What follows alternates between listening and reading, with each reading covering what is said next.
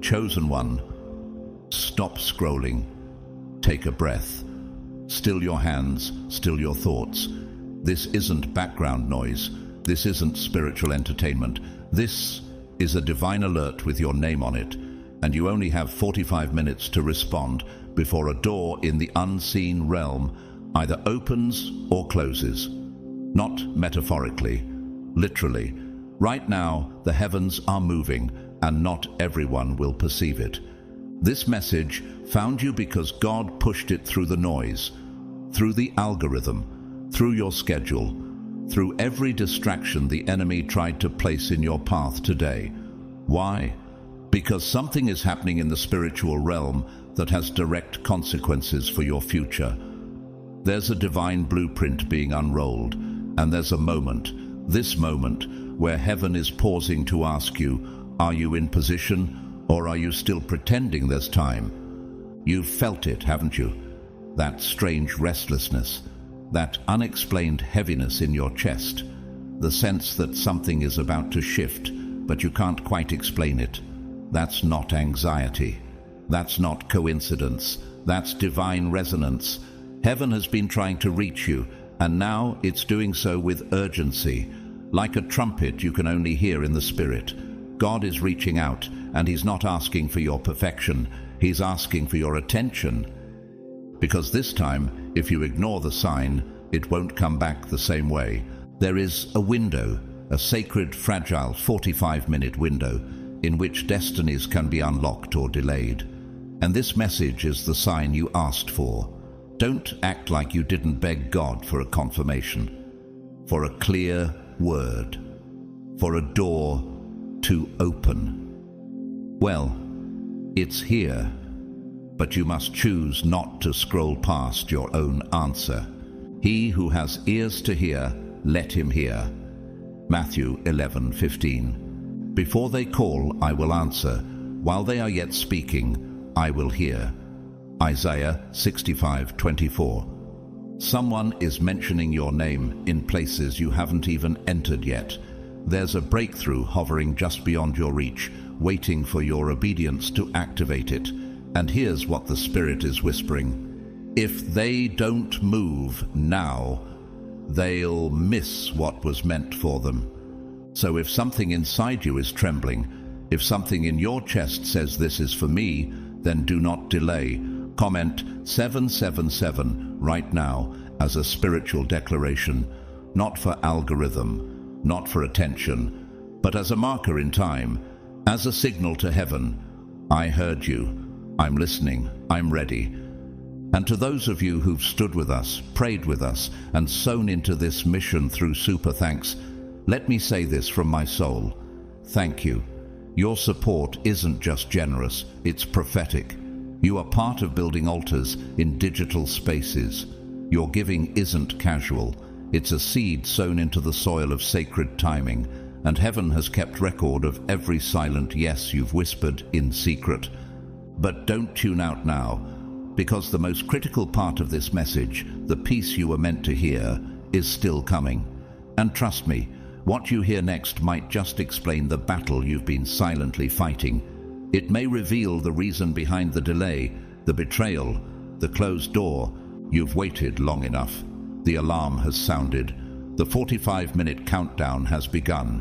What's coming next is not just a message, it's a spiritual covering for a war you didn't know was already in motion. Are you ready to hear it? Or will you miss what was always meant to find you? Let's find it out.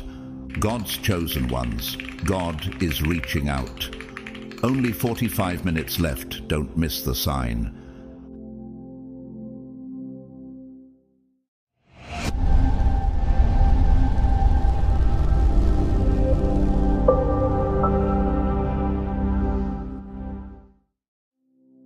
There is a presence near you right now, more constant than time itself. Yet hidden in that presence is a truth buried beneath forced pleasantries and rehearsed concern. You've shared space with someone whose silence speaks louder than words, someone masking betrayal beneath loyalty. And tonight, chosen one, the veil begins to lift. Will it come through trembling lips, a slip of the tongue, a dream that lands like a weight in your chest. However it arrives, it won't be a coincidence. This is divine revelation. The heavens have declared no more delay. Why has your soul been pacing in stillness? Why the sudden waves of unease? Because the Holy Spirit always warns before the storm. Surely the Sovereign Lord does nothing without revealing his plan to his servants, the prophets. Amos 3:7. You are being warned because you are trusted. Let me tell you about Elena, an interior designer in Lisbon who gave her heart, home and resources to a friend, only to find her name forged in a betrayal she sensed long before. But she silenced that knowing. Have you been silencing yours? Think of Samson, called from birth, yet undone by misplaced trust. He gave Delilah a secret meant for God alone, and with it lost his strength and sight. Judges 16 shows us trust, when misplaced, can bankrupt your purpose. And Anthony Ray Hinton, who spent 30 years on death row, not betrayed by strangers, but by someone who whispered support while watching him fall. Sometimes it's not the loud enemy that wounds you, it's the quiet friend that watches. Guard your gates, emotional, spiritual, relational. Love builds, but deception observes. Loyalty covers, but false loyalty calculates. Do not give dogs what is sacred, or they may trample them and tear you to pieces. Matthew 7:6. Matteo, a violinist in Prague, once said, "They mimicked harmony but played dissonance in private." Maybe someone around you is mirroring your light, but hiding misaligned intentions. Have you been giving sacred parts of your soul to those who haven't earned that access? Even roses grow thorns for protection. Not all who admire your garden come to water it. Just like the volcanic soil that looks barren on the surface but conceals fire beneath, some people appear calm while harboring destruction. They walk beside you as if nurturing peace, but underneath, pressure builds, ready to erupt in betrayal, if not discerned in time. So preserve your oil, protect your peace. What you feel isn't overthinking, it's holy discernment. And when the moment of clarity arrives, and it will, meet it not with shock, but with sacred readiness. And yes, He knows. God knows exactly how long you've waited, not just in time, but in heartache. He knows how many times you've swallowed disappointment just to keep the peace, how often you've chosen silence over justice, mercy over anger. Do you think your quiet obedience went unnoticed? Do you believe your lonely nights of faith were in vain? He was there. He heard every midnight whisper, saw every battle behind your smile, and counted every tear you let fall when no one else was watching. You gave grace when none was given back. You poured loyalty into empty vessels. And yet, have you ever wondered why your heart kept returning to kindness instead of bitterness? Why you could have retaliated, but chose restraint? That wasn't weakness. That was sacred strength. Psalm 126:5 says, "Those who sow with tears will reap with songs of joy." So what if your tears weren't signs of sorrow, but seeds of glory? Let me tell you about Leora, a janitor at a small school in Maine.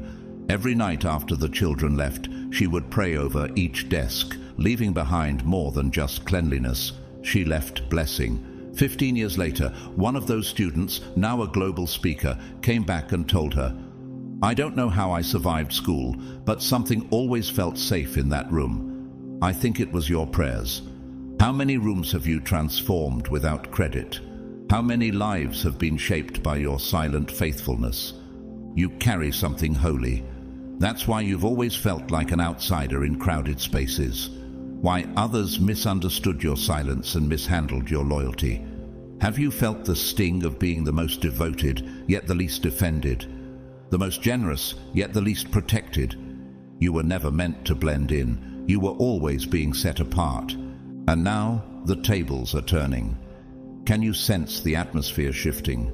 Do you feel how certain rooms respond to you before you even speak? That's not ego, that's anointing. Just like David in 1 Samuel 16, God anointed him while others overlooked him. His destiny didn't begin in the palace, but in the pasture. You too carry oil from the hidden places, and soon your walk will speak louder than your words. Oprah Winfrey once said, "What God has for you is greater than what anyone can take from you." Have you realized yet that rejection was divine redirection? That what looked like a closed door was actually God rerouting you to the one no man could shut? Right now, the heavens are aligning. The door you thought had shut forever is beginning to crack open, not because you forced it, not because of luck, but because of surrender. Have you been asking God for a sign He still sees you? For confirmation that you haven't been forgotten? This is that moment. This is the echo of your whispered prayers. Revelation 3:8 declares, "I have set before you an open door which no one is able to shut." So ask yourself this, chosen one, are you ready to walk through the door your pain prepared? Are you prepared to shine in front of the very ones who thought you'd break? Because what's coming isn't compensation, it's coronation. What's coming isn't applause, it's appointment. Just like the aloe plant, which takes years to mature and bloom in dry, barren landscapes, your quiet season was not wasted, it was storage. The deeper the roots went during drought, the more powerful the healing stored in its leaves.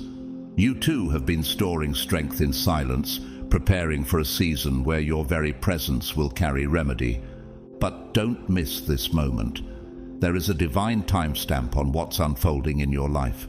Spiritually speaking, you have only 45 minutes. A short window, not because God is restricted by time, but because you are being positioned in it. Obedience delayed is often obedience denied. So what are you hesitating for? Could this small window be the very turning point your future has been waiting for? Could the timing be so precise that ignoring it would cost you alignment? This is not about panic, it's about posture. What is the posture of your soul right now? Are you alert, surrendered and listening, or distracted, waiting for a louder sign, a more convenient hour? Heaven is watching what you choose next, and the weight of this decision is heavier than you may realize. Some paths are sacred. They are not meant to be walked casually or with divided focus. And make no mistake, the enemy has already released strategies against you. Are you discerning them? Some of these tactics come dressed as golden opportunities. Some arrive disguised as emotional support. Some even whisper promises that sound holy, but bend your spirit away from God's truth. Not all light comes from the Father of lights. Can you tell the difference between divine timing and deceptive temptation? There's a story of Jonah Miles, a promising startup founder from Colorado who was offered a lucrative investor deal during a critical season of spiritual formation. On paper, it was perfect, but something felt off. He fasted and prayed. Days later, the same investor was exposed for laundering funds through startups. Jonah said, "I was ready to say yes, but obedience whispered no, and saved my life." What is obedience whispering to you right now? And consider Justin Bieber, a global pop star who, after reaching fame and fortune at an early age, publicly walked away from toxic patterns and rededicated his life to Christ. At the height of success, he began to sense that not all platforms were built on purpose. In an interview, he said, "I had to realize that my calling wasn't just to perform, but to serve." He cancelled major shows, stepped back from spotlight influence, and leaned into spiritual growth, even when it confused the world. That wasn't weakness, that was wisdom. Sometimes what looks like rejection is actually divine redirection. Are you mourning closed doors God never meant to open? Are you chasing what heaven has already removed from your path? Colossians 2:8 warns, "See to it that no one takes you captive through hollow and deceptive philosophy." Not every path that appears polished leads to purpose. Remember the example of Jesus in the wilderness, Matthew 4. The enemy tempted him not with punishment, but with promises, glory, kingdoms, provision, all at the cost of one misaligned act. How many blessings have been delayed by counterfeit comfort? You are not under attack because you're weak. You're under attack because what you're carrying is weighty. The battle is intensifying not because you're failing, but because what's on the other side of this moment is too precious to leave unguarded. That spiritual tension pulling at your mind and spirit, that's not confusion, it's confirmation. He cannot destroy your calling, so the enemy will try to discourage you out of it. He will drain you through overthinking, seduce you with comfort, numb you with busy distraction, tire your spirit with delay. But, chosen one, will you recognize the scheme and rise instead of retreating? Just like the nocturnal bloom of the queen of the night cactus, which opens its petals for only a few short hours under the moon before closing forever, divine timing is rare and not meant to be paused for convenience. Miss the hour, and the beauty is gone. But meet it in stillness, and you'll witness glory few are positioned to see. The path ahead is sacred. The timing is divine. The responsibility is yours. God is about to place peace where you've only known pain. Can you picture waking up in the same space that once held sorrow and suddenly finding joy blooming there? That's what's coming. A sacred exchange, a divine reversal. The very room that echoed your loneliness will soon resound with laughter. The very memory that broke you will soon hold no more power. Are you ready for that kind of restoration? Let this word pierce deep into your spirit. Do not return to what God has removed. That phone call you're tempted to answer. That familiar conversation you're debating, reigniting. That person who keeps circling your thoughts like a ghost of comfort. They are not your future. Why reopen what God already sealed shut? God's removal wasn't punishment, it was protection. How many times has He had to pull you away from what you thought was good, only to reveal it was draining your soul? Isaiah 43:18-19 says, "Forget the former things, do not dwell on the past. See, I am doing a new thing." But how can He do something new if you keep revisiting the old? Let me tell you about Camille, a jazz pianist from New Orleans who was offered a record deal with a label that once mocked her for her faith. It seemed like a breakthrough, but every time she stepped into their studio, her spirit tightened. Night after night, she dreamed of being silenced. One morning she woke up, deleted the contract, and walked away. "I'd rather play in small rooms with the Spirit than on big stages without Him," she said. A week later, she was invited to tour with a gospel ensemble she'd prayed for years earlier. What doors are you still knocking on when God is building you a new gate? And think of Fantasia Barrino, Grammy-winning singer and former American Idol winner, who once nearly ended her life after toxic relationships, industry pressure, and soul-level fatigue pushed her to the brink. In her lowest moment, she turned back to God, walked away from manipulative voices, and rebuilt not just her career, but her identity. She later testified, "I had to lose everything just to find what truly mattered, my peace and my purpose." Now, she sings with more than skill. She sings with spirit. That wasn't career management, that was spiritual deliverance. Could your discomfort be the signal that God is trying to reroute your destiny? Don't ignore the subtle discomforts, that restlessness in your chest when certain people enter your space, that dream that lingers in your memory longer than it should, that strange pause in your spirit when someone's voice doesn't match their energy. What if those aren't random? What if they're signals from the Holy Spirit Himself nudging you to stay alert? Think of a deer in the forest, its ears twitching at the sound of a shifting breeze. The deer doesn't wait for danger to scream. It listens when creation whispers.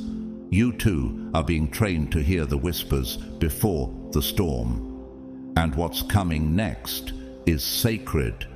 Sacred things require sacred awareness. Sacred transitions require sacred separation.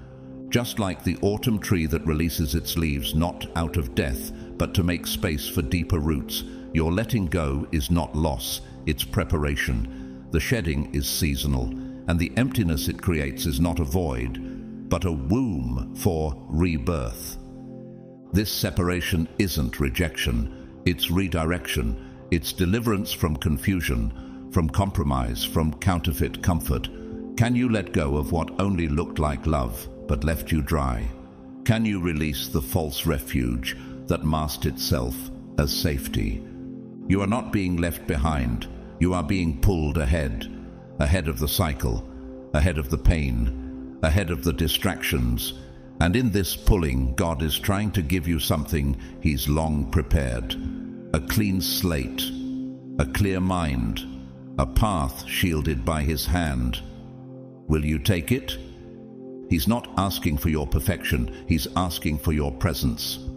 James 4:8 says, "Draw near to God, and He will draw near to you." So draw near, stay close, and let Him finish the healing that began the moment you let go.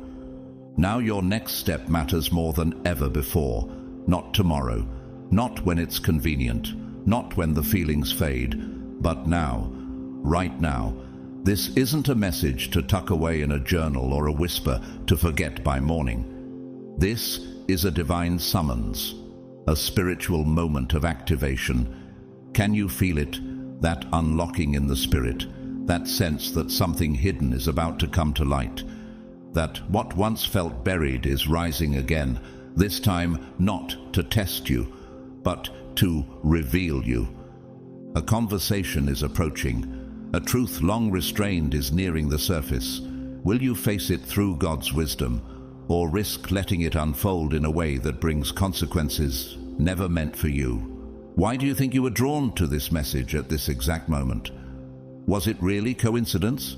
Or has heaven been orchestrating this appointment all along? This isn't about fear, it's about focus.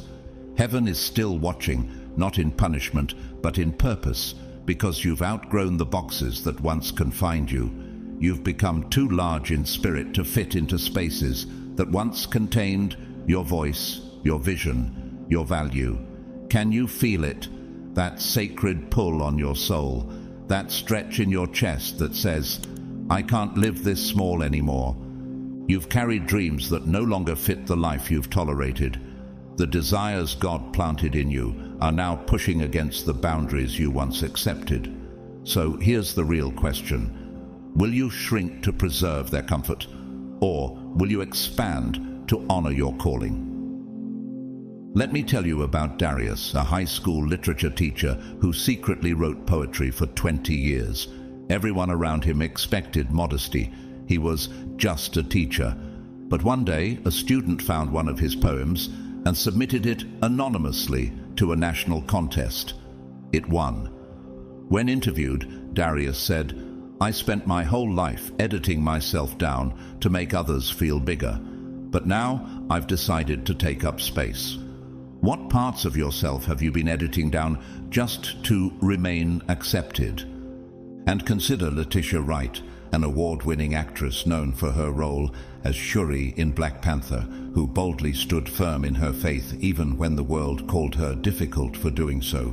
In an industry that applauds compromise, she chose conviction. She turned down roles that conflicted with her values. She risked her platform to honor her spiritual alignment. "My foundation is God," she once said, "and I don't want to compromise that for anything." Her clarity didn't come from comfort, it came from communion. And that clarity made her dangerous to systems that thrive on silence. Could it be that your quiet obedience is unsettling atmospheres too? Heaven is calling you toward a version of yourself that doesn't chase love, doesn't settle for half-truths, doesn't dim your light to keep others from feeling exposed. This next version of you has learned how to stand in the silence and say with peace, "This is not from God. I will pass." Yes, there's grief in this kind of growth. Yes, walking away from what once felt like home can break your heart. Yes, the questions come in the quiet. What if I lose them? What if I end up alone again? What if choosing obedience costs me everything I thought I wanted? Even Jesus in Gethsemane asked if the cup could pass, but then he surrendered. "Not my will, but yours be done." Luke 22:42. That moment wasn't weakness, it was holy strength, and you too are standing in a Gethsemane of your own. Just like tectonic plates shifting silently beneath the earth, your internal movement may not make noise, but it is restructuring everything. It's pressure that births mountains. You're not breaking down, you're breaking through. This quiet trembling is not destruction, it's formation. For we are his workmanship, created in Christ Jesus for good works, which God prepared beforehand that we should walk in them. Ephesians 2:10. You're not being asked to be fearless, you're being invited to be faithful. God isn't calling you to be loud, he's calling you to be clear. You're not being pulled away from people, you're being pulled toward your purpose. And remember, the righteous are as bold as a lion. Proverbs 28:1. So rise, step forward, and let heaven recognize you as ready. But hear this clearly, chosen one. It is far better to walk alone with God than to be surrounded by people who clap for your presence but curse your progress. Have you ever felt the weight of smiles that didn't match the silence behind your back? Have you sensed celebration on the surface but resistance in the shadows? Not all who walk with you walk for you, and some connections are meant to expire at the edge of your elevation. Would you rather stay surrounded and stagnant, or step forward and be refined? Waiting alone with God is not punishment, it's preparation. It's not delay, it's alignment. It's not loneliness, it's sacred clarity. Lot walked beside Abraham for years. They shared victories, land, family ties. But when it came time for the next promise, even that close connection had to be severed. Genesis 13 reveals that God did not even speak the next promise until Lot had gone. Why?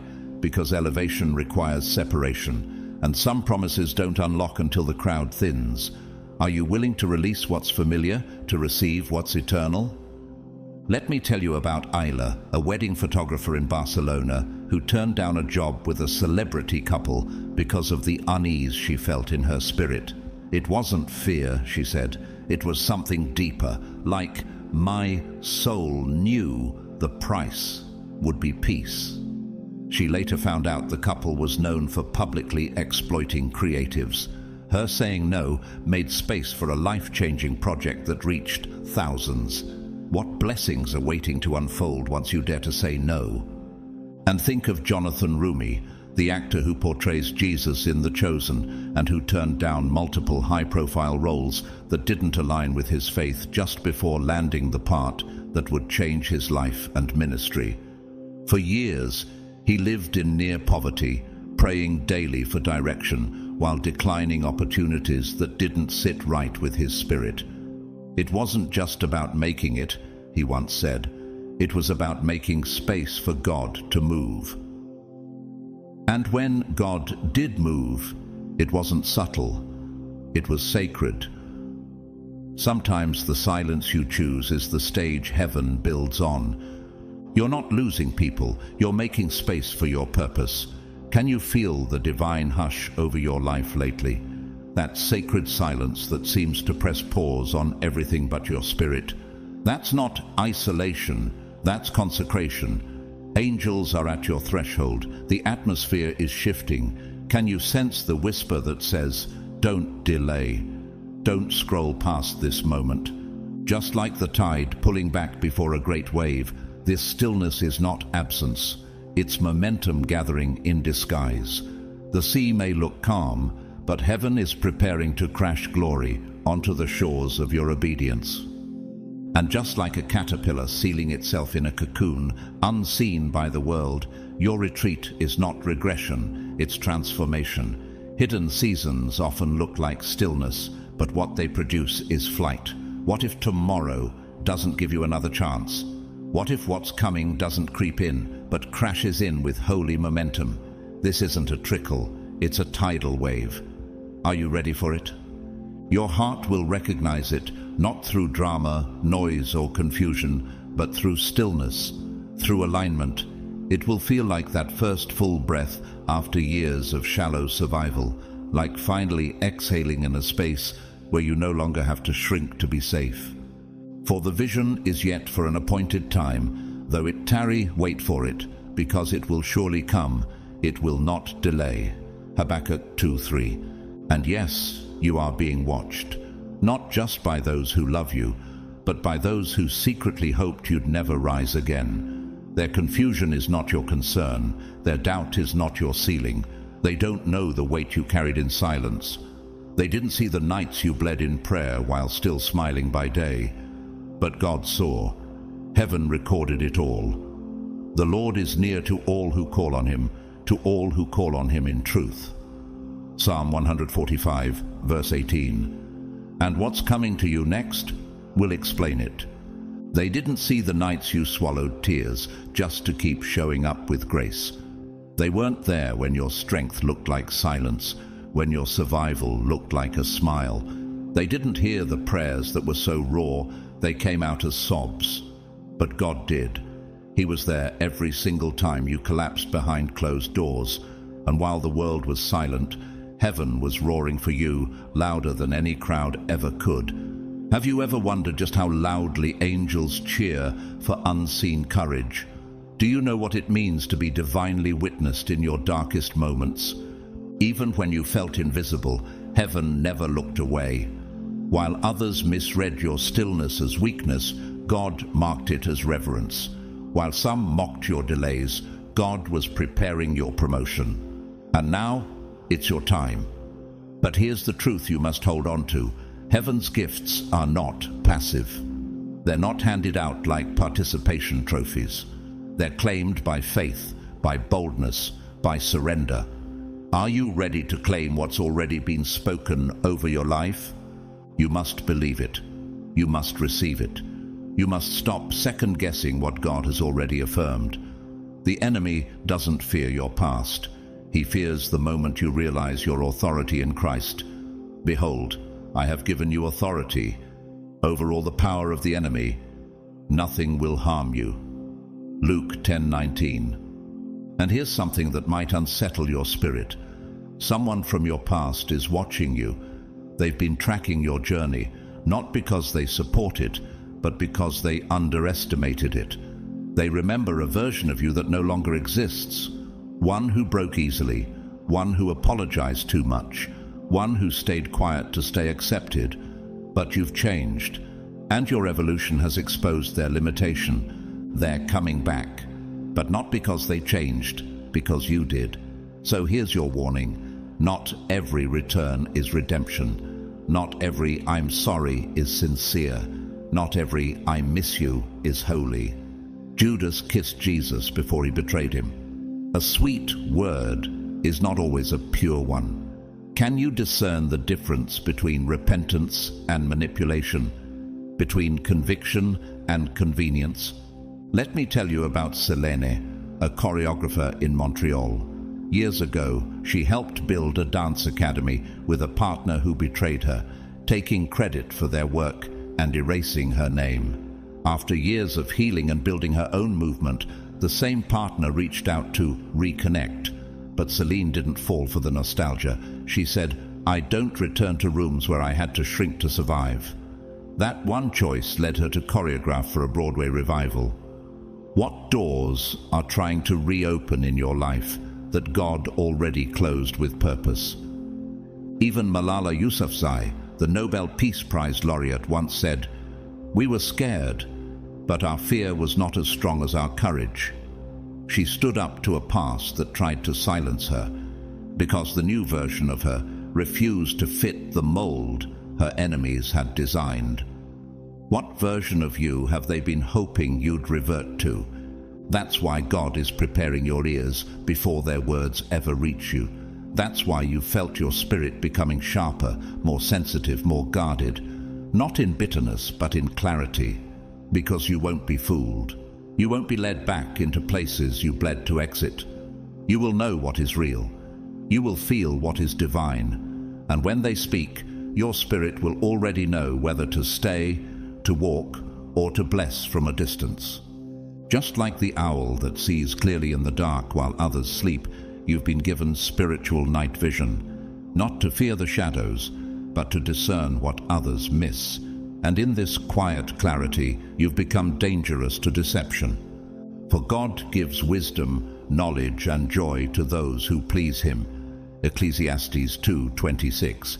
And what's coming next, chosen one, will not just restore your name, it will reveal your authority. And soon you will walk away from what you once begged God to let you keep, not because it no longer matters, but because you are no longer the same. You've grown, you've awakened, and now you finally see that what He's giving you in exchange isn't just different, it's better, safer, stronger, holier. Can you believe that the very thing you fought to hold on to was the thing keeping you from elevation? He is not fixing what broke. He's replacing it with something that won't shatter under pressure, something that won't wound you when you're most vulnerable. That's why the shaking has come. That's why the places that once felt like home now feel like foreign soil. That's why comfort suddenly feels hollow. Have you outgrown the life that once felt just right? He's calling you out of survival and into destiny, out of cycles and into kingdom alignment. But will you stay awake? Will you recognize that the ache in your spirit isn't anxiety, it's divine movement? That restlessness is heaven's momentum pushing you forward. Let me tell you about Juno, a fashion designer from Copenhagen. For years, she built her brand on what was trending, what pleased buyers, what felt safe. Then one night, she had a dream of a collection that made no sense commercially, but felt like home to her soul. She obeyed. It sold out in a week. She said, "I didn't pivot for profit. I pivoted for purpose." What if your pivot is where the promise has been hiding all along? And remember Saul, the fierce persecutor of the early church. His conversion to Paul didn't come gradually. It came with a collision, a blinding light, a voice from heaven. Acts 9. Why? Because when destiny accelerates, it often interrupts everything. Could it be that your current confusion is actually divine transition? You are far more powerful than you think, and in exactly 45 minutes, the first domino falls. The ripple begins. A movement is set in motion. Will you be ready, or will you still be hiding under the weight of what no longer fits? Will you answer the knock, or pretend you didn't hear it? And He's not done speaking. That tug you feel, it's not fear, it's alignment. It's the unzipping of your next identity. You've been in the cocoon long enough. Do you feel the stretching? That urge to move without knowing where you'll land? That's not impulsive, it's appointed. Even C.S. Lewis, the Oxford scholar and author of the Chronicles of Narnia, once said, "There are far better things ahead than any we leave behind." What would you do if you actually believed that was true for you? Just like the glacier that appears frozen in time, but is quietly carving valleys beneath the surface, your transformation may seem slow, but it's shaping entire landscapes of destiny. What feels delayed is actually design. Forget the former things. Do not dwell on the past. See, I am doing a new thing. Isaiah 43:18-19. And I will give you a new heart, and a new spirit I will put within you. Ezekiel 36:26. Stay with Him just a little longer. Don't race ahead, but don't fall back asleep. His timing is colliding with your next chapter. Right now, in this very second, someone is thinking about you, not as a coincidence, but as part of a written intersection, a soul connection. a divine appointment waiting to be revealed. Will you be found ready? There is someone right now whose spirit will recognize yours, even if you never speak a word. But if your heart is still tangled in what broke you, you might miss that connection. So pause, breathe. Can you feel the noise of the world beginning to hush? Can you hear his voice becoming the loudest in your soul? This is not just another quiet moment. This is a divine threshold, a sacred crossing. You've spent years in the land of almosts, almost loved, almost seen, almost chosen. Have you noticed how long you've tolerated places that diminished you? How many roles you've stepped into that were never designed to carry your full weight? But that ends now. From this moment forward, God is asking you to choose yourself the way He has always chosen you, boldly, daily, and without hesitation. Will you continue shrinking to be digestible, or will you rise to the shape of your true self? Do you realize what you've survived? You've walked through storms that were engineered to drown you. You've endured betrayals that were intended to break your bones. You've carried grief that would have silenced others. Yet, you're still here, not just standing, but rising. Your voice still carries weight in rooms where others lost theirs because your spirit has been refined through fire. You're about to reap from the very fields you watered with tears. The soil remembers, God remembers, and the heavens have begun to shake. But stop skipping the messages. Stop telling yourself they're for someone else. They are for you. You are not next. You are now. There is a holy fire buried deep inside your soul, and it's about to rise. A gift you thought was long gone, a truth you've barely dared to believe. It's stirring. They told you that you were too emotional, too quiet, too intense, too strange. But God says, you are exactly how I made you. Every part of you is intentional, even the parts you tried to bury, even the wounds you still carry.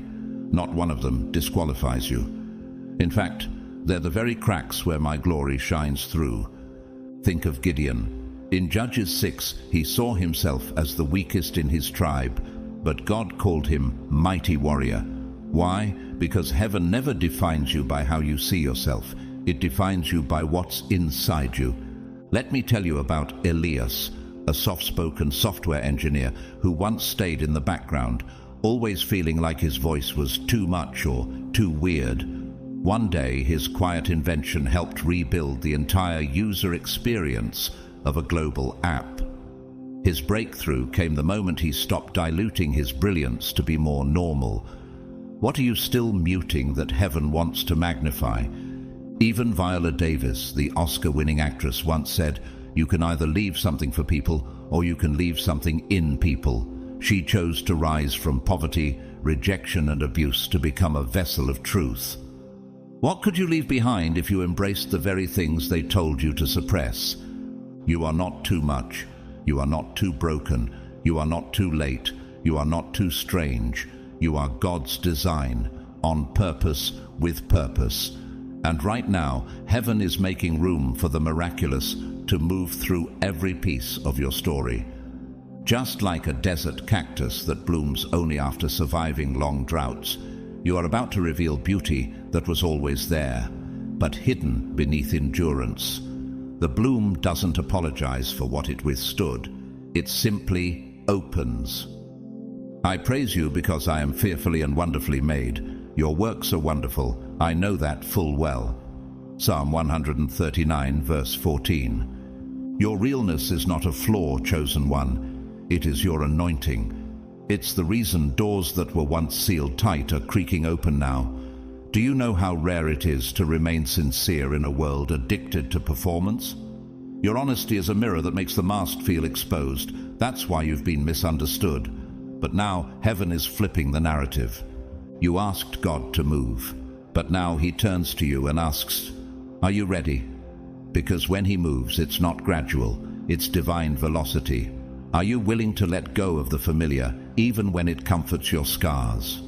Are you ready to walk forward, even when your heart still remembers what shattered it? Can you trust a future you can't yet see, over a past you can't seem to forget. But God knows. He saw what they did in the dark. He counted the tears you never dared to explain. He felt the silence that cocooned your prayers and the ache that made you question if you were even heard. And through it all, He never left. Even when you couldn't feel Him, He was closer than your next breath, orchestrating divine setups behind the veil. Psalm 34:18 reminds us, "The Lord is close to the brokenhearted and saves those who are crushed in spirit." This is more than a new chapter. It's a full circle return. You're not going back to stay. You're going back to stand. The very spaces where your voice was once muted will now echo with your authority. Why? Because you've been refined in silence, shaped by surrender, and crowned by fire. Can you sense the shift? Let me tell you about Imani, a soft-spoken counselor who once left a toxic workplace because her kindness was mistaken for weakness. Years later, she returned, not to reclaim approval, but to lead a training for emotional intelligence in the very room they dismissed her. Her voice now trembles with power, not fear. Could it be that your rejection was a redirection meant to prepare you for the day of return? Remember Nelson Mandela, who spent 27 years imprisoned before walking out to lead the very nation that silenced him. He once said, "I am not a saint unless you think of a saint as a sinner who keeps on trying." What if your past pain was the forge that crafted your future strength? Even creation echoes this truth. Think of the volcano. Its pressure builds in silence, unseen beneath the surface. Then suddenly it erupts, not to destroy, but to reshape the landscape. Are you not also about to erupt, not in chaos, but in glory? The people who once dismissed you will now be forced to see the radiance you carry. They won't recognize it because it's not coming from success. They'll recognize it because it carries the unmistakable presence of the one who walked with you through the fire. The oil on your life isn't from ease, it's from pressing. And soon, so very soon, you will meet the version of yourself that nearly gave up, the version that whispered prayers into the dark, afraid they'd disappear into the void. But instead, those prayers became roots. And now look at what's growing. So take a deep breath. Feel that weight lifting? It's the burden you no longer need to carry.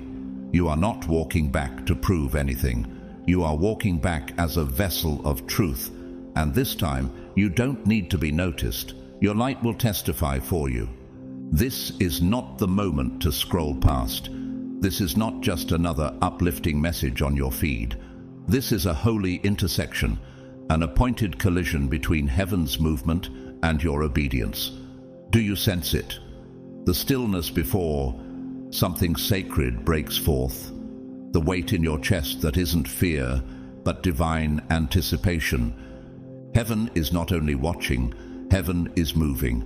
And right now, the Spirit is placing a sealed gift into your hands and whispering, "Take it.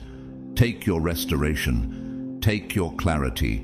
Take your peace. Take what was always meant for you." Will you receive it, or will you rationalize your way out of the miracle? Let me ask you, chosen one, how many times have you talked yourself out of God's best because it came wrapped in inconvenience? How often have you dismissed divine invitations because they arrived looking too ordinary?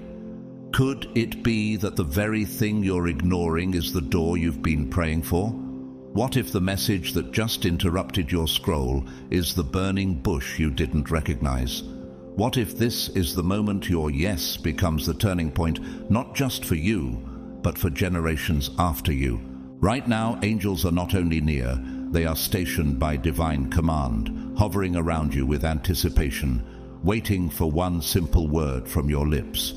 Yes, yes to purpose, yes to healing, yes to surrender. Say it now. Yes, God. I'm ready. Because the second you truly say it, not with doubt, not with delay, but with total agreement, something eternal shifts. And that shift won't look dramatic. It might appear in a delayed email, a cancelled meeting, a stranger's comment, a quiet moment where the wind stills and your spirit suddenly exhales. That's how God works. He hides holy turning points inside humble containers. Miracles are often disguised as mundane. Take Viola Davis, the award-winning actress who once said, "I have a strong sense of every part of me being intentional, even the pain." When she received her Oscar, she didn't just thank opportunity. She thanked the silence, the struggle, the weight. It's not the spotlight that shapes a soul. It's the years no one clapped, just like you. And what about Isaiah, a former foster youth who worked night shifts cleaning hotel lobbies? One night, he felt an unexplainable urge to stay late. That decision led to him meeting a guest who turned out to be a non-profit founder. Today, Isaiah runs a youth mentorship program serving thousands. He says, "That night didn't feel holy. I just felt tired. But sometimes God hides mountains inside mustard seeds." Could your tired moment be a disguised appointment? This is why you must stay present, expectant, and tethered to the voice of the Holy Spirit. The delay wasn't punishment, it was protection.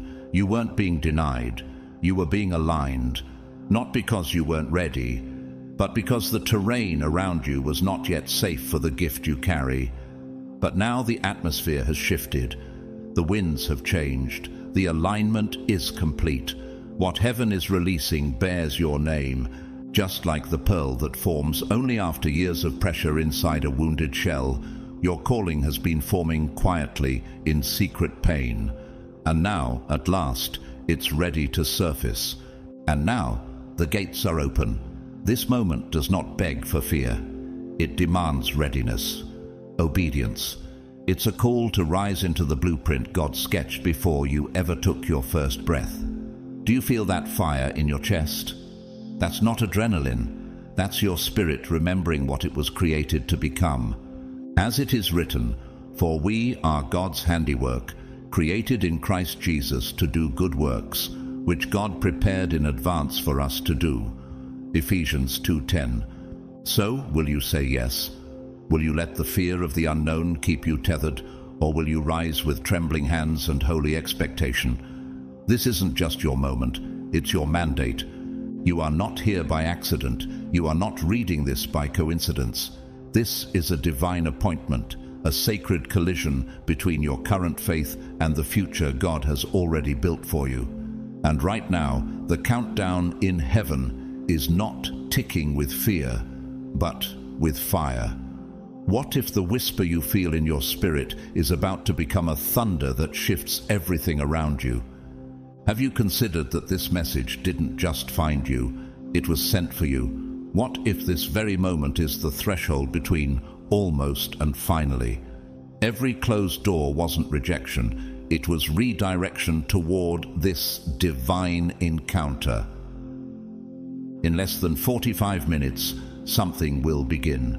It will not shout, it will not arrive with confetti, but it will change your atmosphere. This is the moment to stop surviving and step into the sacred. It's time to surrender your timeline for God's orchestration and believe again, even after the weight of disappointment. This moment will not simply pass by, it will be written into your story forever. The shift you're feeling is not anxiety, it's activation. And what comes next is not just another chapter, it's the culmination of every divine thread God has been weaving together for years. The heartbreaks you endured, the quiet nights spent whispering, "Why God?" the heavy mornings when you barely made it through, none of it was wasted. Not a single tear escaped his notice. Not a single prayer disappeared into the void. Psalm 56:8 says, "You keep track of all my sorrows. You have collected all my tears in your bottle. You have recorded each one in your book." So what if your pain was actually a map? What if your tears were coordinates guiding you here, to this exact place, this exact second?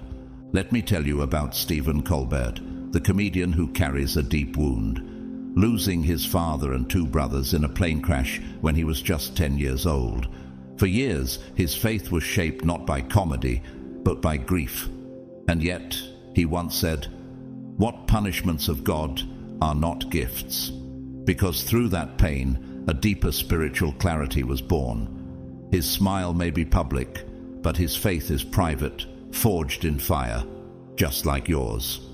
And then there's Leah, a middle school teacher who was passed over for a promotion she prayed so hard for.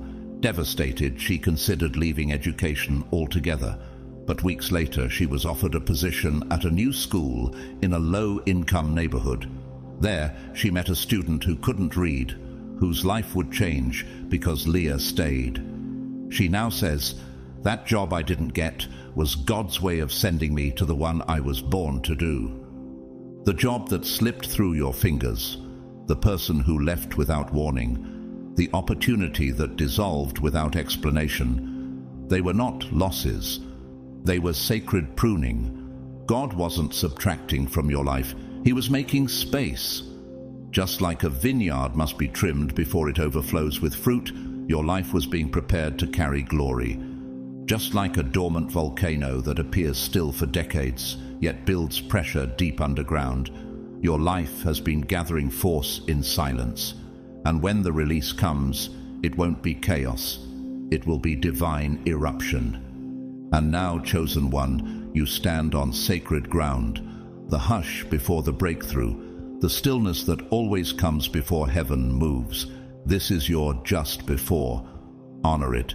Recognize that something divine is about to be born. Tonight, something will begin. Not random, not forced, not man-made. It will arrive precisely because it has been prepared by heaven, and it is looking for your agreement. Will you give it? You will know it's from God, not by how loud it is, but by how quiet your soul becomes when it arrives. Not fear, not pressure, not confusion, but peace. Deep, soul-level peace. Colossians 3:15 reminds us, "Let the peace of Christ rule in your hearts."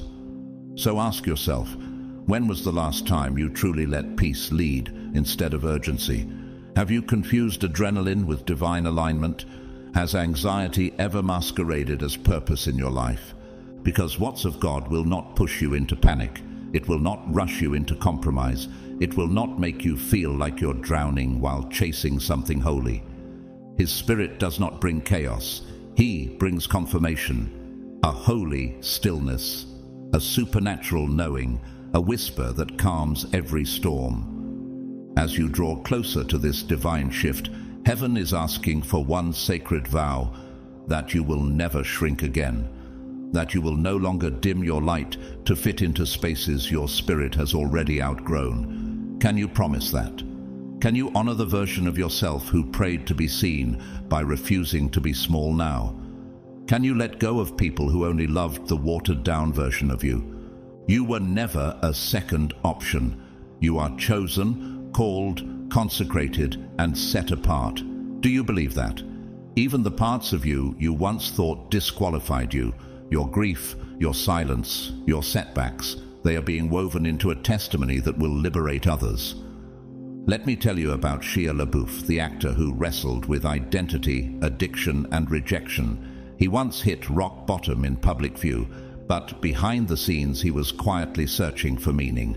In 2022, while filming a movie about Padre Pio, he encountered the peace of Christ for the first time. His faith journey didn't come with applause, it came with surrender. Shia said, "God was using my ego to draw me to him. It was never about me." And consider Mara, a nurse who lost her fiancé in a tragic accident. For years, she wore grief like a second skin.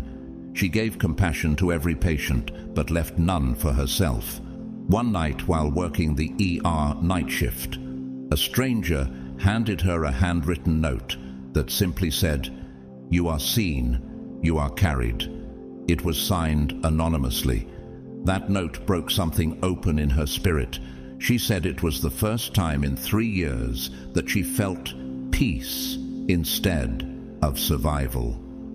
What if your pain is about to become someone else's freedom? What if the love you gave in silence is now echoing back through eternity as divine favor? The time of hiding is over. Heaven isn't calling you to endure anymore. It's calling you to impact. Are you ready to speak, not for validation, but because your voice now carries authority? Are you ready to walk into spaces, not seeking to fit in, but knowing you were sent? From now on, when you enter a room, something will shift. Not because of your perfection, but because of your presence. Because you carry the presence of the one who sent you. Your life will now speak without explanation. Your stillness will command more than noise ever could. So I ask you again, will you shrink or will you rise? There will come a moment, sooner than you think, when your footsteps will echo once more through halls that once went silent at your presence. You will pass through doors that once closed too quickly behind you, re-enter rooms that once pretended you were invisible, and meet eyes that used to gloss over you as if you were just another shadow in the background. But this time they will pause, they will watch, and they will not be able to deny the visible, undeniable transformation that has taken place in your life. They won't know all the nights you cried behind closed doors or the battles you fought without applause, but they will witness the evidence. Because the power of what God planted in you was never dormant, it was simply developing. Have you ever wondered why some places seemed allergic to your presence? Why certain doors slammed in your face, no matter how gently you knocked? Could it be that God was protecting the seed before it sprouted? Just as an oak tree grows unseen beneath layers of earth, your calling was covered, not because it lacked value, but because it held too much glory to be exposed too soon. Remember how David was overlooked by his own father when the prophet came to anoint a king. 1 Samuel 16:10-13. Yet God didn't forget. He was reserving the oil for the one whose time had not yet come, but would. I once met Elias, a retired professor who had applied to over 30 schools in his youth, but was rejected by all of them. For years, he worked in a mechanic shop, hidden in grease and dust. But one day, a former classmate stumbled upon a paper he'd written in private and submitted it to a conference. That essay became the foundation for a global education reform. Elias told me, they didn't reject me. They rejected the version of me that wasn't ready yet. What if that was true for you too? Chosen one, the glory of the Lord over your life was never hidden. It was waiting for alignment. And now his hand is rising over you like the morning sun over a misty valley, gentle yet unstoppable. His restoration isn't coming with fireworks. It's arriving with authority. That love you thought was gone forever, the one you used to pray for then stopped believing in. It's not lost. It's approaching with a cadence only heaven understands. Have you ever noticed how spring never apologizes to winter? It just arrives. That's how divine timing works. God's love doesn't barge in. It doesn't crash into desperation. It waits, it flows. It aligns with the rhythm of a healed heart. What is holy cannot be rushed. You've heard that before, but have you lived it? Because for what God has destined to land in your life now, your heart must be cleared of the rubble, cleansed of the clinging grief, freed from the weight of those who abandoned you, misunderstood you, manipulated your kindness. Let me tell you about Tyler Perry, a renowned filmmaker, playwright, and actor whose empire was built after years of homelessness and rejection. In an interview, he once said, "I had to learn to be okay with being misunderstood, because what God was doing in me didn't need to be explained to everyone." Before he built his own studio, he wrote scripts while sleeping in his car. He wasn't waiting for validation, he was waiting for divine timing. That is your call, now. To release the echoes of those who reduced you, to untangle your worth from their blindness, because they were never equipped to carry your calling. Think of a storm clearing the forest. What seems like devastation is often divine reset. Let go of what the storm took. Lay it all at the feet of the one who saw every fracture and still called you chosen. You were never disqualified. You were protected. And now that ancient promise whispers again, not in condemnation, but in invitation. Forget the former things. Do not dwell on the past. See, I am doing a new thing. Isaiah 43:18-19. Can you feel it? Can you feel the stirring of the new?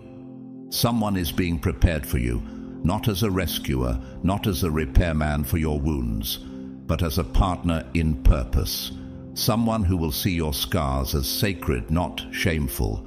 Someone who will look into your soul and not flinch, because they've seen the reflection of heaven within it.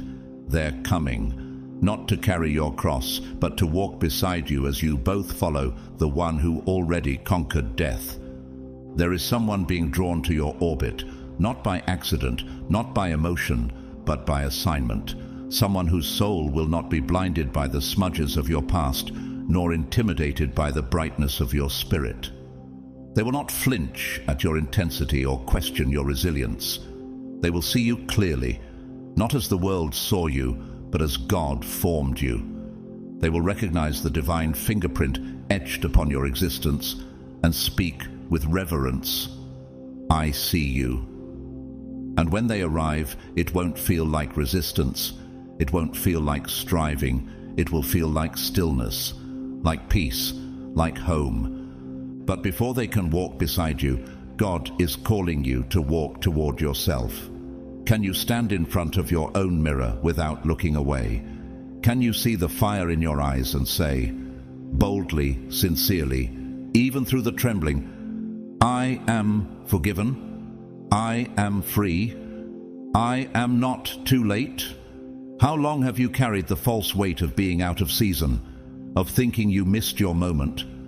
Could it be that you were not late but being prepared for an appointed time?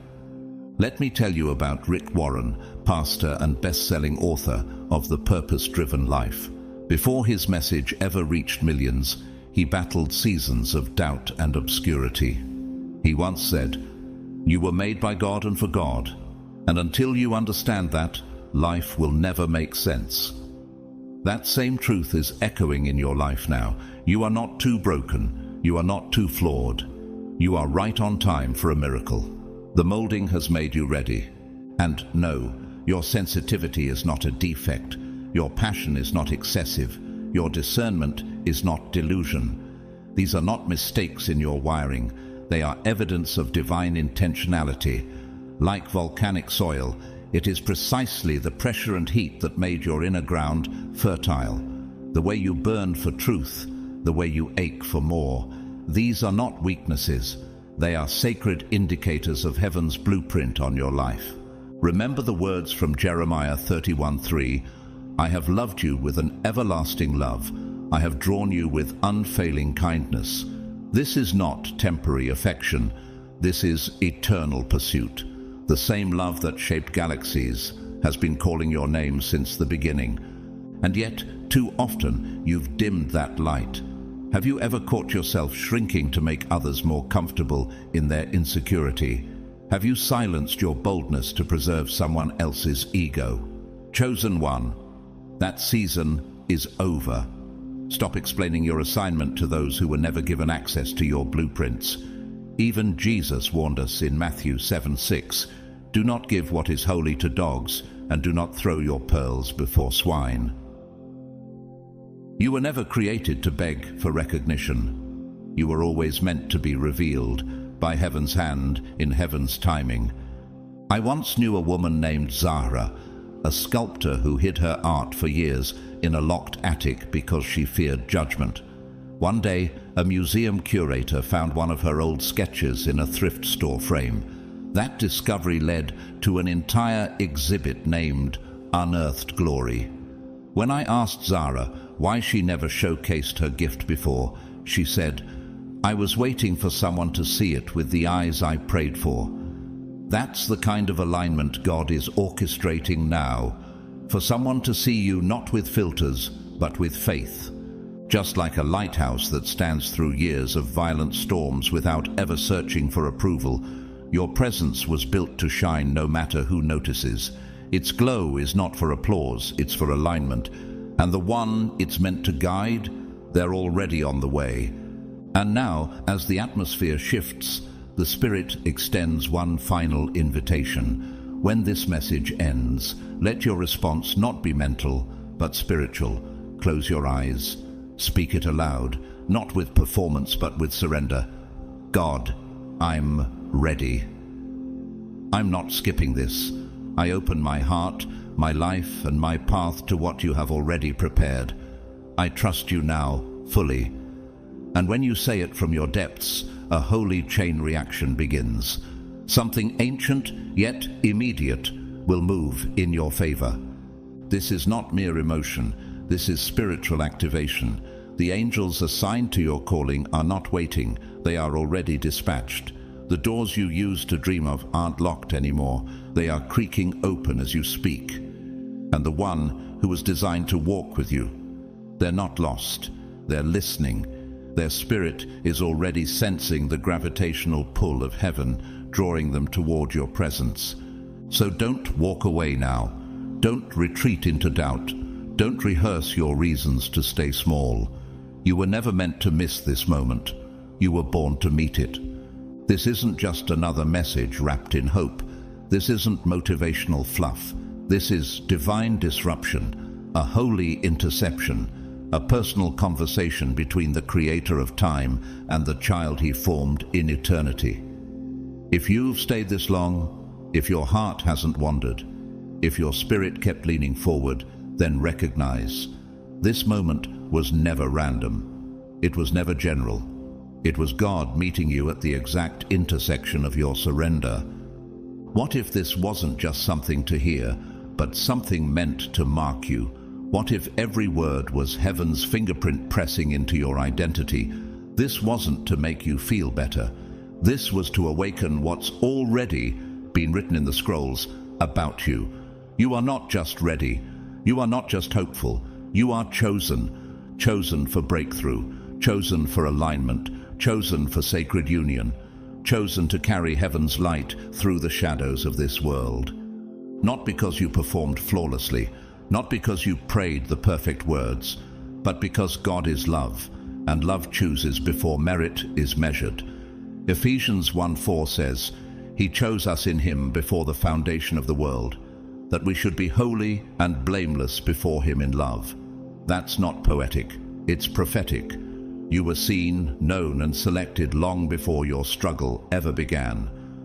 Lamentations 3:22-23 reminds you, because of the Lord's great love we are not consumed, for His compassions never fail.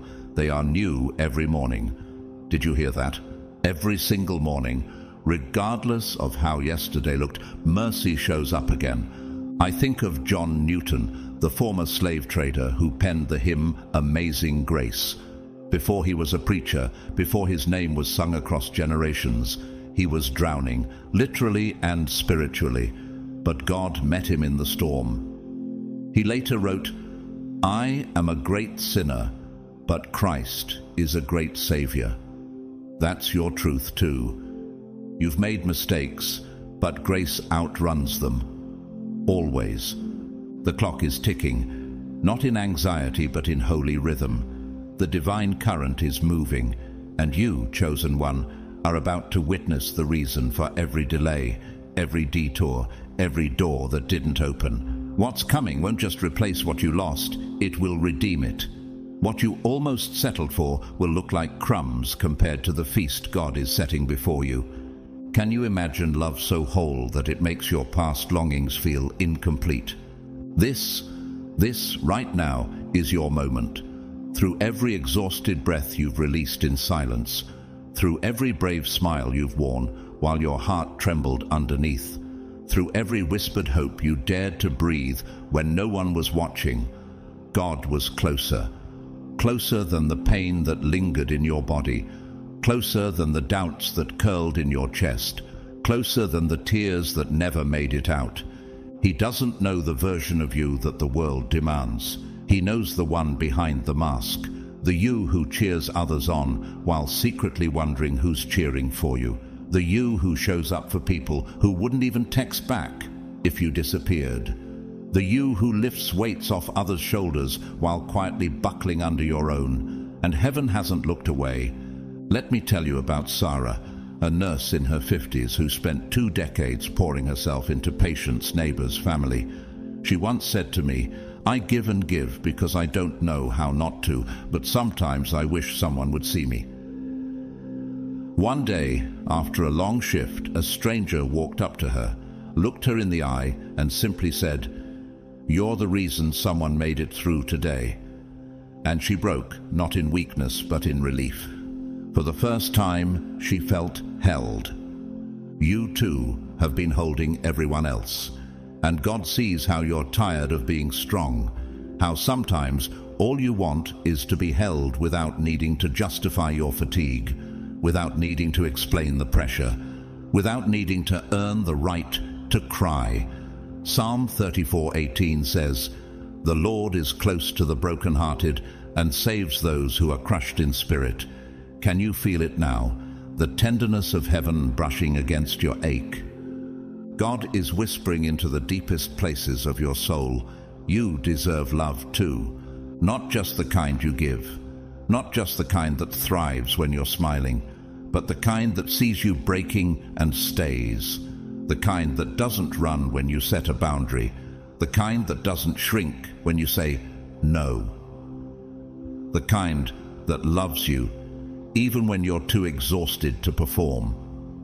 The kind that stands beside you, not for what you do, but because of who you are. Just like the mangrove tree that thrives in salt water where others cannot survive, your resilience was forged not in ideal conditions, but in the tension between pressure and promise. You didn't bloom despite hardship. You bloomed because of it. And yes, that love is coming. Not as a reward, but as restoration. Not as a transaction, but as truth. And it won't knock loudly. It will flow quietly. But when it arrives, you'll know. Not by the sound, but by the peace. You won't have to strive to make this one stay. You won't have to bend yourself into someone else's idea of lovable. You won't have to prove your worth through pain or buy affection with your own blood. What's coming isn't earned. It's sent, because you're finally aligned with the one who doesn't deal in desperation, but in design. Every good and perfect gift is from above, coming down from the Father of heavenly lights. James 1:17. So, if it's arriving now, it's not because you chased it, it's because you became ready for it. But let's pause here. Have you really left behind the version of you that only knew how to survive? Or is part of you still apologizing for being too much, too sensitive, too inconvenient for the comfort of others? Could it be that you've been praying for abundance while still dressing yourself in the mindset of lack? The version of you that is rising, the bold, healed, spirit-awakened version, is finally drawing in what the wounded you once begged for. But to receive what is destined, you must let go of who you were in survival. That version served a purpose, yes, but it cannot steward what's next. Can you release the self that tolerated casual disrespect just to feel included? Can you drop the version that silenced your truth for the illusion of peace? That twisted itself into smallness just to stay loved. I think of Brené Brown, a research professor and best-selling author known for her work on vulnerability and shame. She once said, "You either walk inside your story and own it, or you stand outside your story and hustle for your worthiness." That's the line heaven is drawing now. Stop hustling. Start standing. Chosen one, you are not who you used to be. You are not defined by the silence you once swallowed. You are rising now. And with every rise, something will fall away. Do you feel it? The tension when certain people pull back, not because you did anything wrong, but because your growth threatens the comfort of their stagnation. Some mourn only the version of you that made their ego feel big. They grieve the version that made room for their inconsistency. But don't mourn that loss. The Lord is not subtracting from your life, He's replacing, and whatever you release in faith, He will return in fullness. Jesus said in Matthew 16:25, "Whoever loses their life for my sake will find it." This is not about death, it's about divine identity. You're not standing at the edge of love anymore. You're not hoping to be picked like a child waiting on the curb. You've already been chosen by the same God who formed you in fire and breathed into you the breath of heaven. Let me tell you about Joaquin, a potter who spent 10 years perfecting the same ceramic bowl. His students once asked, "Why not finish it sooner?" He said, "I wasn't waiting for the bowl. I was waiting to become the hands, steady enough to hold its shape." That's what's happening in your life. You're becoming the version of yourself that can hold what you once dropped.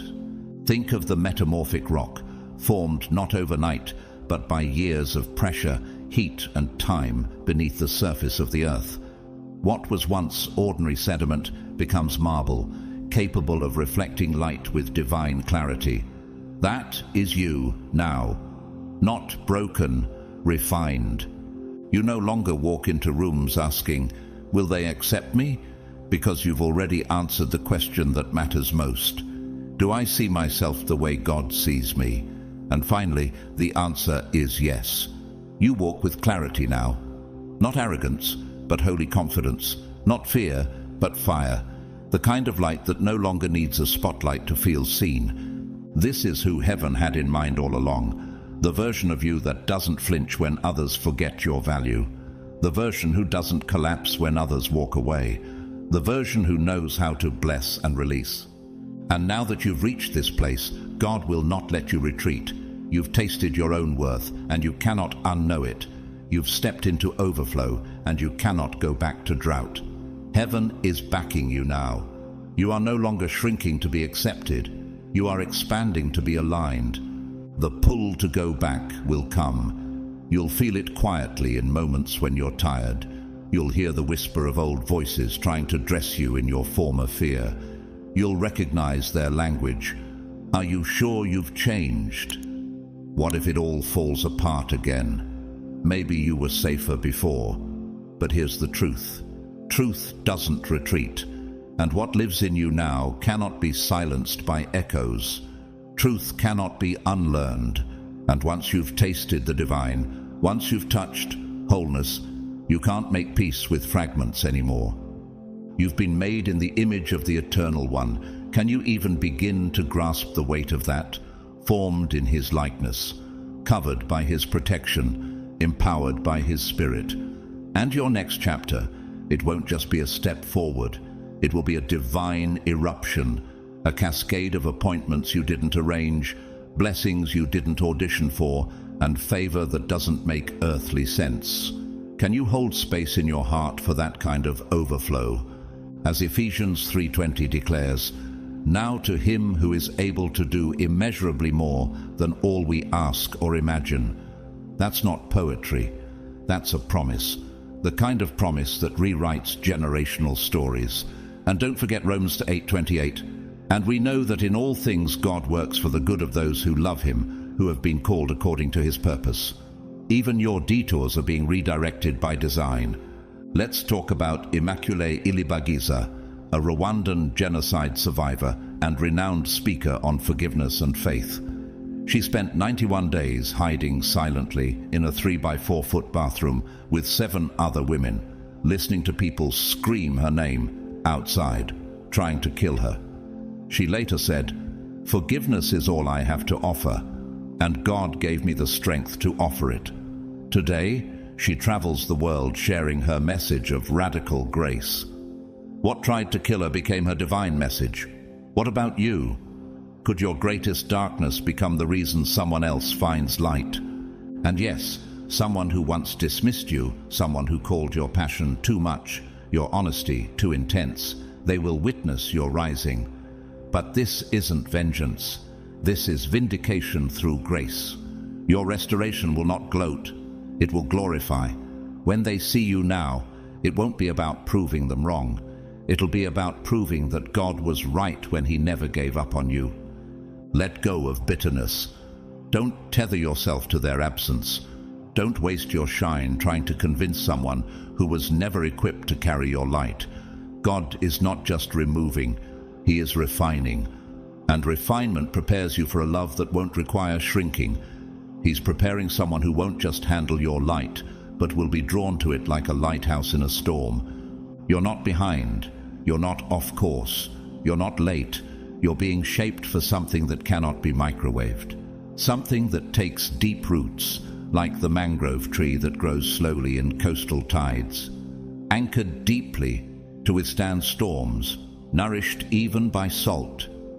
Its roots tangle not in weakness, but in divine wisdom. So too is your strength being formed where no one sees. Wisdom, depth, discernment, these are fruits of slow fire, not fast fame. Do you trust the process even when you can't trace the progress?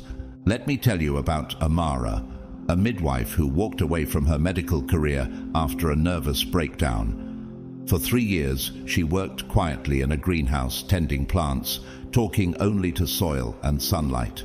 Today, she's one of the most trusted birthing specialists in her region, known not just for technique, but for her unmatched peace. When asked why she left medicine to return stronger, she simply said, "God hid me until I could hold life again without shaking." That's what's happening to you. So wait, trust, and remember, God never loved you for who you might become. He loved you as you were, when you doubted Him, when you distanced yourself, when your silence felt louder than your praise. He stayed, not because you got it right, but because He's incapable of letting go of what He made with His own hands. As Psalm 138:8 assures you, "The Lord will perfect that which concerns me. Your mercy, O Lord, endures forever." God finishes what He starts, even when it feels like the middle has fallen apart. Now take a breath. Place your hand over your chest. Feel that rhythm. That's proof of your purpose still pulsing. Say it aloud, not for performance, but for possession. God, I receive it. The love, the peace, the clarity, the shift, the sudden change. I receive it all, and I trust you with my story. You are not alone. You never were. Even in the final seconds before the miracle touches earth, God is walking beside you, not as an idea, but as a presence. You will heal. You will trust again. You will love deeper and rise higher. And when you look back on this moment, you'll say, that's when everything shifted. Because it is, right now. Not the end, not even the climax, but the sacred beginning of everything God has prepared for those who dared to keep walking. And what's ahead? It will not simply feel like restoration. It will feel like prophetic reversal. Every word meant to wound you will now bless you. Every delay will be repurposed to accelerate your breakthrough. Every part of your story that was once fractured will not merely be patched. It will be reborn under the sovereign hand of the Almighty. I will repay you for the years the locusts have eaten. Joel 2:25. Not might, not if you behave perfectly. God said, I will. That's a covenant, not a consolation. And it's not poetic metaphor, it's prophetic fulfillment. The devouring that stole your time, the betrayal that rewrote your calendar, the shame that delayed your momentum, none of it was the final word. Now the tides are turning. This is not a repetition of old pain. This is not a recycling of old cycles. You are not going to attract what once drained you. You are not going to live as a stranger to your own calling. You will no longer sit quietly while people mistake your power for passivity. The atmosphere has shifted.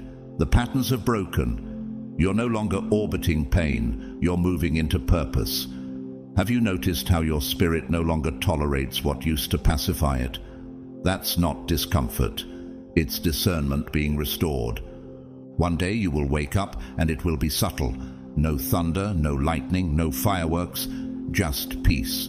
A quiet soul, a steady heart. A weight you forgot you were carrying, gone. And in that stillness, you will remember this moment, this whisper of surrender. That day you finally said, okay, Lord, "I trust you now." That trembling whispered yes. It caused a heavenly ripple.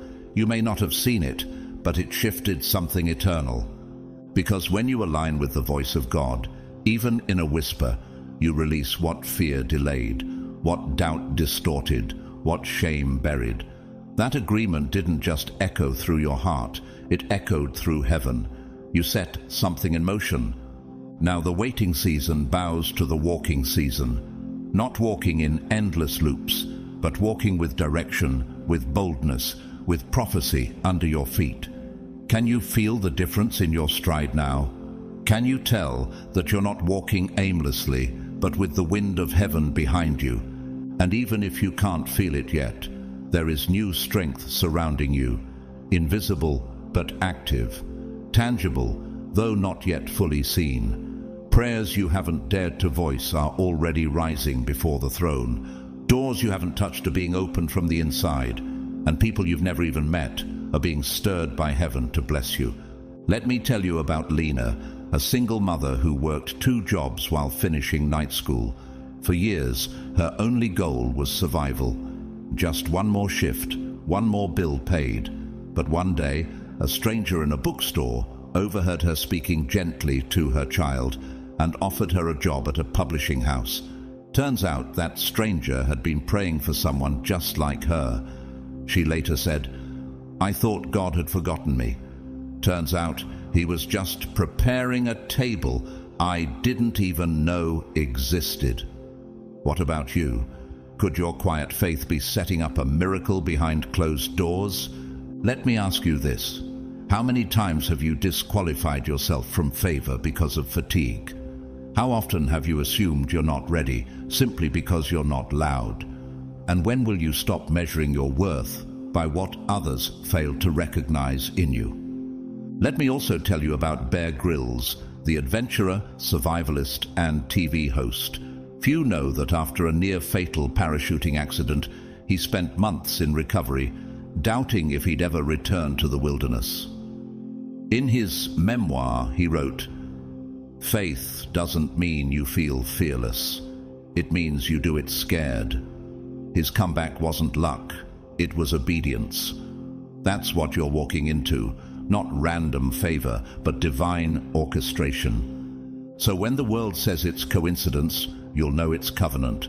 When they say it's good timing, you'll know it's God's timeline. And when doubt creeps in and whispers, "Could this really happen for someone like you?"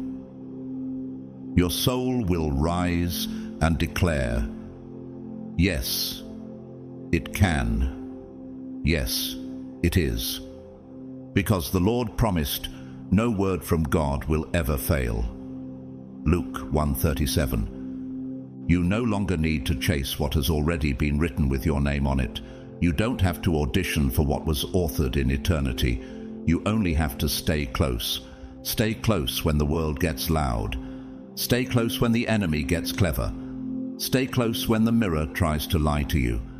Stay close to the voice that never changes. Like the sunflower, you must now learn to turn your face fully toward the light, even if your past was filled with shadows. Even if the ground you grew from was barren, you're still becoming a field of golden evidence. Or like the Arctic fox, whose fur changes color with the seasons, pure white in winter, muted brown in summer, you too have adapted, endured, survived. But now you are not merely surviving, you are embodying the shift. And that shift is sacred. You are not entering this next chapter alone. You have endured nights without applause, breakthroughs without witnesses, and prayers without response. You've grieved in private, matured in silence, and walked through wilderness without maps. And yet, you did not disappear, you transformed. And now, the Lord is not just calling you forward, He is lifting you higher. This is no longer a moment, it's a movement. Your life is becoming evidence that faith still moves mountains, that healing still rewrites legacies, that miracles still wear human names. You are that proof. So when it begins, when favor finds you, when restoration floods in, don't back away, don't shrink, don't sabotage it. This is the version of you that doesn't apologize for shining, that doesn't ask for permission to exist, that doesn't dim to keep others comfortable. This is the you that carries the promises with confidence, the one that knows they weren't just spoken, they were meant to be fulfilled. The world has not yet witnessed the full extent of what heaven is preparing to release through your life. What if your greatest impact is still ahead of you? What if everything that has tried to silence you was really just setting the stage for a sacred unveiling? So now, as this chapter turns, don't prepare with anxiety. Prepare with expectation. Don't look back with regret. Stand in reverence. And don't lean into fear. Walk forward with holy faith. Because this time, you will not miss it. You will not talk yourself out of it. You will not hesitate your way into forfeiting what God has saved for you. You're not going to shrink. You're not going to let insecurity become your ceiling. Why? Because you're not the same person who used to second-guess their anointing. You are standing here now, in this sacred divine intersection, exactly on time for a miracle that was tailor-made, name-assigned, heaven-scheduled for you.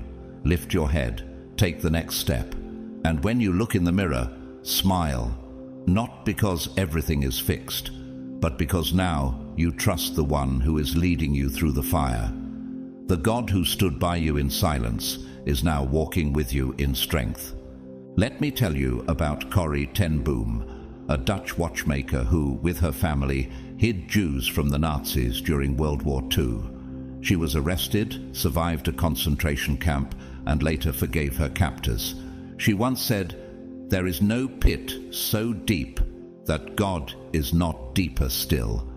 That's the kind of redemption story your life is becoming. Not a pile of ruins, but a radiant testimony built from pieces the enemy thought would break you.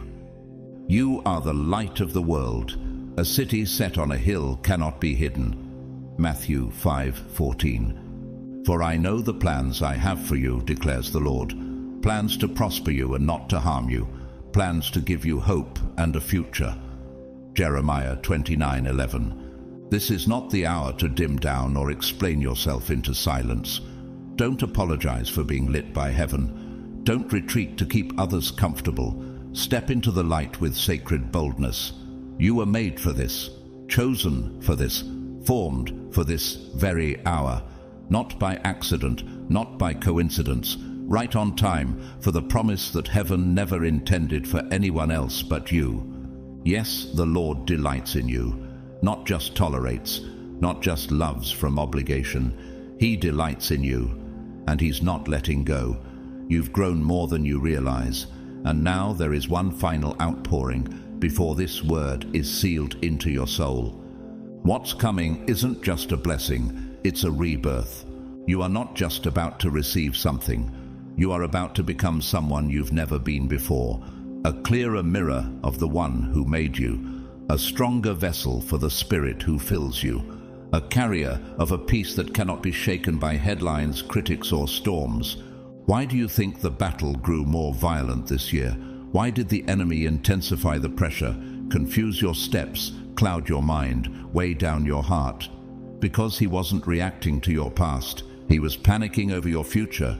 He sensed the shift before you did. He saw you beginning to awaken. He saw you praying again, even when you were still unsure. He saw your hands trembling but still lifted. He saw your heart, still bruised, start to open again. And that's when he tried to flood your world with distractions, lies, division, delays. Why? Not because you were weak, but because you were becoming dangerous to darkness. Let me tell you about Grace, a single mother of 4 who once told me she nearly gave up on faith after losing everything in a house fire. But in the silence that followed, she began writing nightly prayers to God, not for restoration, but for resilience. Today, those journaled prayers have become a published devotional series that has helped thousands. When asked how she found the strength, she said, "The enemy came too late. I had already said yes to God, even if it was in ashes." And so did you. That trembling, unsteady yes, heaven heard it, and that yes didn't just change your outlook, it activated something eternal. You crossed the threshold. You can't unwalk what you've now entered. The old limitations no longer apply. What you're stepping into is not just progress, it's prophetic reversal. Every delay will become acceleration. Every moment you cried alone will become proof that even the wilderness can become sacred ground. Every lie the enemy told you is being overturned by the truth of your identity. You were never overlooked. You were hidden. You were never forgotten. You were reserved. You were never disqualified. You were being refined. And now, this is the divine turning point. Not because the world said you earned it, but because your Father says you were always loved. On your worst day, in your lowest hour, in your quietest plea, He never left. And now, He is revealing what the darkness tried to bury. You are the evidence that healing is real, that favor is unstoppable, that miracles still move. And just like the caterpillar encased in stillness before wings, you too have been wrapped in waiting, not as punishment, but as preparation. That season of stillness wasn't stagnation, it was sacred transformation. And this moment, this holy second, you didn't skip it. And now, your life will never be the same. You've crossed a threshold, chosen one. You are no longer standing at the edge, wondering if your life will change. You've already stepped into the place where faith speaks louder than fear, where peace no longer fades with circumstance, and where miracles have moved from distant concepts to intimate companions. You're not waiting for God to show up. He's already here. The Lord Himself will fight for you. You need only to be still. Exodus 14:14. So now, prepare, not with panic, but with peace. Because in the coming days, not months, not years, but days, you will sense something shift. It might be a line spoken in conversation, a door opening unexpectedly, a message that lands in your inbox at the precise moment your soul needed it. It might seem small to others, but it will shake something ancient in you, something sacred, something known. What if that moment isn't the beginning of the miracle, but the proof that it's already been released? What if God wasn't waiting to act, but waiting for your heart to align? And now it is. You are no longer the version of yourself that begged for clarity, apologized for existing, or tolerated what muted your spirit. You've healed, layer by layer, choice by trembling choice. And now you are whole enough to receive without dissolving into what's around you. Can you feel the readiness rising in you? You're ready for love that feels like shelter, not tension. Opportunities that pour into you, not siphon your soul. People who don't compete with your light, but protect it. You're not too late. You're not too broken. You're right on time for the unveiling that heaven wrote with your name in the margin. Let me tell you about Tabitha Brown, actress and vegan chef turned viral inspiration. Before fame, she lived in chronic illness and spiritual exhaustion. But one day, in her car, she whispered, "Okay, God, I trust you with my life." That quiet yes turned into a global platform. She later said, "When you're being who God created you to be, you have no competition. What if you're one yes away from stepping into your own divine assignment? He has made everything beautiful in its time." Ecclesiastes 3:11. That means nothing was wasted. Not the delay, not the detour, not the days you felt invisible. All of it, every tear, every silence, was woven into what is now arriving. And then there's Marcus, the quiet man who worked night shifts cleaning trains in a freezing rail yard. He never complained. He always smiled. He would hum worship songs under his breath while wiping graffiti from cold metal. For years, no one acknowledged his faithfulness. Until one day, a woman, exhausted and on the verge of suicide, missed her train and sat on a bench Marcus had just cleaned. She found a sticky note he'd left behind that read, "God sees you." even in the dark. That note saved her life.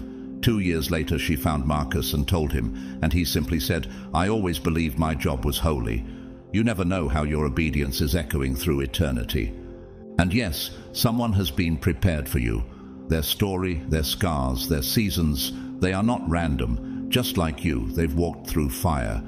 They've learned how to pray with no words, how to cry without sound. And when your paths align, it won't feel forced. It won't feel like fear. It will feel like destiny, not because it's flawless, but because it's aligned. Stay open, chosen one. Don't let past heartbreak close the door to heaven's restoration. The one God is sending won't drain you. They'll discern you. They'll see both your strength and the shadows you walked through to get here. And they won't flinch. They'll honor it. Tonight, before you sleep, stand before the mirror. No filters, no hiding, just your eyes and your breath. And speak this truth even if your voice trembles. I am chosen. I am worthy. I am ready. My miracle is here.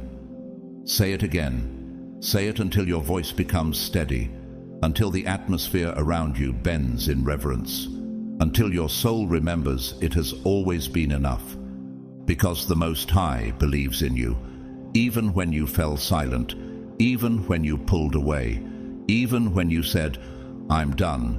He stayed, and now he asks only one more thing. Stay open, not perfect, not polished, just open. Because when your heart is open, blessings don't trickle, they flood. Ideas arrive like birds building nests in spring. Peace settles where chaos once screamed, and provision finds you not through striving, but through surrender. Surely goodness and mercy shall follow me all the days of my life. Psalm 23:6. That's what divine favor looks like. It doesn't follow performance, it follows surrender. It doesn't require you to chase, it only asks for one word, yes. Say it now. Yes, Lord, I'm here. I receive it all. I won't resist the river. I won't fear the flood. I say yes to love, to calling, to joy, to peace, to you. And if you're still here, still reading, still breathing through the tears, still holding on to something invisible and holy, then receive this loud and clear. This is your confirmation. This wasn't just a collection of words. It wasn't random. It wasn't a coincidence. This was a divine appointment made long before today. You didn't stumble upon it. Heaven delivered it. Others may have scrolled past. Others clicked away. But you stayed. Why? Because your soul recognized truth before your mind could explain it. While the world is seduced by noise, you chose the whisper of God. That decision wasn't minor. It was prophetic, and God sees it. The eyes of the Lord search the whole earth to strengthen those whose hearts are fully committed to Him. 2 Chronicles 16:9. You are stepping now into a divinely protected season, a season where the atmosphere around you shifts to match the anointing within you. People are praying for you, people you've never met. Your name is being whispered in rooms where doors are opening without your knocking. And your spirit is awakening, dreams are rising, wisdom is sharpening, vision is becoming clearer. Can you feel the veil thinning? Soon you'll understand why you cried the way you did, why you waited so long, why the silence felt so cruel. Because it was never punishment, it was preparation. And when it unfolds, and it will, don't be surprised if it moves you to tears. Not grief, but recognition. Recognition that heaven really never forgot you. Let me tell you about author and poet Morgan Harper Nichols. Before her words touched millions, she was rejected by publishers, overlooked by gatekeepers. One day she began writing anonymous letters of encouragement to strangers online, just listening to the Spirit.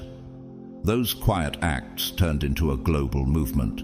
She once said, "You are free to show up in pieces and still be whole." That's where you are now, wholly seen, wholly chosen, even in your unfolding. I also want you to remember Elijah. He didn't find God in the earthquake, nor the fire, nor the wind, but in the whisper. 1 Kings 19:12. That's what just happened to you. God didn't shout this message. He whispered it to your soul, and you were still enough to hear it. This message isn't just meant to inspire you, it's meant to instruct you. You are now responsible for what you've received. This is not the season for passive belief. It's a season for active alignment. So begin to walk like someone who's been called. Speak like someone whose words carry weight. Love like someone who's been healed, even if you're still healing. Let your habits reflect your hope. Let your silence carry strength. Set aside time, even 10 minutes a day, to sit with God. Open your Bible not as a task, but as a conversation. Speak aloud what you're believing for. Declare what you refuse to entertain. Clean your space. Clear out what no longer supports your peace. Guard your mind by what you consume, your heart by who you allow close, and your time by what you say yes to. This is a holy shift, but heaven won't override your will. It demands your cooperation, and you may wonder, is this really for me? Yes. This is your moment. This is your word. Today, if you hear his voice, do not harden your hearts. Hebrews 3:15. You are not powerless, you are positioned, so rise each day with intention, and lay down each night with surrender. Let worship become your war plan. Let stillness become your strength. Let the word of God become your anchor. In quietness and trust is your strength. Isaiah 30:15. And when doubt visits again, and it will, remind yourself, you are not who you were. You are not returning to confusion. You are not stepping backward. You are walking in divine alignment. You are walking into promises fulfilled. So now, if this message reached you like thunder cloaked in whisper, like lightning wrapped in grace, seal it. Leave a comment below declaring, I'm walking in alignment now, not as a performance, as a prophetic declaration. This wasn't just another message, this was your moment. And now, chosen one, as this final breath of the message settles over your spirit like evening dew, let this truth remain. You were never behind. You were never forgotten. You were never too broken for the promise. You were simply being prepared, quietly, patiently, powerfully, until heaven said, now. Everything you've just heard, everything your spirit responded to, wasn't just content, it was confirmation, the timing, the tears, the trembling. It was all sacred alignment. So as you step forward from here, do not return to old voices. Don't shrink back into familiar doubt.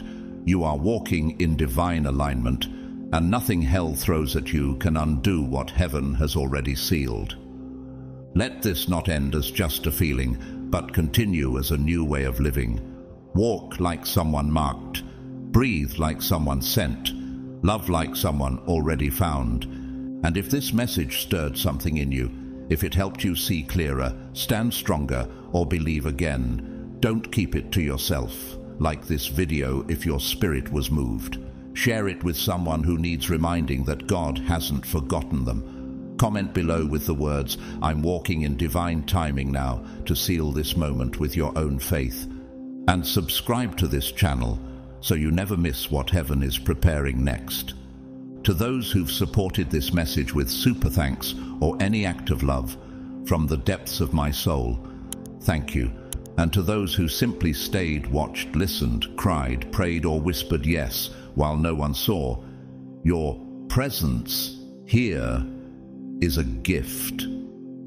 Whether you give publicly or quietly, carry the flame of belief in silence. Heaven sees it all. And now, may the Lord bless you and keep you. May he cause his face to shine upon you and be gracious to you. May peace meet you in unexpected places. May joy find you even when the night is long. May strength rise in you when you least expect it. And may you remember always, you were chosen for such a time as this. Until next time, walk boldly, stay open, and never forget, he's not just with you, he's ahead of you. Amen.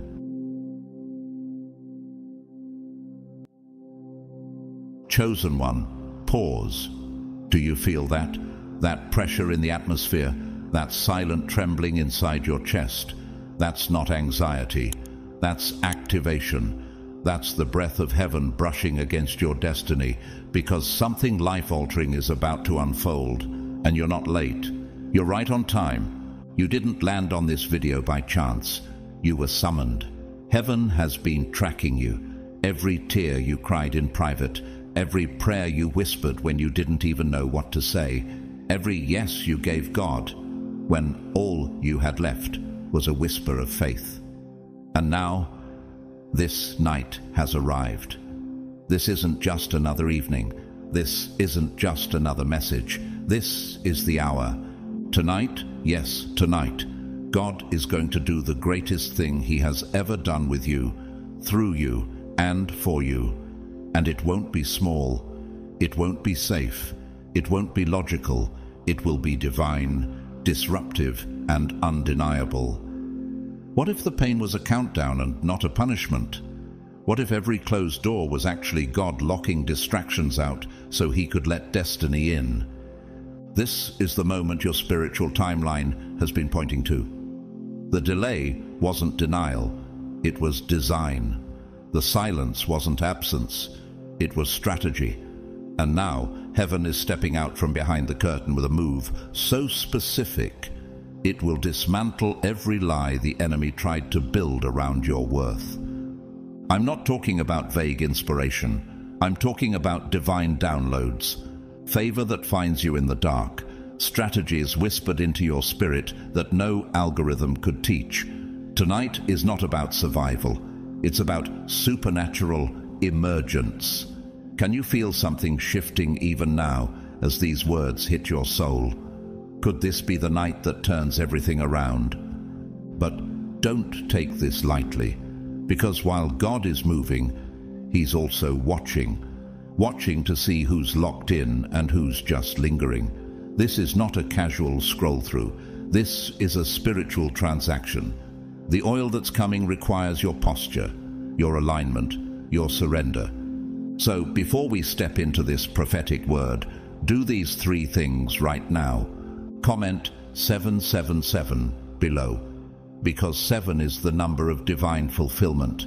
And tonight, heaven is not starting something in you. It's finishing what it began. Hit that like button, because the algorithm might be technical, but your obedience is spiritual. Let this word reach every other chosen one wandering in the wilderness tonight. Subscribe now, because we are gathering a remnant army rising with one voice under God's command, declaring, I am ready. And to every soul who has given through super thanks, thank you. Not just for the support, but for the faith, for believing that messages like this are not entertainment. They're divine instructions. Whether you gave a gift or gave your time, heaven saw you. So let me ask you this. What if this isn't just a word, but a spiritual key? What if the greatest turning point of your life is hidden in the next 10 minutes? Will you stay and receive it? Will you lean in, not with fear, but with faith? Because before this message ends, your spirit will be marked, your direction will be confirmed, and your identity revealed. You're not just chosen, you're about to be commissioned. Get ready, chosen one. Tonight, everything changes.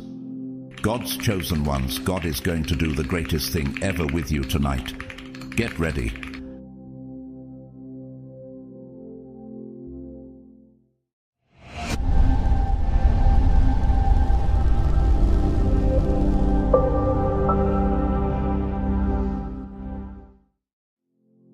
Tonight, something sacred stirs in the atmosphere.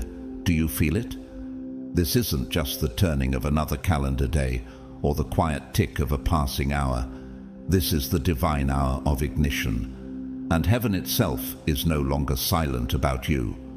The stars didn't just align by chance. The name spoken in the courts of the Almighty was yours. What if this moment, right now, was written into your destiny before you ever took your first breath? What if the very heavens conspired not to test you, but to crown you. God isn't gently nudging your life into place tonight. He is releasing power into your bones. Can you feel it in your breath? It will disrupt the version of you that tolerated too little, trusted too late, and settled too soon. It will tear down every artificial ceiling that others built above your head. This is not an adjustment. This is a holy upheaval. You are being awakened, not to the person you've been trained to be, but to the divine frequency embedded in your spirit since the beginning of time. Isaiah 61 declares, "Arise, shine, for your light has come, and the glory of the Lord rises upon you." Chosen one, could this be the night your light stops hiding? Let me tell you about Kendra. 3 months ago, she stood in her small apartment, staring at eviction papers and wondering how much longer she could fake being strong. She didn't know that one sleepless night, one whispered prayer would shift everything. Tonight she's signing the lease on a space she never imagined she could afford, all because one divine appointment led her into favor that made no earthly sense. What if tonight is your Kendra moment? Consider also the story of Harriet Tubman, the conductor of liberation, who, despite seizures and visions, believed the voice of God more than the chains of man. She didn't wait for permission. She moved when heaven stirred. That same stirring is awakening in you now. And yet, how often do we dismiss nights like these, assuming our breakthrough will come some other time, in some other way? Could it be that this electric shift you feel isn't your imagination, but your soul finally syncing with the blueprint heaven wrote long ago? You've endured the aching silence, the heartbreak, the rejections that shattered you so deeply, you stopped telling people how much it hurt. Every tear you shed wasn't wasted, it was counted. Psalm 56:8 says, "You keep track of all my sorrows. You have collected all my tears in your bottle." Have you considered that your pain has been stored, not discarded, that even your grief has glory written into it? Each delay you cursed, each closed door you mourned, what if they weren't obstacles but divine redirections? What if every no was actually a hidden yes, clothed in sacred patience? Even in nature, we see this coded preparation. Think of the volcanic soil surrounding a dormant mountain. To the naked eye, it looks barren, but that soil is the most fertile on earth because it's been infused with fire. Likewise, your inner world may feel scorched, but it's been made ready for something unprecedented to grow. You are not here by accident. You weren't created to just endure, to just breathe, to just blend in.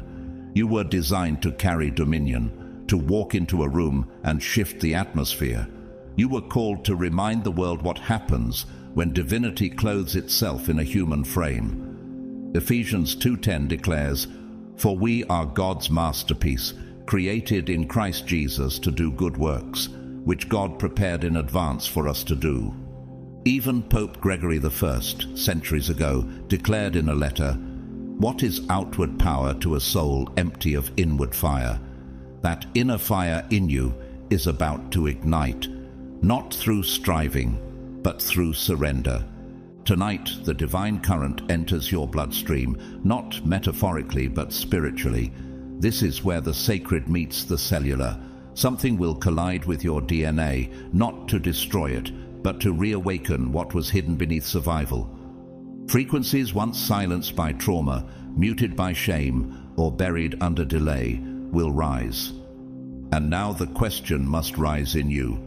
Chosen one, what will you do when the divine calls your name louder than your fear? What's happening tonight isn't symbolic. It's not poetic exaggeration or hopeful imagination. It's sacred recalibration. This isn't metaphor. This is spiritual physics in real time. The divine isn't acting from afar. It's coursing through the very fibers of your being. God's energy, yes, real, living energy, is not an idea to be pondered, but a force to be received. It vibrates at frequencies the mind cannot always comprehend, but your soul knows. Can you feel it in the silence between your thoughts, That pressure that doesn't feel like fear, that's alignment. The stillness you're being called into is holy ground. Heaven doesn't need noise to move. It requires posture. God is administering something into your very cells tonight, not like a gift handed to you from a distance, but like a current flowing through your marrow, undoing what trauma twisted, rebuilding what was broken, and reactivating what life tried to bury. What if the ache you feel isn't tension, but transformation? What if the buzzing in your chest, the warmth in your hands, the heaviness behind your eyes? What if all of that isn't anxiety, but heaven performing surgery in silence? You are not being lightly touched. You are being rebuilt. God is not merely blessing you. He is reconstructing your architecture, rewiring your nervous system with divine instruction. Jeremiah 31:4 declares, "I will build you up again, and you, Virgin Israel, will be rebuilt." This isn't patchwork repair. This is holy re-engineering. You are not a renovation. You are a resurrection. Bishop Antonio, a once renowned theologian who lost everything after a political scandal, lived in obscurity for years. Most believed he'd faded into disgrace, but in the solitude of his exile, he heard God differently. He fasted not for clarity, but for cleansing. When he returned to public view, he carried not bitterness, but brilliance. "God did not fix me," he once said. "He rebuilt the part of me I didn't know was broken."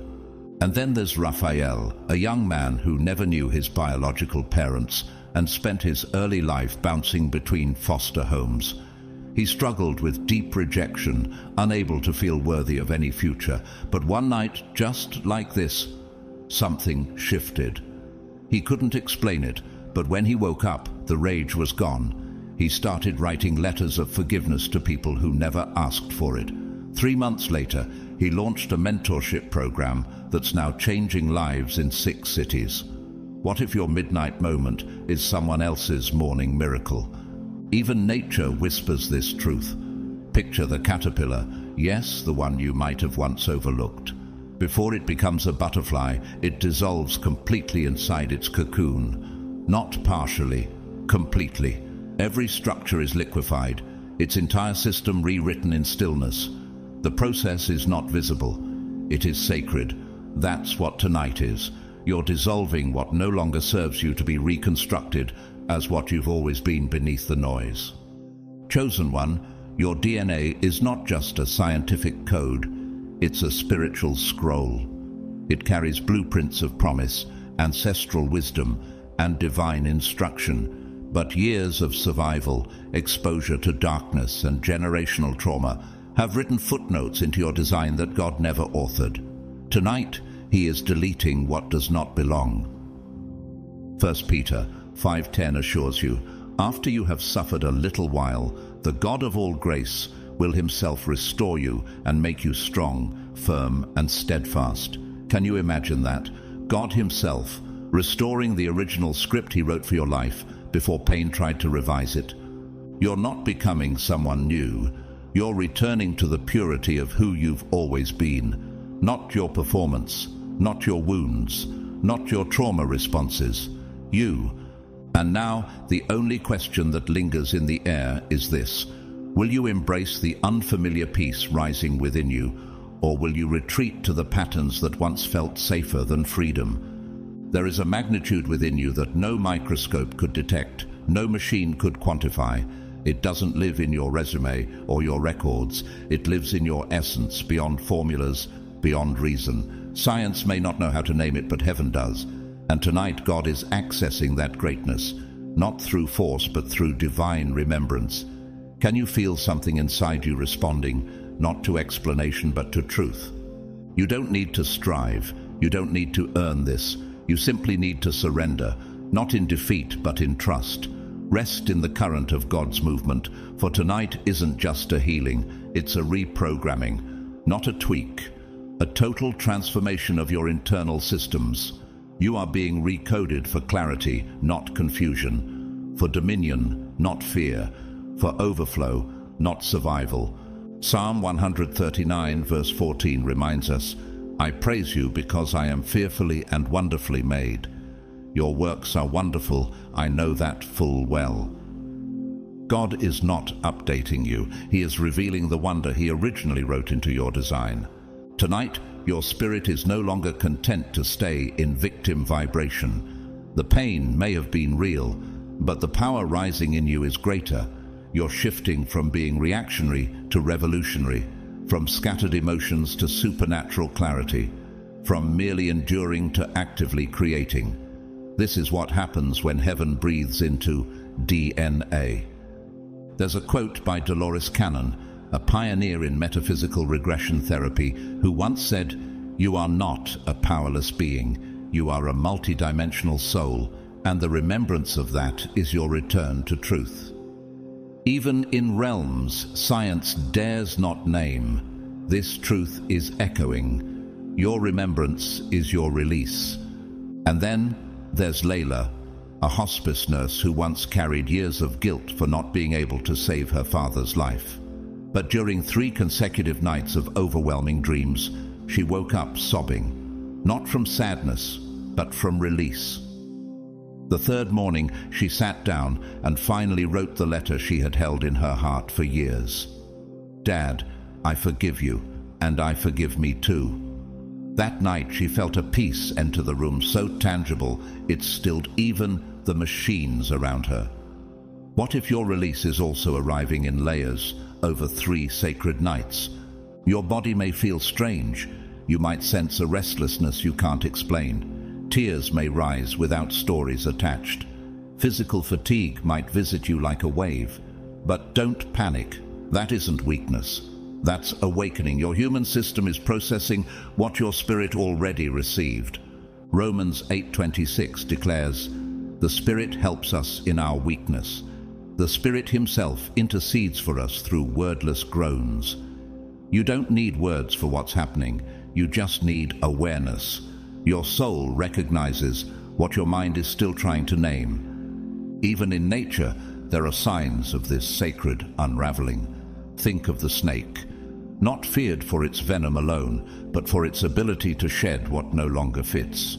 During the shedding season, it becomes more vulnerable, but also more radiant. You, too, are shedding. Old labels, outdated fears, worn-out limitations. They are slipping from you like skin. These next 3 nights are not random. They are portals, divine activation windows. And yes, you may notice signs, sudden thoughts that carry ancient weight, songs that seem to echo something you've forgotten, numbers repeating, dreams thick with meaning, or a shift in how light enters your room at dawn. Don't dismiss these moments.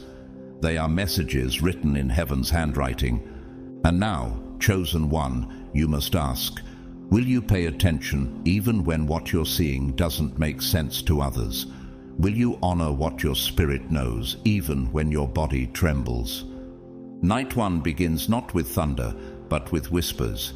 The atmosphere around you will feel slightly altered, like the hum of a frequency only your soul can detect. You might dream things you haven't thought of in years. A sudden image, a forgotten voice, a sensation in your body that feels unplaceable. These are not distractions, they're keys, subtle signals that your inner world is beginning to unlock. Could your subconscious be showing you what your spirit already knew? Night 2 may not be gentle.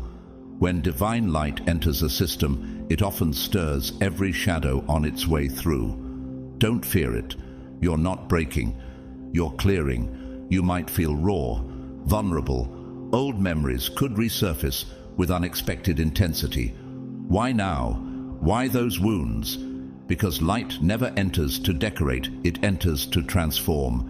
John 1:5 says, "The light shines in the darkness, and the darkness has not overcome it." Chosen one, light doesn't ask permission. It agitates what's hiding so it can expel what was never meant to stay. Isn't it strange how truth comes dressed like discomfort before it frees us? By night 3, the flame begins to rise, not just symbolically, but in your bones.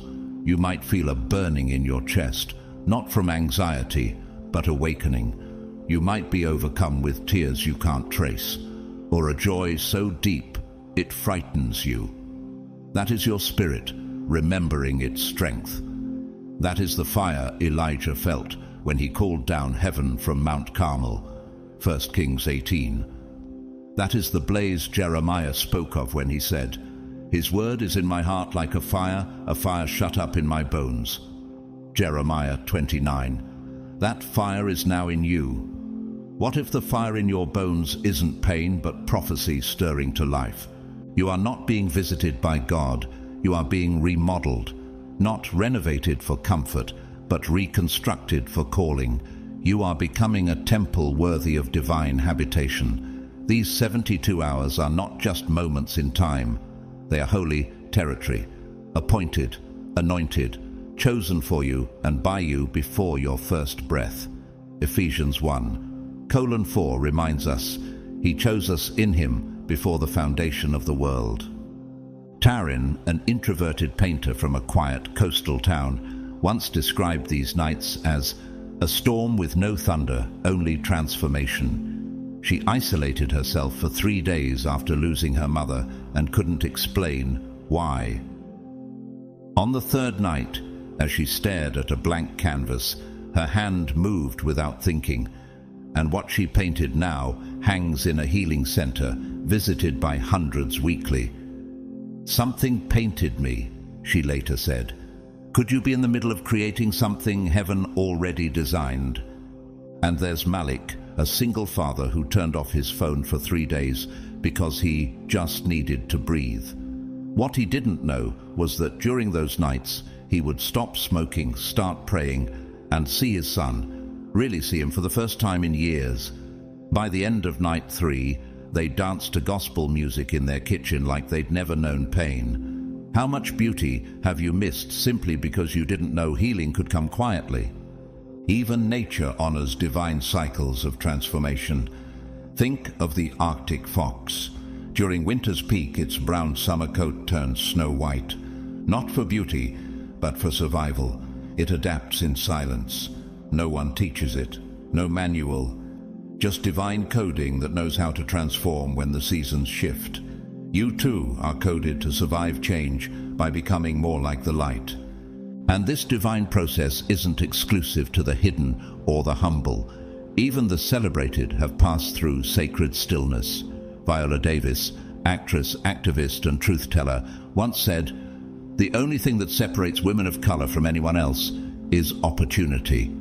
But behind those powerful words is a woman who spent nights sleeping in rat-infested apartments, surviving abuse, and battling shame. What changed? She chose to confront her darkness instead of masking it. She allowed the silence to teach her who she really was. Could it be that your greatest transformation is hidden in what others ran from? So don't fight it. Don't overanalyze it. Don't explain it to people who weren't assigned to witness it. Just flow. Fast if your body allows. Speak life over yourself even when your emotions waver. Cancel out the noise. Stay sacred. Because after these 72 hours, you will not recognize the version of you who once settled for smallness. And that, chosen one, is the whole point. You weren't made to return to who you were. You were born to rise into who you are. That rhythm in your chest, it's not just your heartbeat, it's a holy echo. The sparks in your thoughts, that's not overthinking. It's divine electricity charging the mind for revelation. And that strange sensitivity you're feeling lately, how everything suddenly feels louder, deeper, more spiritual. That's not coincidence, that's code, divine code embedded into your very being, now rising to the surface. You are not malfunctioning. You are being activated. The systems of this world tried to shrink you, conditioning you to apologize for your depth. Religion, in some spaces, may have taught you that your role was to stay small, wait your turn, and never disturb the structure. But God never wrote that into your blueprint. You were not created for passive observation. You were designed for sacred combustion. Isaiah 52:1 declares, "Awake, awake, Zion, clothe yourself with strength." Tonight, that call is for you. This is the hour your identity rises from the shadows, not the false identity you wore to survive, but the divine one you carried before time, the version of you that heaven authored, the version the enemy feared you would remember. You've lived long enough in spiritual hiding, shrinking to fit spaces you outgrew, silencing your voice to make others comfortable, sacrificing your vision for temporary approval. Can you feel it? That inner refusal to live beneath your spiritual stature, that is your soul saying, no more. Carmen was once a youth leader in a small conservative town. She preached love, but was privately battling the shame of her own history, abuse, addiction, abandonment. For years she played small, afraid of being too much. But one night during a solitary walk, she felt a heat rise in her chest like fire. It wasn't panic, it was power. The next week she stood before her community and spoke her story out loud. They didn't all applaud. Some walked out. But her voice unlocked a dozen others who were silently waiting to speak. Could your voice be the key to someone else's cage? And when the veil lifts, as it is tonight, you will no longer plead for purpose. You will walk in it. You will no longer search for signs. You will become one. You will no longer question your belonging.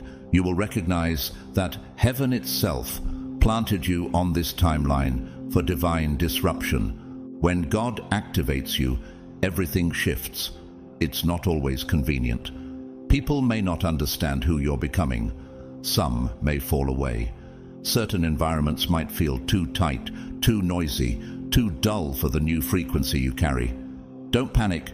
That's not rejection. It's realignment. John 15:2 says, "He cuts off every branch in me that bears no fruit, while every branch that does bear fruit, he prunes so that it will be even more fruitful." Even public figures have felt this sacred discomfort. Consider Tyler Perry, actor, filmmaker, studio mogul. Before he built a billion-dollar empire, he spent years homeless, sleeping in his car while holding on to a vision no one else could see. He once said, "Sometimes your greatest opposition is the indicator that your assignment is too powerful to go unnoticed." Could the resistance around you be the very proof that your emergence is ordained? Nature reflects this beautifully too. The African baobab tree stores water inside its massive trunk, enduring droughts others can't survive. But during seasons of expansion, it swells beyond what seems normal. So much so that it often looks unnatural to outsiders. But inside, it is life. Maybe that swelling in your spirit, your hunger, your fire, your clarity, isn't overexcitement. Maybe it's spiritual hydration catching up to who you've always been. So let it wash over you, chosen one. Let the frequency of your future settle into your skin. Tonight is not about being impressive. It's about being aligned. This is sacred. This is personal. This is identity on fire. And now that the veil is lifting, who will you allow yourself to become? This isn't some polished version of self-help.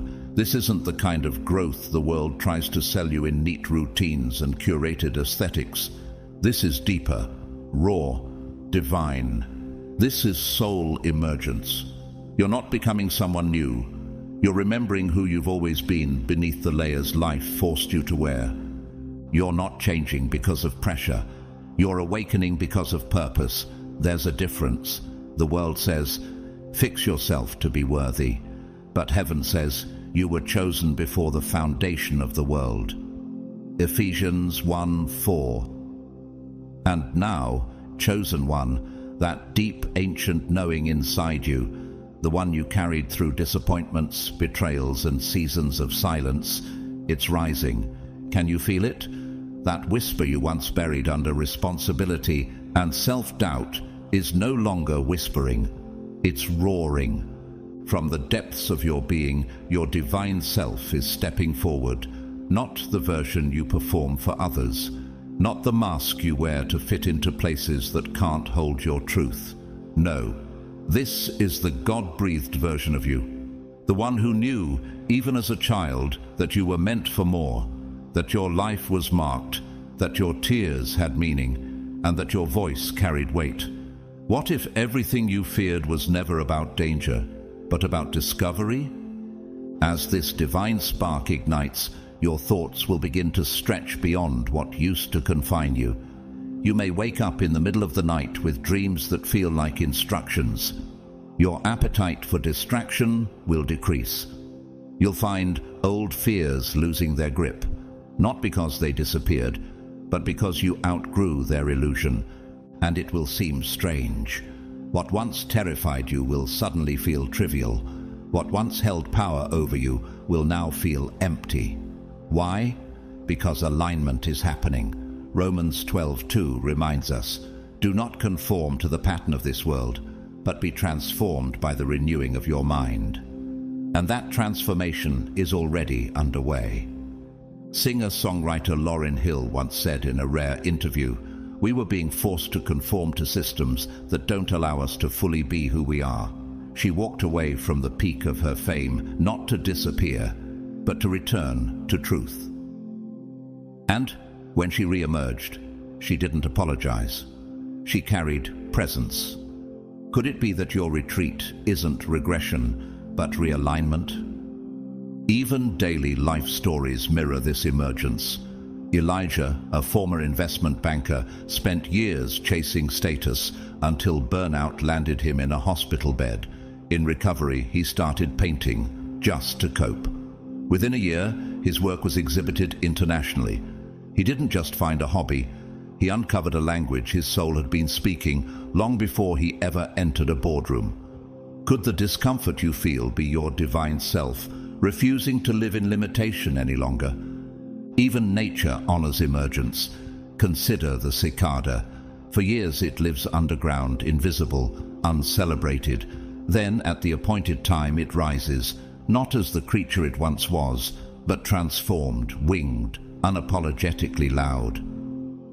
Maybe your quiet season wasn't punishment. Maybe it was preparation for emergence so powerful the world won't know how to define it. Every awakened soul is a divine weapon, not of destruction, but of restoration. You're not weak. You're not broken. You are not behind. You are right on time for your soul's unveiling. Revelation 3:8 speaks to this moment. "See, I have placed before you an open door that no one can shut." That door isn't just an opportunity, it's an identity gate. And when you walk through it, the world won't see someone striving to be impressive. They will see someone unapologetically divine, someone undeniably powerful, someone untouchably chosen. And now that you feel it rising in your chest, what will you do with this fire? Right now, yes, in this very breath, something ancient and holy is awakening deep within you, not in your flesh, not in your intellect, but in the space in between, the space where heaven and earth meet inside you. Your energy body, your unseen, divine infrastructure is rising to the surface, not to be explained, but to be embodied. This isn't mysticism or fantasy, it's sacred reality. You are being retuned by the touch of God, and every cell within you is starting to hum with divine frequency. Can you feel it? That subtle tingling in your hands, the electric pressure in your chest, the deep stillness behind your thoughts? This is not imagination, it's activation. 1 Thessalonians 5:23 reminds us, "May your whole spirit, soul, and body be kept blameless." God doesn't just work through your mind. He's moving through your molecular structure. His presence is not visiting you. It's embedding into your very atmosphere. Your sensitivity is increasing, not as a burden, but as a gift. You're no longer numb to what surrounds you. You're discerning it. Suddenly, people's words carry energetic weight. Rooms feel louder than their volume. Something inside you is filtering what once passed through unnoticed. Why? Because the version of you that lived for survival is dying. Have you noticed that the things you once tolerated now feel unbearable? This shedding may confuse you. You might feel disconnected, disoriented, even lonely. But this isn't loss, it's lifting. You're being elevated out of frequencies that no longer match your purpose. Just as snakes shed old skin when it becomes restrictive, your spirit is releasing the shell that once protected it. It's no longer needed. Don't mourn what's leaving. That version of you, built on guilt, fear, and forced smallness, served its purpose, but it cannot follow you where you're going. Exodus 14:13 says, "Do not be afraid. Stand firm, and you will see the deliverance the Lord will bring you today. The Egyptians you see today, you will never see again." Chosen one, what's falling away now isn't returning. Actress and director Regina King once reflected after losing her son, "Grief can ground you or grow you." She chose to lean into the pain, not around it, and in doing so, something sacred emerged from her silence, a voice deeper, clearer, more alive. What if your heaviness right now isn't just sorrow, but sacred transformation? Take Jonah, a freelance sound engineer who recently started waking up at 3:33 a.m. every night with a strange heat in his body and a ringing in his ears. At first, he thought it was insomnia, but then he noticed that every project he touched during those hours gained unusual traction. Clients he hadn't heard from in years suddenly reached out. Could it be that his energy field was syncing with divine downloads right when heaven was whispering?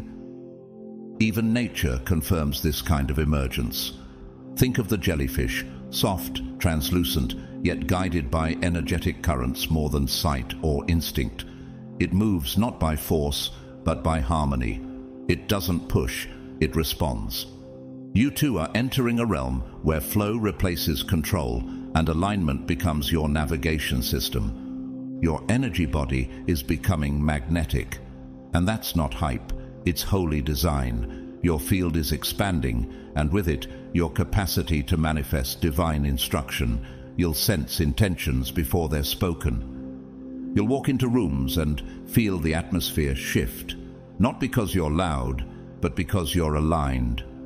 Don't diminish it. Don't apologize for it. This is your emergence. This is God revealing what was always buried inside you. How much longer will you question the power that heaven is trying to confirm in you? This new frequency isn't noisy. It's intentional. You no longer run on adrenaline and fear. You now move through flow, intuition, and fire-forged discernment. This is your spiritual anatomy catching up to your divine assignment. So take up space, chosen one. This emergence isn't arrogance, it's alignment. You're not rising to impress. You're rising because heaven whispered, "Now." And when your energy body rises into alignment, even the galaxies must take notice. Heaven responds to frequency, not noise. The moment your soul begins to hum with divine truth, the universe is commanded to bend in your favor. This is not cosmic coincidence. It's covenant calibration. God has never been limited by earthly time.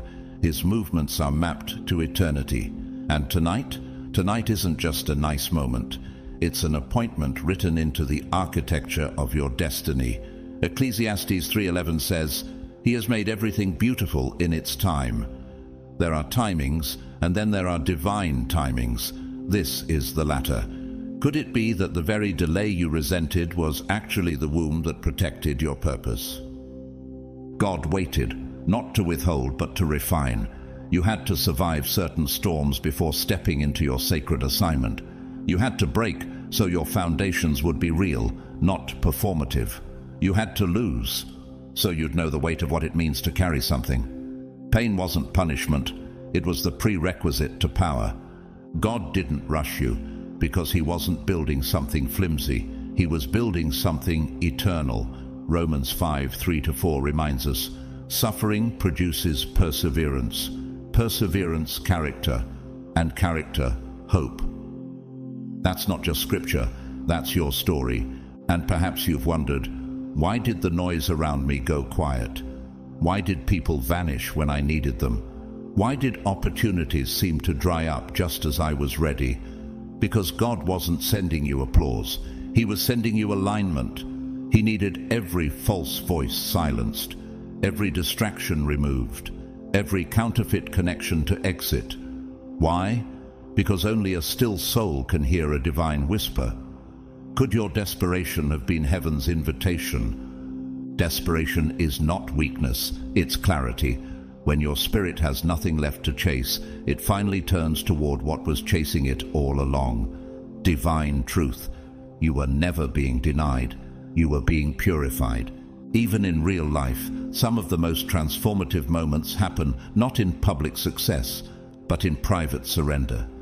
Consider Howard Thurman, the mystic, theologian, and mentor to Dr. Martin Luther King Jr. He once said, "Don't ask what the world needs. Ask what makes you come alive and go do it." But Thurman didn't come to that wisdom through crowds.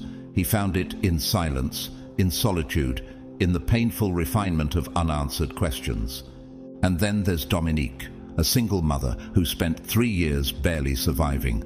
The job losses, the sleepless nights, the isolation. It felt like punishment.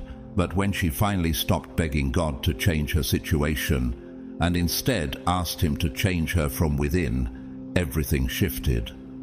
3 months later, she launched an online brand that now supports other women rising from despair.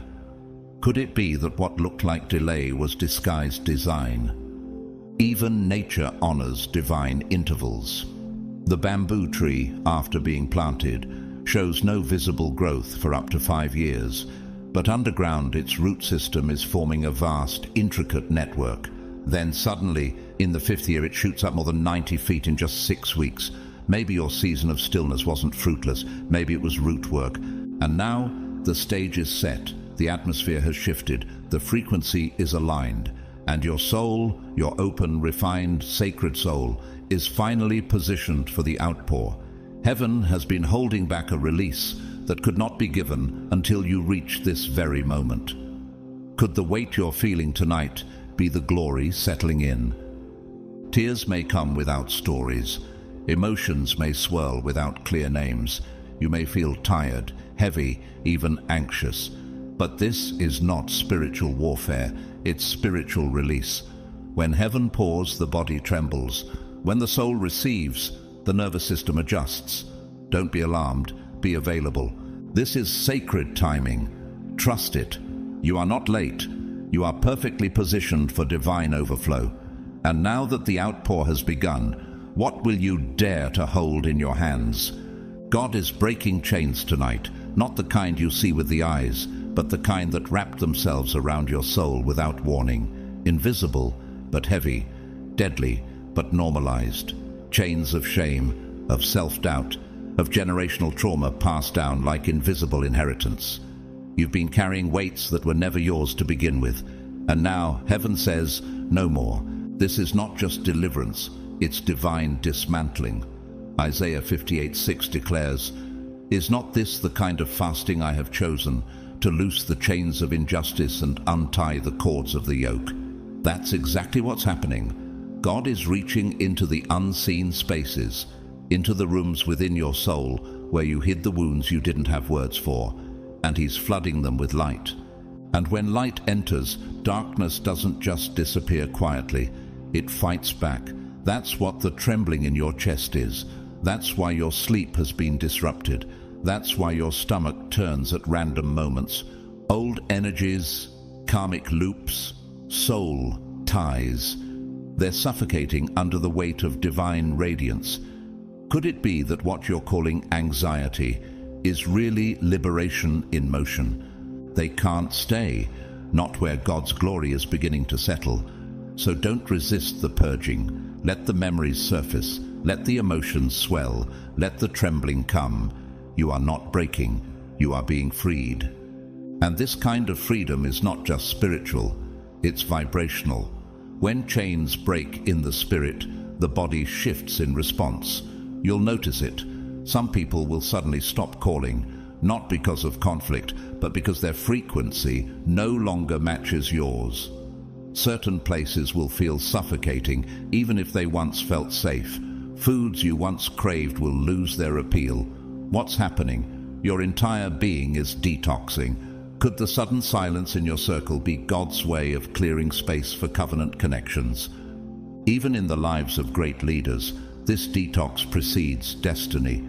St. John of the Cross, the Spanish mystic and poet, spoke of the dark night of the soul, a season of inner stripping where one feels abandoned by God, but is actually being prepared for divine union. He didn't call it punishment, he called it purification. Likewise, Ava, a trauma counselor in her 40s, once spent 6 months unable to stop crying at night.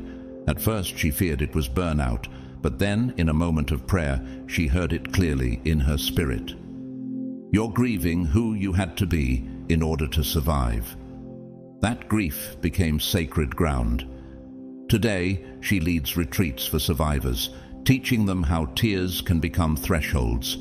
Could your breakdown be a birthing room in disguise? Even nature reflects this divine detox.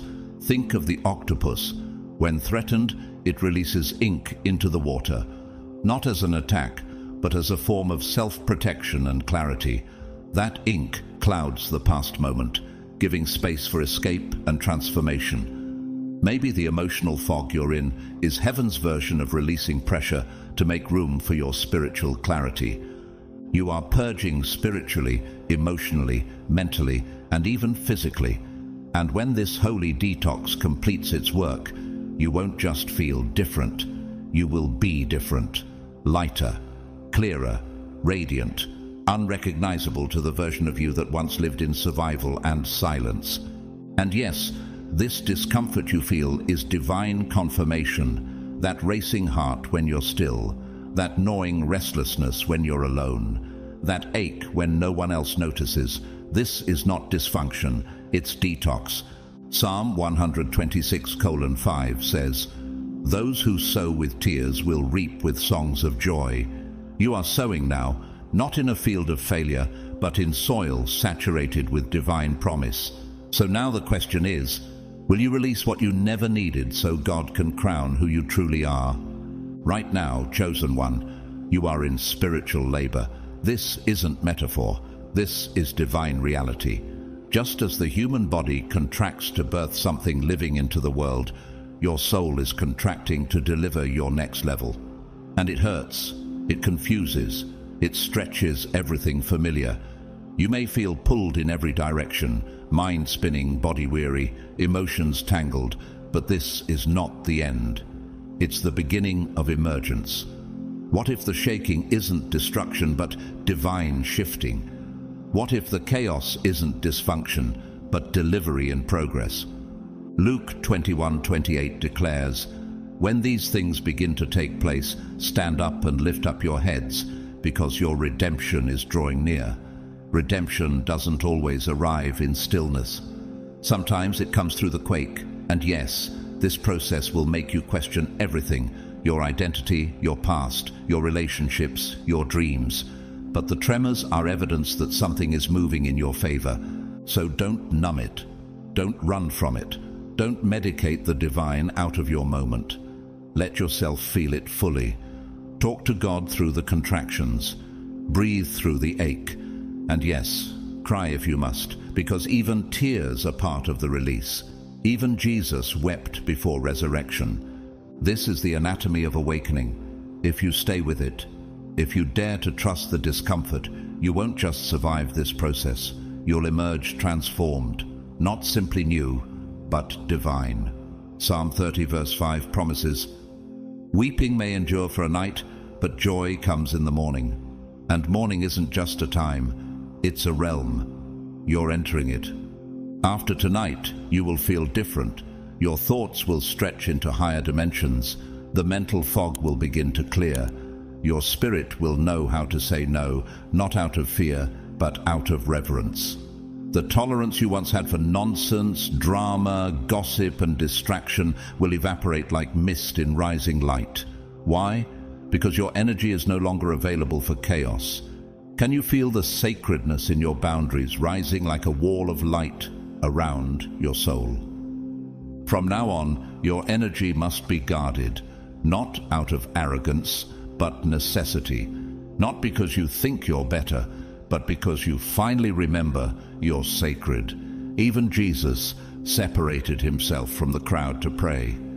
Even the Ark of the Covenant had boundaries. Only certain people could carry it because it was holy. And chosen one, you are carrying something holy now. This is why not everyone can walk with the awakened version of you. Some people loved you when you were broken. Some felt safer around you when you were dimmed, dependent, diluted. But that version of you no longer exists. You're not surviving anymore. You're glowing, you're vibrating higher, and elevation always exposes misalignment. What if the silence around you isn't rejection, but God's insulation? Public figure and speaker Brené Brown once shared, "When we deny our stories, they define us. When we own them, we get to write the ending." She became globally known not by boasting strength, but by confessing vulnerability. Her emergence wasn't loud, it was authentic. Could your authenticity be the light that exposes what can no longer stay? And then there's Elias, a high school teacher who spent years hiding his prophetic dreams. One night he shared one with a student, thinking it would just be encouragement. That student ended up changing his entire career path, and later told Elias, "No one ever saw me like you did." That one risk, that one act of truth, changed 2 lives. Could your spiritual sensitivity be someone else's turning point? Even nature understands this sacred protection. The lioness, after giving birth, hides her cubs in the tall grass, moving them constantly to avoid detection, not because she fears, but because she honors what she carries. Maybe your isolation right now isn't punishment. Maybe it's protection. Maybe God is hiding you not to withhold, but to preserve. So become selective, not from pride, but from purity. Guard your frequency, speak with intention, move with reverence. God is building something holy in you, and holy things are never handled casually. You cannot mix with chaos anymore, not because you're judgmental, but because you've finally remembered who you are. When God begins filling your vessel with divine clarity, you can no longer afford leaks. Those who drain you, confuse you, or subtly mock your sensitivity, they cannot have access to your elevation. Proverbs 4:23 warns us, "Above all else, guard your heart, for everything you do flows from it." That includes your energy, your focus, your discernment. So don't apologize for leaving certain spaces. Don't explain your silence to people who benefited from your exhaustion. Don't justify your healing to those who mistook your past struggles as permission to keep you small. What if your distance is actually God's deliverance in disguise? Those who are aligned with your next level will rise to meet your frequency. They will feel your light and recognize it as something familiar, something their soul has prayed for. But those who can't handle your clarity, they'll fall off, not because you're pushing them, but because your presence is now purifying. And purity always provokes pretenders. Protect your energy. It is not just a concept, it is a spiritual force field. Your vibe is no longer random, it's your shield, your power, your confirmation. You've become a walking sanctuary, and every sanctuary must be guarded. Public speaker and wellness coach Jay Shetty once said, "Your diet isn't just what you eat, it's what you watch, what you read, who you follow, and who you allow into your life." That wisdom echoes the truth of this moment. You are in divine preparation and every input matters. Which brings us to this. What you feed your physical body now matters more than ever. Because your body is no longer just a biological machine. It is a temple hosting a supernatural visitation. 1 Corinthians 6:19 reminds us, "Do you not know that your bodies are temples of the Holy Spirit? You are no longer just surviving, you are stewarding." Could your cravings be less about food and more about forgotten spiritual nourishment? Treat your body like royalty. Water is sacred now. Drink it intentionally, not just habitually. Incorporate fresh fruits, raw foods, and plant-based meals. These are high-vibration offerings that support clarity, intuition, and receptivity. You're not just nourishing the body, you're feeding your frequency. Your gut is your second brain, and for many, it's been clogged with chaos, sugar, chemicals, food birthed in stress. But now, you're entering a season of purification. Clean it, honor it, fast if led. Even a short fast gives your body a break from noise and allows your energy field to recalibrate. What if the brain fog wasn't mental weakness, but your spirit signaling for silence? Avoid processed foods, refined sugars, and anything made without peace. You're not eating for comfort anymore. You're eating for clarity. Every bite you take is either supporting or scrambling the frequency God is downloading into you. This is not restriction, it's reverence. Even daily life examples speak volumes. Daniel, from the Bible, refused the king's rich food in favor of vegetables and water, and after 10 days, his countenance appeared healthier and more radiant than any around him. Daniel 1:12-15. He wasn't starving himself. He was aligning himself. Could your appetite be the gateway to your anointing? Consider Melanie, a real-world nutritionist who never believed in spiritual diets. But after suffering years of digestive issues, she was led to eat simply for 30 days. No caffeine, no meat, no sugar. What she didn't expect was the wave of dreams, revelations, and visions that came during that time. She now combines gut health and spiritual discernment in her practice. She discovered her body wasn't just reacting to food. It was revealing what her soul needed. Even nature affirms this. Think of the monarch butterfly in its chrysalis. As it transforms, it doesn't just grow wings. It digests itself entirely, using its own body as fuel for its rebirth. What if your discomfort around certain foods, people, or environments is a sign you're no longer digesting what doesn't match your rebirth? This is not legalism, it's spiritual alignment. Listen to your body, listen to your spirit. Ask your Creator, what nourishes my highest self? Because clarity is trying to reach you. And when you eat with intention, when you fuel yourself as a temple, you'll feel the fog lift, the emotions settle, the divine downloads flow uninterrupted. You are becoming a sanctuary, so treat yourself like one. Have your dreams been growing more vivid lately? So detailed you wake up with a sense of having been somewhere instead of just imagining? Have you been catching glimpses, feeling words before they're spoken, sensing emotions that aren't your own? That's not your imagination running wild. That's spiritual activation. It's the invisible kingdom within you waking up. You are not losing your mind. You are discovering your mantle. What you're experiencing is your spiritual code unlocking.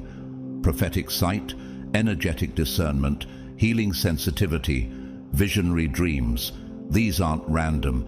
They've always been embedded in your design, hidden beneath survival, and now rising under divine timing.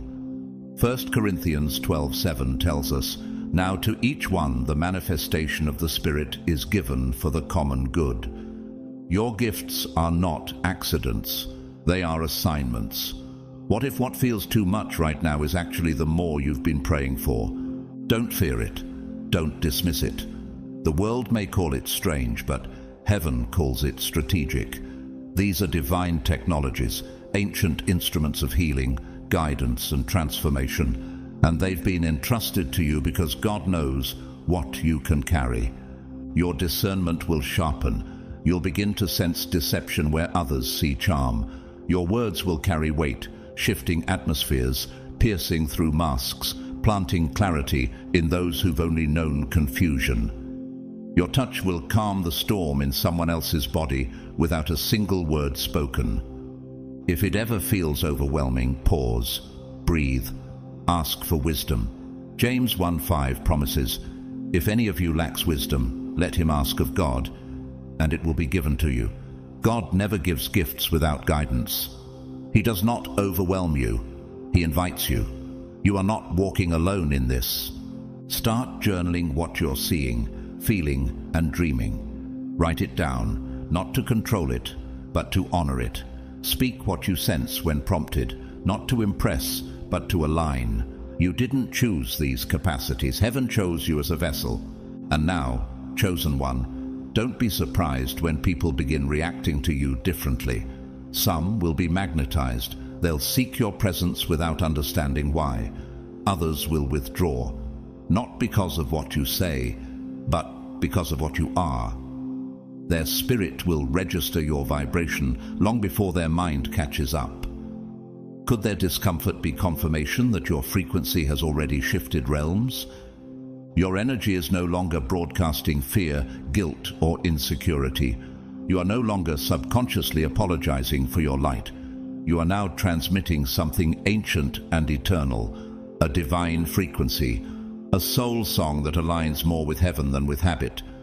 Your energy field is introducing you before your mouth ever opens, and what it's saying now is different. It's speaking strength, clarity, precision, and calling. Your aura isn't neutral anymore, it's prophetic. It speaks of the places you've healed, the things you've overcome, the voice you reclaimed. Even real-life examples bear this out. Pope Francis, known not just for his position but for his presence, once walked into a prison chapel in silence.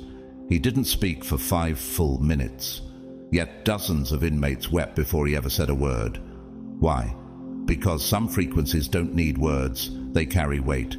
And Zoe, an artist and Reiki practitioner, discovered her gift after the sudden death of her sister.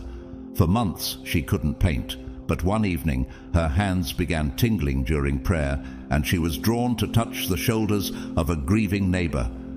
That woman later said it was the first night she slept in peace. Since then, Zoe has become a vessel of comfort in her community, quietly healing wounds no medicine could reach. Even nature reflects this truth. Consider the sunflower. It turns not randomly, but with fierce devotion toward light. Even in a storm, its face searches for sun. What if your spirit is beginning to do the same, realigning itself not to people, but to the source? So trust this emergence. Your sensitivity is not weakness, it's spiritual radar. You are not being extra, you are being extraordinary. And your job is not to convince others to understand. Your job is to steward the frequency. Some will see your light and feel drawn to it like thirsty roots reaching for water. They won't know why. They'll just feel peace when you're near. Others, however, will recoil, not because you harmed them, but because your light revealed something they were trying to keep hidden. Don't take it personally. Light doesn't negotiate. It simply shines, and everything around it must respond accordingly. John 3:20 speaks to this. Everyone who does evil hates the light and will not come into the light for fear that their deeds will be exposed. But you are not responsible for their reaction. You are only responsible for your alignment. Could it be that their rejection of you was actually a rejection of their own reflection? So stay aligned. Stay rooted in the frequency God assigned you. Don't chase what's exiting. Don't cling to what's fading. Let divine chemistry do its work. The recalibration happening inside you is precise and intentional. It will result in silent separations, friendships dissolving without confrontation, doors closing without warning. But it will also bring divine connections, people who speak your soul's language before you introduce yourself. Your aura has become a gatekeeper. What remains will bless. What departs was never meant to endure. What if their departure is your elevation in disguise? This is not loss. This is filtering. You are no longer attracting from your brokenness. You are attracting from your brilliance. And as your frequency stabilizes, something extraordinary happens.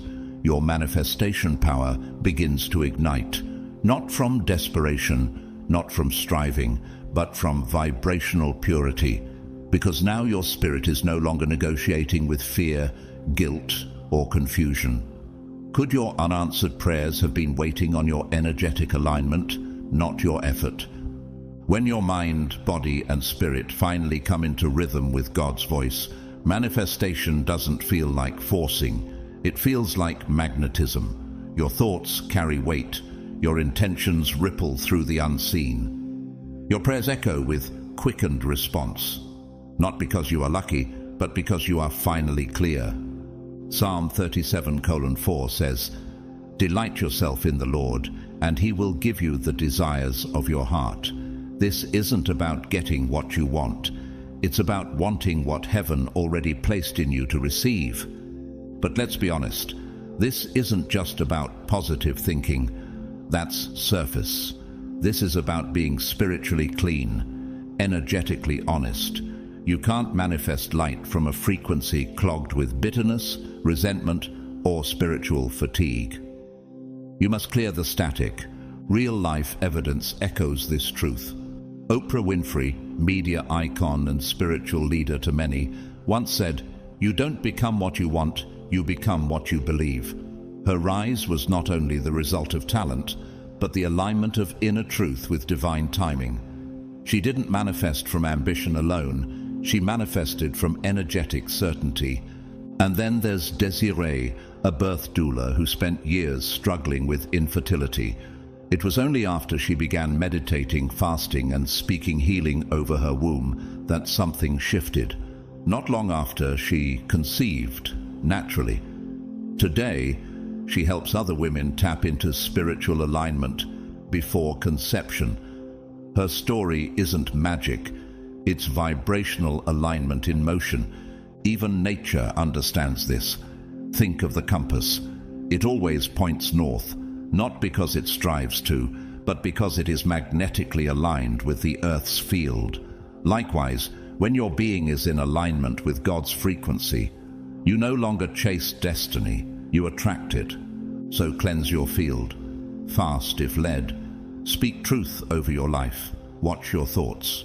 Guard your inner space like sacred ground, because your frequency is your future. And now that you've come into this vibrational maturity, what kind of life will you dare to pull into orbit? After these nights, after the trembling, the stillness, the release, something irreversible will take place in you. The blocks you didn't even know you were carrying will begin to dissolve. That ache in your chest, that fog in your thoughts, that quiet self-sabotage woven into your prayers, it will all begin to lift like morning mist under a rising sun. Your heart will expand. Your subconscious will stop running the old program that whispered, "Not yet," or "Not worthy." You'll no longer resist the very blessings you begged God to deliver. Why? Because you'll finally believe you're safe to receive. Isaiah 60:5 says, "Then you shall see and be radiant, your heart shall thrill and exult." That radiance is not a performance. It's the evidence that resistance has given way to readiness. And here's the divine truth. You won't have to chase what belongs to you anymore. That season is over. Your frequency is becoming your invitation. Your energy will now speak your future into form. What once seemed far will begin orbiting toward you with precision. Your healing, your calling, your provision, your soulmate. These aren't delayed. They're circling, awaiting your readiness. Could it be that what's been missing was never your miracle, but your magnetic alignment? Take a deep breath. Look in the mirror, not with judgment, but with reverence. Do you feel it? That subtle shift in your chest, that sacred steadiness in your gaze. That's not hype. That's you, the real you, the version of you that heaven wrote into the scrolls of time. Not the wounded self, not the silent self, not the overly humble, overly accommodating, overly exhausted self. This is your divine identity returning to the surface. You are finally home within yourself. This is the version of you that walks in wisdom, not reaction, the you who speaks with both fire and compassion, who knows when to roar and when to whisper, the one who no longer needs to be loud to be heard. You command rooms now, not with dominance, but with divine vibration. You cried for this, you bled for this, you fasted, journaled, broke old habits, prayed through silence, and died to former versions of yourself. And now you are here, alive, awakened, aligned. 2 Corinthians 5:17 proclaims, "If anyone is in Christ, they are a new creation. The old has gone, the new is here." So don't look back. Don't shrink to fit into places you've outgrown. Don't explain your rise to those who only ever knew your survival. You've paid the price. Heaven signed off on your elevation. Are you willing to be powerful, even if it makes others uncomfortable? As your light intensifies, it will confront false intimacy. It will strip away manipulative approval. It will dissolve environments built to contain you, not celebrate you. But don't grieve what leaves. Don't mourn what God is moving. You are not losing, you are leveling. Simone Biles, the most decorated gymnast in history, once stepped back from Olympic competition, not because she lacked ability, but because she recognized the sacredness of her mental and emotional well-being. When the world expected her to push, she paused, and that pause became prophetic. "It's okay not to be okay," she said. But through that space, something new emerged, not just medals, but wholeness. Could your divine pause be preparation for a glory the world has never seen? And then there's Noel, a massage therapist who used to question her purpose daily. But after 3 nights of spiritual dreams and uncontrollable tears, she woke up with clarity so strong, she changed her life in 1 weekend. She opened her own studio, started writing a book, and began praying over every client. Now she doesn't just offer touch, she offers healing. That's what happens when alignment meets timing. Even nature confirms this. Think of the eagle. It doesn't flap to rise. It locks its wings and catches the wind. It doesn't struggle, it soars. What if your time of striving has ended because the current of heaven has finally arrived to carry you? So don't apologize for your rise. Don't justify your glow. Don't minimize your presence. Just walk forward, unshaken, fully awakened, sovereign and sacred. This isn't just a glow-up. This isn't a moment of surface improvement or a flattering evolution of image. No, this is a spiritual rebirth. You are no longer becoming, you are. What heaven has been cultivating in secret is now emerging in fullness. And the world is about to witness something extraordinary, a walking miracle wrapped in your skin. Heaven has already rendered its verdict concerning your life, and the ruling is clear, divine favor. Psalm 5:12 confirms it. Surely, Lord, you bless the righteous. You surround them with your favor as with a shield. What once felt stalled, paused, or lost in delay wasn't abandonment. It was alignment. What seemed forgotten was never overlooked. The paperwork was being finalized in the courts of heaven. And now, the stamp has been applied. The order has been issued. The green light has descended from above. Could it be that what felt like denial was really divine protection waiting for divine precision? The angels are already moving. The atmosphere is rearranging. The timeline is shifting. Not someday, but now.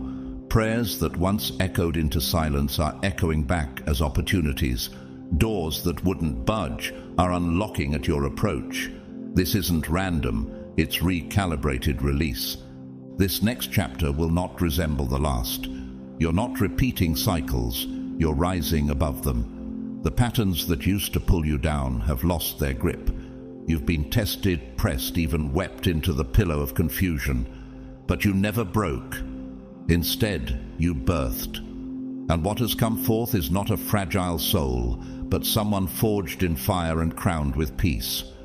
That former version of you, the one who tolerated crumbs, who doubted her worth, who mistook delay for denial, she's gone, and what stands in her place is someone anointed, someone aligned, someone who finally believes they are ready. What if this version of you is what your entire bloodline has been waiting for? And now, release the worry. Don't stress about how it'll come together. Stop pacing in circles over where the money will come from, who will help, or what will break through. Because when heaven authorizes your next level, earth must cooperate. It's not optional.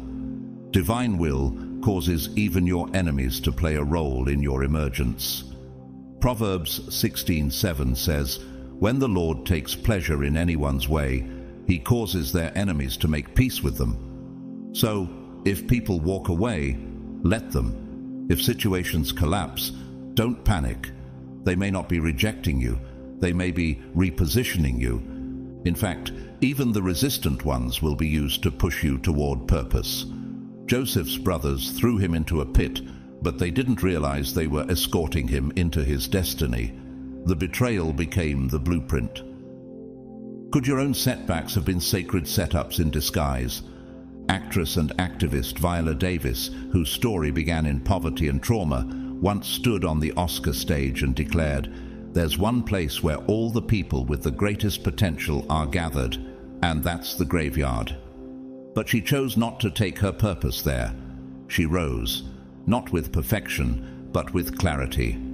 What if this is your rise, not into performance, but into divine orchestration? And Maya, a woman who once sat in the back of every room out of fear of being seen, is now leading a movement that helps survivors of spiritual abuse reclaim their voice. 1 year ago, she whispered her worth in private. Now, she speaks it publicly. Why? Because when the green light comes, what once terrified you becomes your testimony. Even nature affirms this shift. Consider tectonic plates, invisible, buried deep beneath the surface, moving slowly, building pressure over time. Then suddenly, a quake. But that quake isn't chaos, it's release. What if your soul has been shifting silently under pressure, and now the emergence is beginning? So walk forward, chosen one.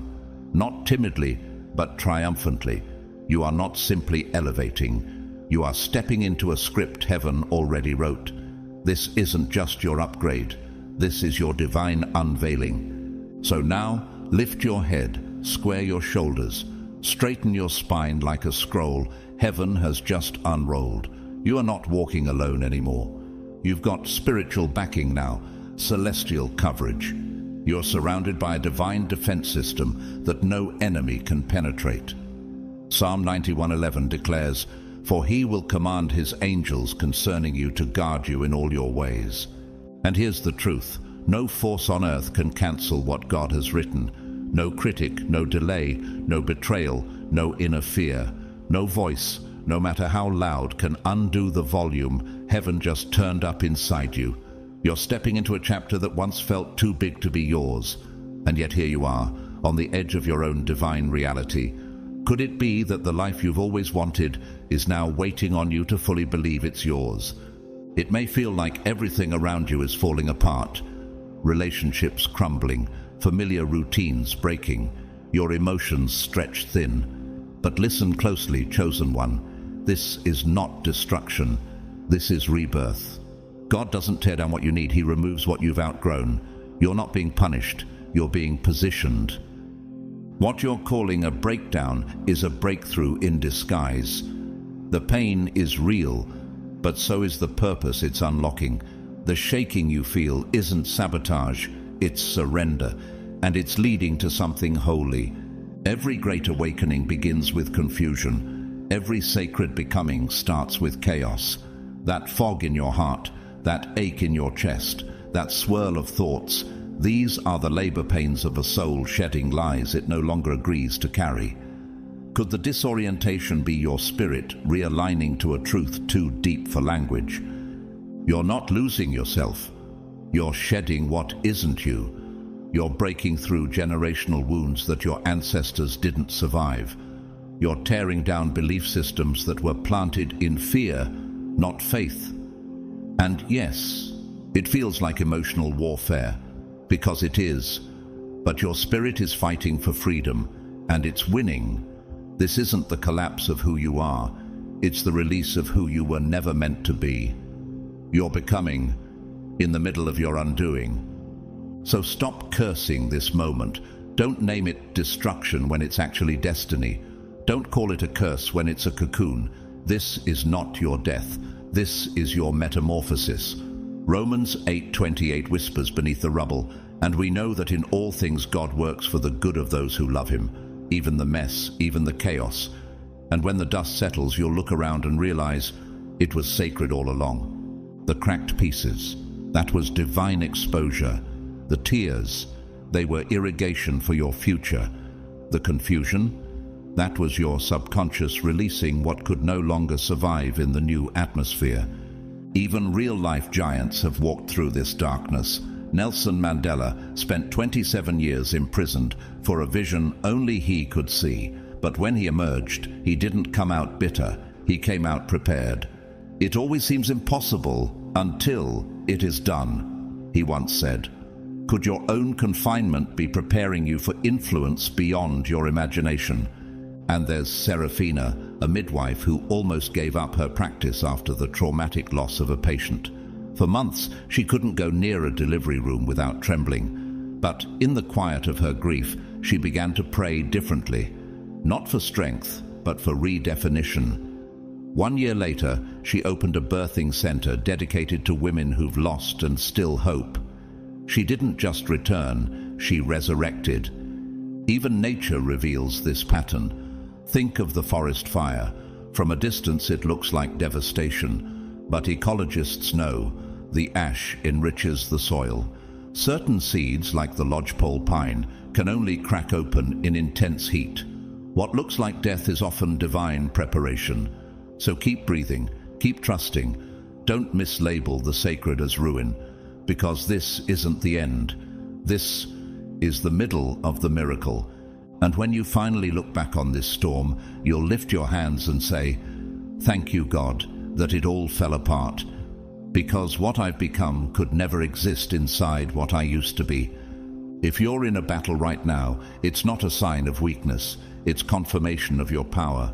The warfare you're facing is not random, it's strategic. God does not invest time, energy, or revelation into those he plans to leave behind. He places his weightiest assignments on those built to carry eternal impact. You are not under attack because you're fragile. You're under pressure because you're favored.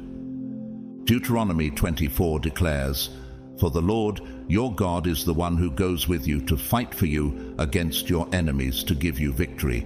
This battle has already been spoken for. Victory is not something you're chasing, it's something you're remembering. What if the warfare isn't about what's wrong with you, but what's right inside of you? You're facing this mountain not to be crushed by it, but to prove to the atmosphere and yourself that you were created to move it. Your calling required this level of resistance, not to destroy your confidence, but to develop your authority. And you're stepping into that authority now, whether you feel ready or not. This is your spiritual gym. Every challenge is adding weight to your spiritual muscle. Every delay is sharpening your discernment. Every moment of fatigue is teaching you endurance under pressure. And every tear you've cried, it's not wasted. Psalm 56:8 reminds us, "You have kept count of my tossings, put my tears in your bottle." Each one is watering the garden of your future breakthrough.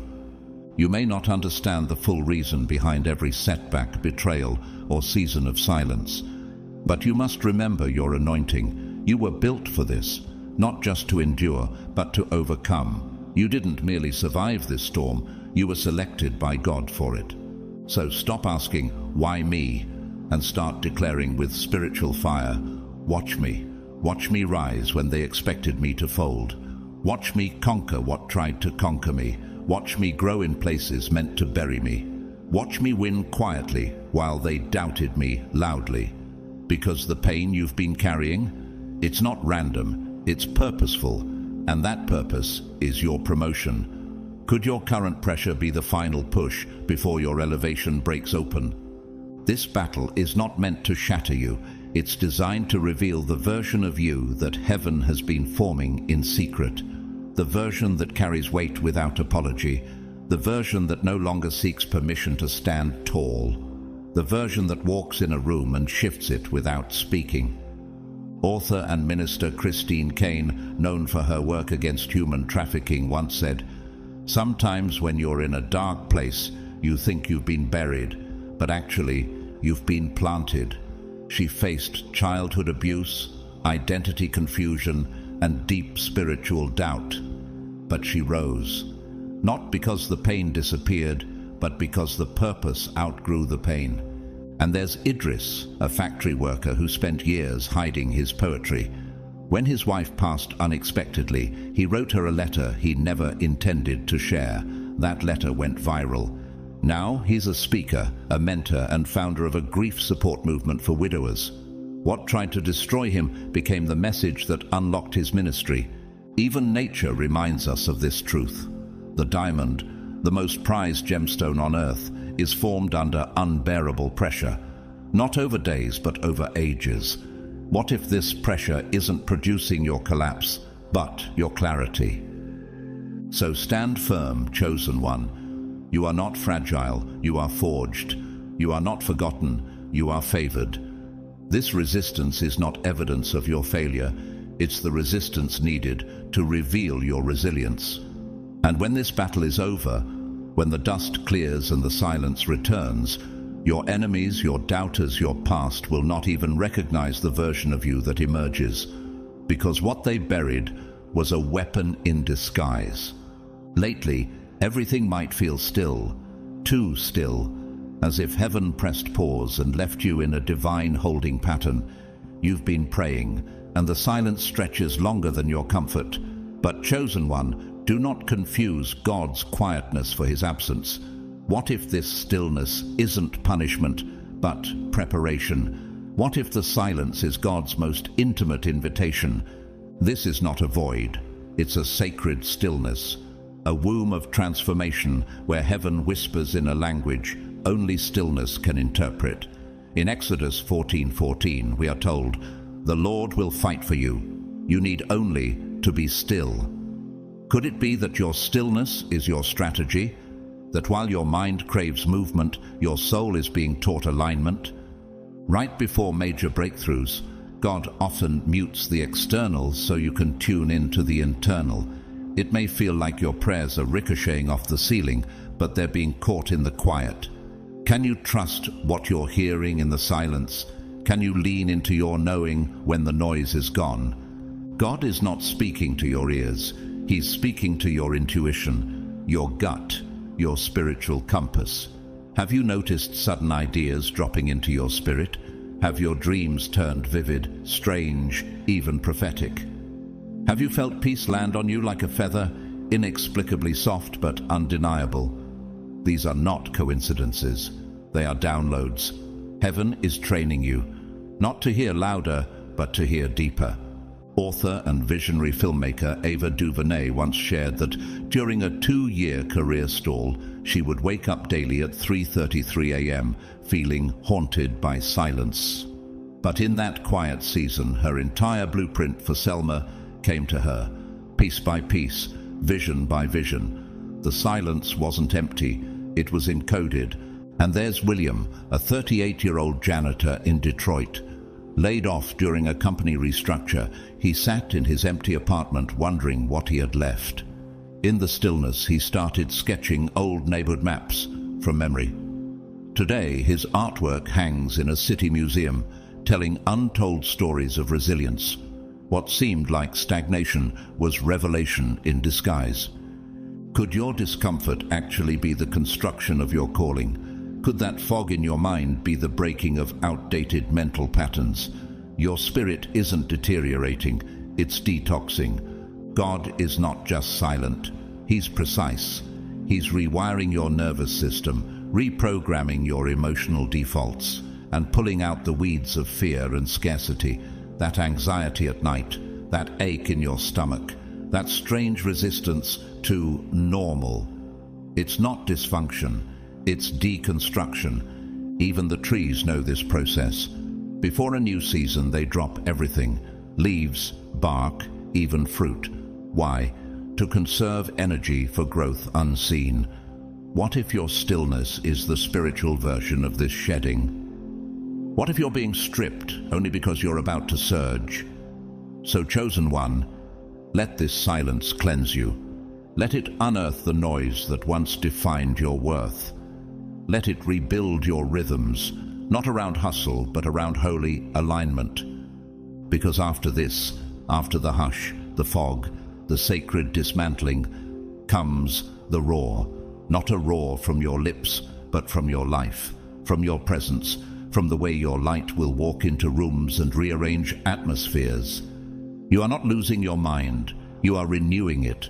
You are not forgotten, you are being fortified. You are not breaking down, you are breaking through. There comes a sacred point in every chosen one's journey when your mind begins to protest against the very healing you prayed for, not because you're resisting God, but because your brain has been wired to cling to the pain that once felt like home. And when that wiring begins to shift, it feels like internal war. Have you noticed that some of your old thoughts are suddenly uncomfortable, that what once felt normal now feels spiritually offensive to you? That's not a breakdown, it's a divine renovation. Romans 12:2 reminds you, do not be conformed to the pattern of this world, but be transformed by the renewing of your mind. But what does that transformation feel like? Sometimes it feels like everything familiar is dissolving, because it is. When God rewires your thoughts, He isn't just adjusting your emotions, He's resetting your blueprint. You're not being fixed, you're being rebuilt. Are you willing to let go of thoughts that once kept you safe, but are now keeping you small? You'll begin to sense it. The lies you once agreed with. I'm not enough. I always mess up. This is just how life is. They'll start to feel like foreign languages spoken in your temple. What if those weren't your thoughts at all, but imprints left by fear, trauma, and generational programming? And now God is scrubbing your mental walls clean? That's not confusion. That's clarity rising.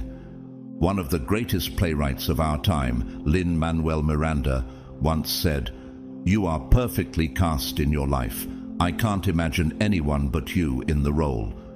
He wasn't speaking to fame, he was speaking to calling. Your mind is being prepared to host the version of you that was written into the script of eternity. Are you ready to embrace that role even before you feel worthy of it? I once knew a woman named Joyce, a quiet librarian who'd battled social anxiety for most of her life. She started writing poems to herself in the silence, lines that contradicted her fear. I am safe, I am seen, I am sacred. One day, a local youth group stumbled upon her journal during a forgotten church event. That night, those poems helped 5 teenagers step back from the edge of despair. Joyce never sought to be a leader, but her transformed mind quietly became a sanctuary for others. That's what's happening to you, chosen one. You're no longer thinking like a prisoner, you're thinking like a prophet, and prophets often feel off before they feel aligned.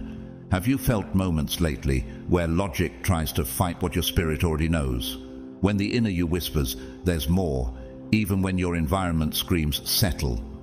That inner whisper is not ambition, it's revelation. Think of a tree in winter. No leaves, no bloom, no evidence of life, yet deep underground, it's growing stronger roots for spring.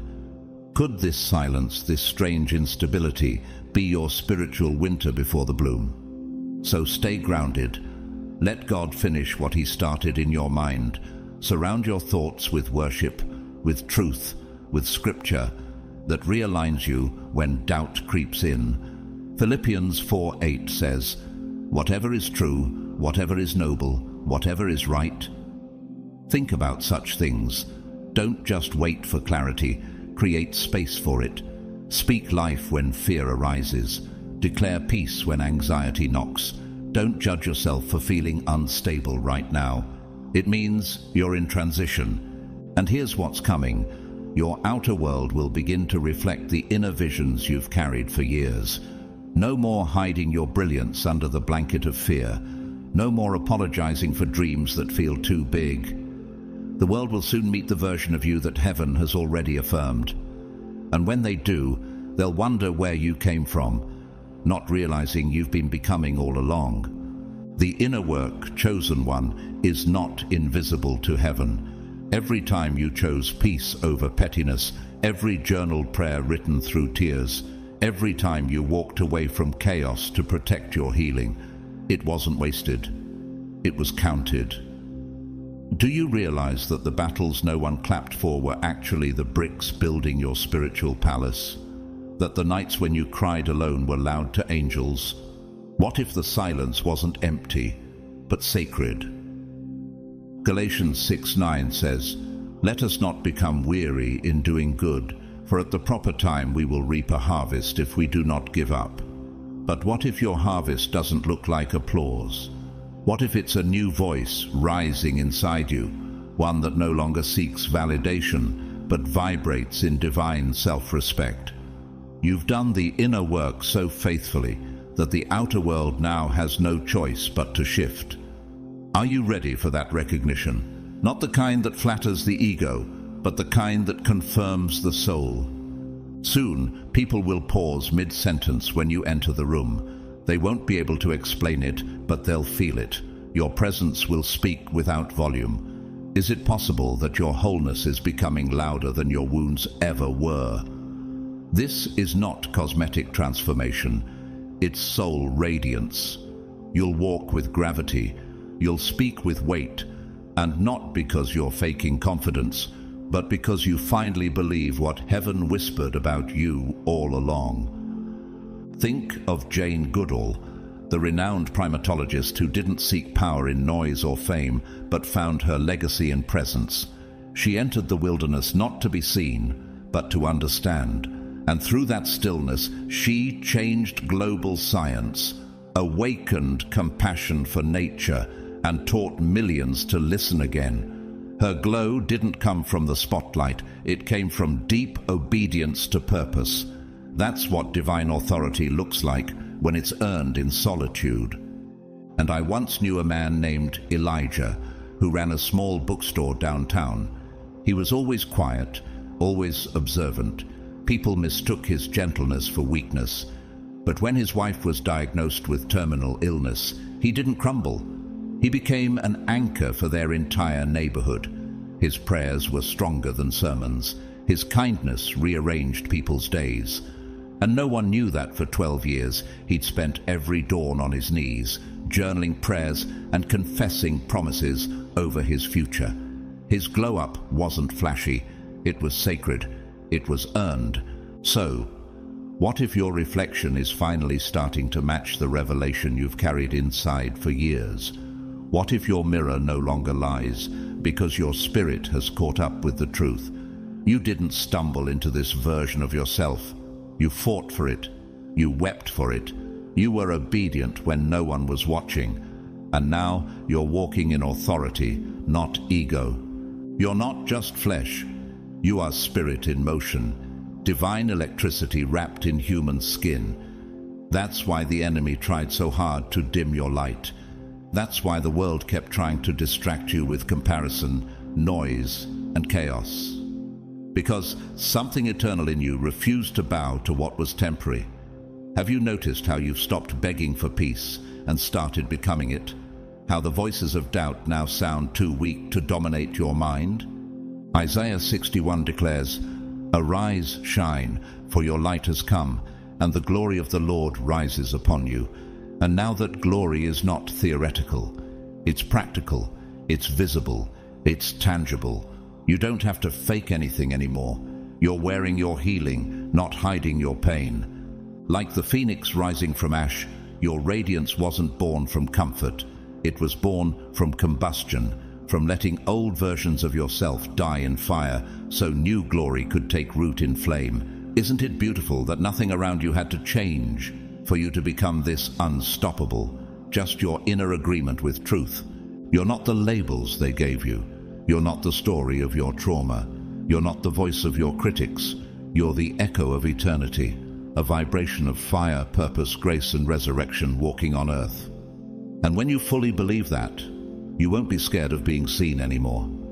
You'll stop apologizing for your glow because you'll know it was heaven formed. So, chosen one, are you ready to wear your truth boldly? Are you ready to walk into rooms that once intimidated you and now feel like home? Are you willing to bless yourself with the love you always gave to others?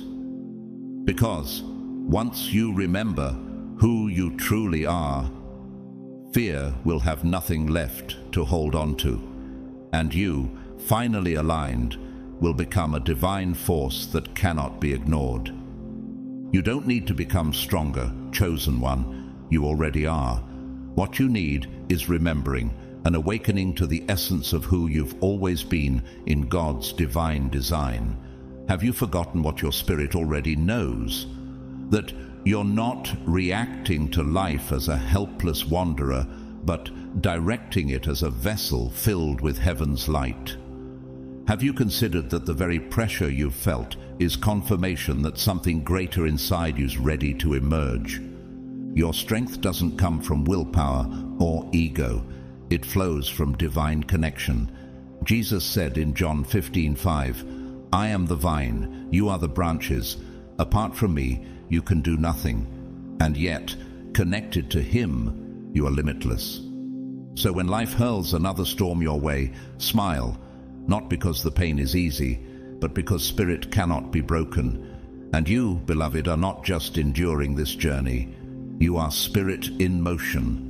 You are light wrapped in form, forged by heaven, backed by angels, destined for impact. What if the silence wasn't a punishment but a preparation? What if God cocooned you not to hide you, but to transform you privately before launching you publicly? While the world overlooked you, He was sculpting something sacred inside your soul. Can you feel the tension now, like pressure building just before a dam breaks? That's the final stretch. The old shell can no longer contain you. Heaven is whispering, "Come forth." Think of how caterpillars are forced to surrender before they soar. But unlike them, you're not just becoming a butterfly. You're becoming something far more eternal. Something that doesn't fly because it has wings, but because it has word. And the word in you is power. Don't let fear make you forget your transformation. Are you willing to be seen as new? To let go of old roles, old versions, old masks? Take Brené Brown. Before the world celebrated her courage work, she spent years doubting her voice, her worth, her impact. But the moment she stopped whispering her truth and started speaking boldly, she didn't just heal herself, she led millions into wholeness. And that's what your voice is about to do. You're not here to impress, you're here to impact.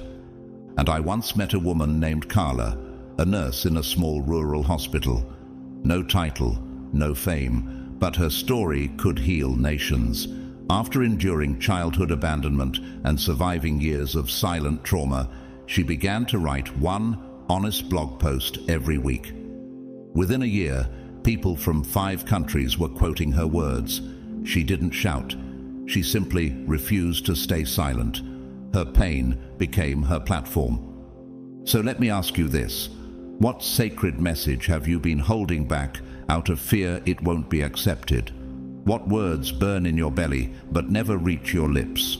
Could it be that your next breakthrough isn't in another mentor, another affirmation, but in the sound of your own spirit finally speaking? Your voice is not ordinary. It's encoded with divine blueprints. You were never meant to be an echo. You were designed to release a frequency that reshapes atmospheres. Isaiah 42:13 says, "The Lord will march out like a mighty man. Like a warrior he will stir up his zeal. With a shout, he will raise the battle cry and will triumph over his enemies.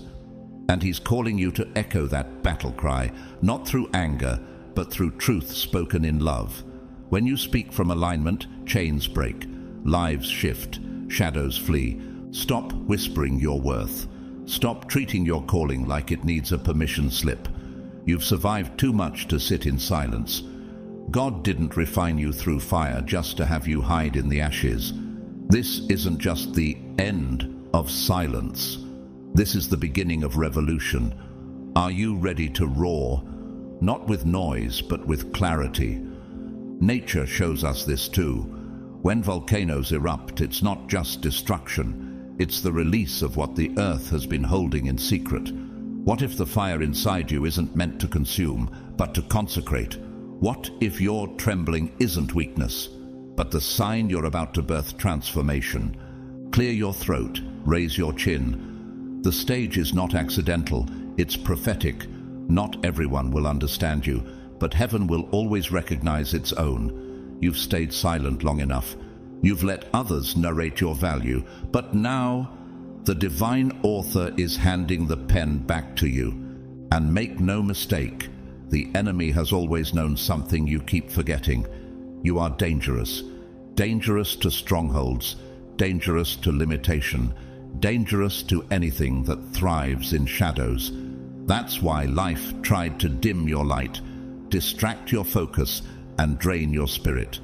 But it failed, because you're still here, and now you're about to speak, and heaven will echo. But here's what they don't understand, chosen one. You are not just spiritually sensitive, you are spiritually dangerous to every system built on lies.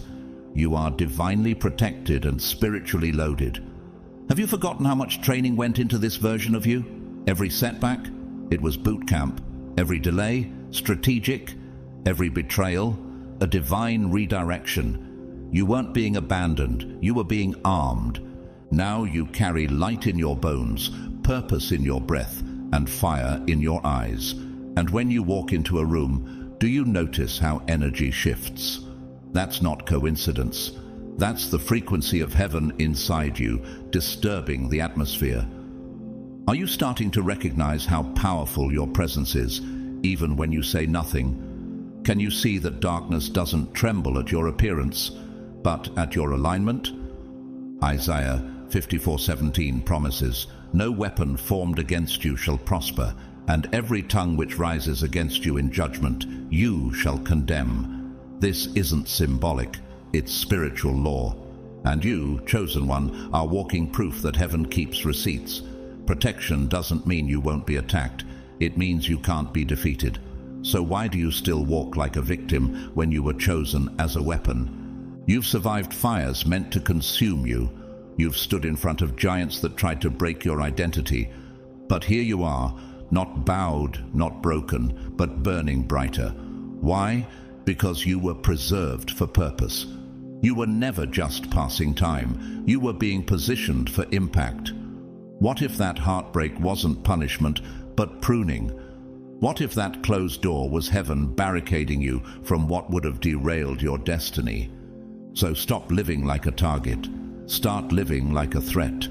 What would shift in your world if you stopped defending your softness and started standing in your authority? Could it be that what collapsed wasn't sabotage, but salvation? Ava DuVernay, the groundbreaking filmmaker, didn't pick up a camera until she was 32. She faced years of rejection, being told she wasn't qualified, but every delay deepened her direction. When she finally arrived, her impact broke ceilings, not just for herself, but for countless others. Her power was never in speed, it was in divine timing. And I'll never forget Myra, a single mother of 3 who left an emotionally abusive job after 10 years of tolerating quiet torment. Everyone thought she lost everything, but what they didn't know was that she had begun painting again, something she buried in survival mode. Within 2 years, her paintings were featured in healing centers across the state. What looked like collapse was her calling being unveiled. So let me ask you, What illusion has God shattered lately that you're still mourning? What relationship, job, or identity were you clinging to out of fear, not faith? Was it built on your truth or built on your trauma? Sometimes divine love feels like destruction. It's God pulling the plug on what's draining you. Even when you think it's sustaining you, He'll intervene. He'll let it fall. Why? Because He'd rather break your comfort than bury your calling. Have you noticed how certain things you once tolerated now taste like poison to your spirit? That's confirmation. You are no longer sustained by survival. You're being fed by truth. And the truth, it's messy, uncomfortable, but it sets you free. Then you will know the truth, and the truth will set you free. John 8:32. You thought the ruins meant God forgot you. But what if the rubble was holy? What if that broken season was your blueprint for divine rebuilding? Let the past fall. Let the pretending end. Let the false identities go. You are too anointed to keep shrinking, too chosen to keep settling. Do you feel it yet? The sacred stirring that says, no more faking wholeness. It's time to live in it. The pain is sharp, the disappointment real. But what God is building now is on the rock of truth, the roots of identity, and the foundation of alignment. And this time, you won't have to perform to be accepted. You won't have to beg to be chosen. Because this next version of you isn't asking for permission, it's walking in prophecy. And now, if you've made it this far, chosen one, take a moment to honor yourself. You didn't just scroll, you stayed, you felt, you heard heaven whispering through every word. And that matters, because this isn't just a message, it's a mirror, a divine reflection of who you truly are and what you are being called to rise into. You are not standing in ruins, you are standing at the foundation of revelation. God didn't let it all fall apart to punish you. He allowed it so the true, radiant version of you could finally rise. No more shrinking, no more surviving, no more pretending you're fine when your spirit is screaming for release. This is your time to build on truth, not trauma, to walk in alignment, not approval, to live in overflow, not obligation. So as you step forward, don't forget this. The you that emerged from the ashes carries prophetic weight. And the world will never be the same again, not because you shouted, but because your frequency is too divine to ignore. If this resonated with your spirit, don't leave quietly. Like this video, share it with someone who needs this word, and comment 888 below if you're claiming full spiritual emergence and divine protection. Subscribe to the channel if you haven't yet, because more is coming and you won't want to miss a single confirmation. To all of you who've supported through super thanks, your generosity humbles me deeply, but whether you gave or simply watched, prayed and stayed, you are seen, valued and covered.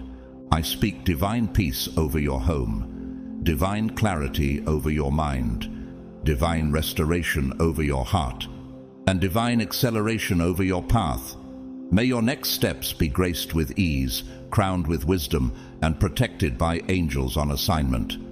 Until next time, keep shining, keep rising, and never apologize for the light God placed in you. You're not just a survivor, you're the prophecy fulfilled. Blessings upon blessings.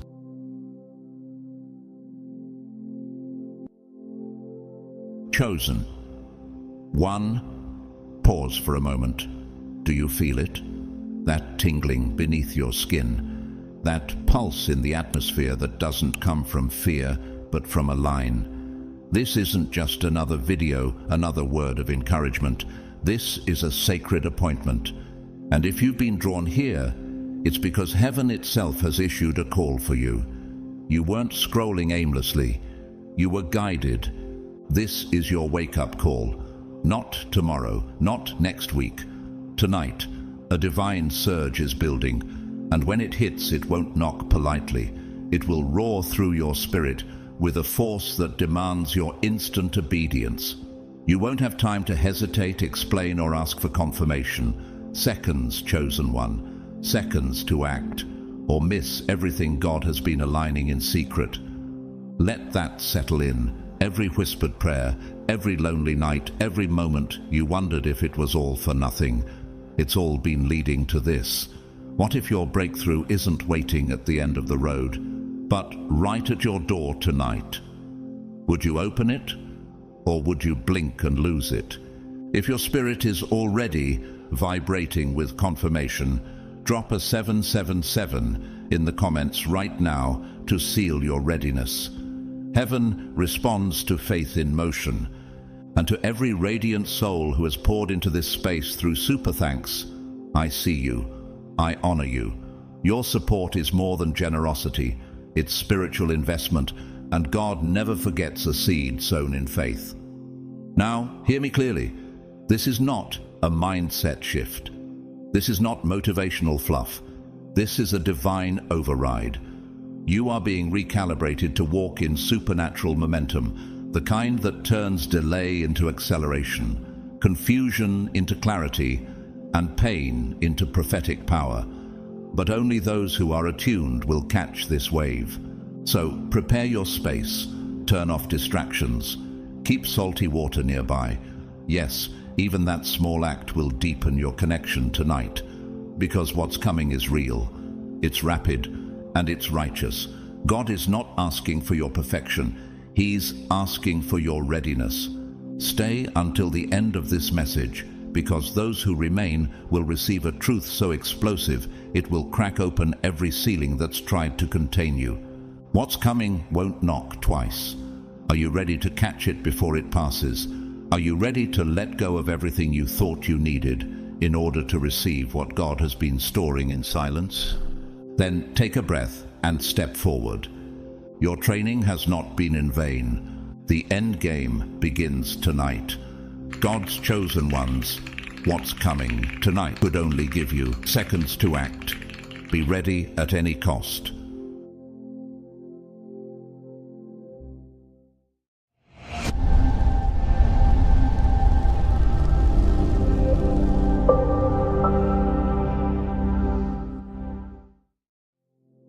Chosen one. This is not a metaphor dressed as motivation. This is a direct divine intervention pulsing through your timeline with the weight of heaven's urgency. It's not meant to be studied, debated, or delayed. This is a command, not a suggestion, a heavenly declaration that your moment is now, not tomorrow, not when you're more ready. Now, the Creator has fixed His gaze on you, and the clock, it's not just ticking, it's accelerating. The countdown to a life-altering encounter is almost complete. Can you feel it in your bones? That strange pressure building? That holy tension pressing on your chest like the silence before a storm? That's because you've been summoned, marked for something eternal. And every second you hesitate carries the weight of a destiny slipping. You must be ready, because the Son of Man will come at an hour when you do not expect Him. Luke 12:40. This verse isn't just a prophecy about the end of days, it's a blueprint for how to live in moments like this. You're not called to wait for a sign, you're called to become the sign. The heavens are aligning like gears in a divine clockwork, and God is demanding your full surrender. Half-hearted obedience won't carry you across this threshold. This is the culmination of every night you wept, every betrayal you survived, every wilderness season you endured. God isn't waiting to show you a plan. He's ready to unleash it, but He won't do it without your participation. Think of Corrie ten Boom, the Dutch Christian who risked her life to hide Jews during the Holocaust. She once said, "Never be afraid to trust an unknown future to a known God." That is the level of surrender now required of you. A trust so deep it walks blindfolded into fire if God says go. Or consider Malachi, a once homeless youth I met in Nashville. For years he wandered, angry at God. But one midnight outside a soup kitchen, he felt something stir. No voice, no vision, just a clear knowing. Go back inside and volunteer. That single act led to a chain of events that now has him leading a youth center and preaching hope to kids who once shared his pain. He was no prophet, just ready. So I ask you, what if the moment you've prayed for doesn't arrive in lights and trumpets, but in a whisper only the ready can hear? Will your spirit recognize it when it comes dressed in inconvenience, in silence, in disguise? Nature doesn't wait for human permission. A dam doesn't announce its breaking. An eagle doesn't hesitate before the dive. It trusts the wind, just as you must now trust the unseen hand guiding you. Clear your mind. Turn down the static of your surroundings. This is not preparation for some distant calling. This is the calling. You are not waiting for the end game. You are inside it. Behold, I am doing a new thing. Now it springs forth. Do you not perceive it? Isaiah 43:19. Heaven is moving, not in years or months, but in seconds. And your positioning, your willingness to say yes before it's convenient, will determine whether you step into the sacred or stumble into regret. No one else can do what you were born to do. No replacement, no rerun. You are the only one heaven authorized for this assignment. The nights ahead will be fire, refining you, testing you, exposing what must be shed. But do not fear the fire. The fire is not here to destroy you. It's here to reveal you. God is not asking you to consider.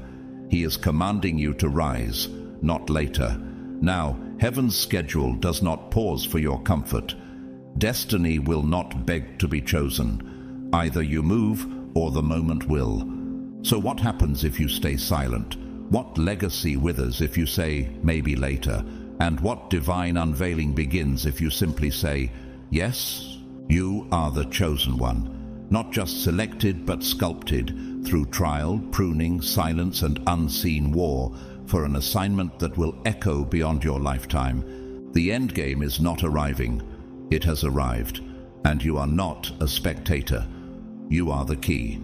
The end game has arrived, and now, chosen one, comes the decision that cannot wait. This is no longer about preparing. This is about executing, about stepping forward into what has already begun. You are not a spectator. You are the key. And the door is swinging open. The question is, will you walk through it before it closes? This is not a gentle suggestion. It's not encouragement. It's a divine mandate, a decree issued by the throne room of heaven that cannot be ignored without consequence. The Creator, who has tracked every tear, every groan, every step you've taken in silence, now commands your full readiness, not partial, not postponed, fully. There are no more justifications left, no delays remaining. God is not waiting for your comfort. He is calling for your courage. Your destiny hangs in the balance, and indecision is no longer neutral. It is rebellion in disguise. Do not merely listen to the word and so deceive yourselves. Do what it says. James 1:22. Now is the time for doing. Now is the time for obedience that doesn't need more confirmation. Can you feel the tension rising in your spirit? That trembling isn't fear. It's the nearness of something holy pressing on your humanity. You are being summoned to rise, not gradually, not eventually, but now. Imagine molten gold being poured into its final mold. This is your moment to take shape. All the adversity, it was your refining fire, and now the mold of your purpose is ready. Let me tell you about Jonah Moore, a dropout, a drifter, slept in his car behind a laundromat in Detroit. For years he felt forgotten, but one night something sacred stirred in him, a whisper, write the vision. He obeyed. He scribbled a dream on a napkin. That napkin became a blueprint. 7 years later, his non-profit feeds thousands, not because he was powerful, but because he was prompt. And then there's Viola Davis, an Academy Award-winning actress, yes, But before the spotlight, she was a child growing up in deep poverty, often going to school hungry, bullied and overlooked. But she said yes when God whispered, don't shrink. She didn't wait to feel ready. She stood in her truth. Her pain became her power. Her story became a platform. Today, she speaks not just for herself, but for millions who were once voiceless. She stepped through the door and never looked back. So I ask, what blueprint is God waiting for you to draw? What divine idea has He whispered to your spirit that you've buried beneath fear? What if it's not the idea that's late, but your obedience?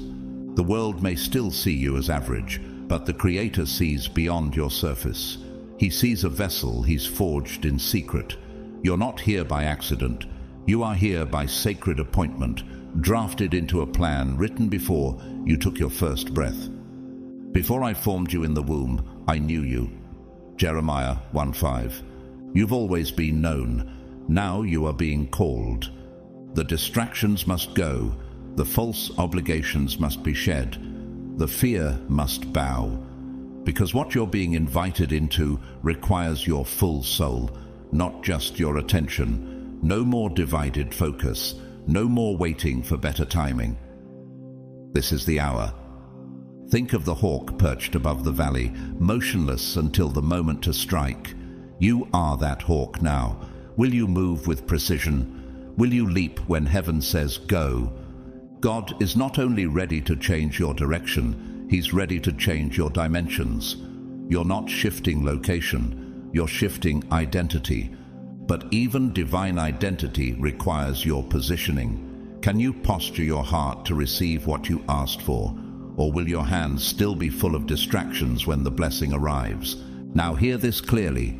June 12th, June 13th, June 14th, 2025. These are not soft suggestions. These are heaven's appointments with your breakthrough. Nights marked in the Spirit as gateways to your ascension. To ignore them is not passive, it is forfeiture. Will you be ready when God walks through your midnight room? Will you be alert when heaven hovers over your bed in silence? Will you respond in stillness when no words are spoken, only presence? Write the vision and make it plain. Habakkuk 2:2. Mark these nights as sacred. Prepare as if the world depends on your yes, because your world does. Fast, pray, cancel noise, raise your discernment. These nights are thresholds, and they may not open again for years to come. If missed, something in you may remain dormant. But if seized, a new blueprint of your identity will be unlocked, and no enemy can reverse it. So let the calendar be cleared. Let the nights be guarded. You are no longer one waiting for direction. You are the direction, and the heavens are waiting for your first step. So take that first step now, chosen one. Heaven is not waiting on your strength, it's waiting on your alignment. The moment you move in obedience, you activate a current that was designed to flow the very second you said yes. And the timing? It's not flexible, it's holy. God has chosen these exact moments not to observe you, but to pour into you. These aren't just sacred dates. They are divine appointments where power, clarity, and transformation converge. The Creator is not operating on random impulse. He is targeting specific windows to pour answers into your questions, strength into your struggle, and healing into your unrest. Can you feel the magnitude of that? There is a time for everything, and a season for every activity under the heavens. Ecclesiastes 3:1. This is your season, your hour, your sacred intersection, and you must align, not just mentally, but with your calendar, your body, and your spirit. Clear your schedule. Eliminate the clutter, externally and internally. Prepare your physical space as if a visitation is coming, because it is. These nights are not spiritual metaphors. They're cosmic assignments. The stakes are too high to enter them casually. Every second is laced with divine potential. These moments are not common. They are consecrated. Let me tell you about Daniel Beckett, a burned-out engineer from Colorado. After a season of loss and depression, he felt led to wake up at 3 a.m. for 7 consecutive nights. On night 4, in total silence, he scribbled a phrase, "Systems obey signals." That one phrase birthed a new kind of water filtration system, now saving lives in remote villages. Daniel says, "I didn't invent it, I received it." And that's the truth of divine alignment. You don't force revelation, you receive it when you're in place. So what if you're one whisper away from your next divine download? What if 3 a.m. isn't just early? It's eternally strategic. What if heaven has circled that minute, hoping you'd be awake enough to answer? Now, think of Maya Angelou, a world-renowned poet, author, and voice of resilience. But before the recognition, she spent years in silence after trauma, barely speaking for nearly 5 years. But in that stillness, something supernatural was forming. She once said, "There is no greater agony than bearing an untold story inside you." And yet, that very silence became her consecration. She aligned. She waited. And when the divine moment came, she didn't speak. She ignited generations. Her obedience to timing transformed the world. Blessed are those servants whom the Master finds watching when he comes. Luke 12:37. These dates, June 12th, 13th, and 14th, 2025, are not negotiable. They are the axis around which your future may pivot. This is the moment to rise or to retreat. And if you're wise, you will treat these nights with sacred reverence. Between 3 a.m. and 3:30 a.m., the veil will thin. The earth may sleep, but heaven will not. God will move. His power will rush into those fully postured to receive. Will you be one of them? Don't drift. Don't explain it away. Don't underestimate the silence. Be still and let your stillness become a signal.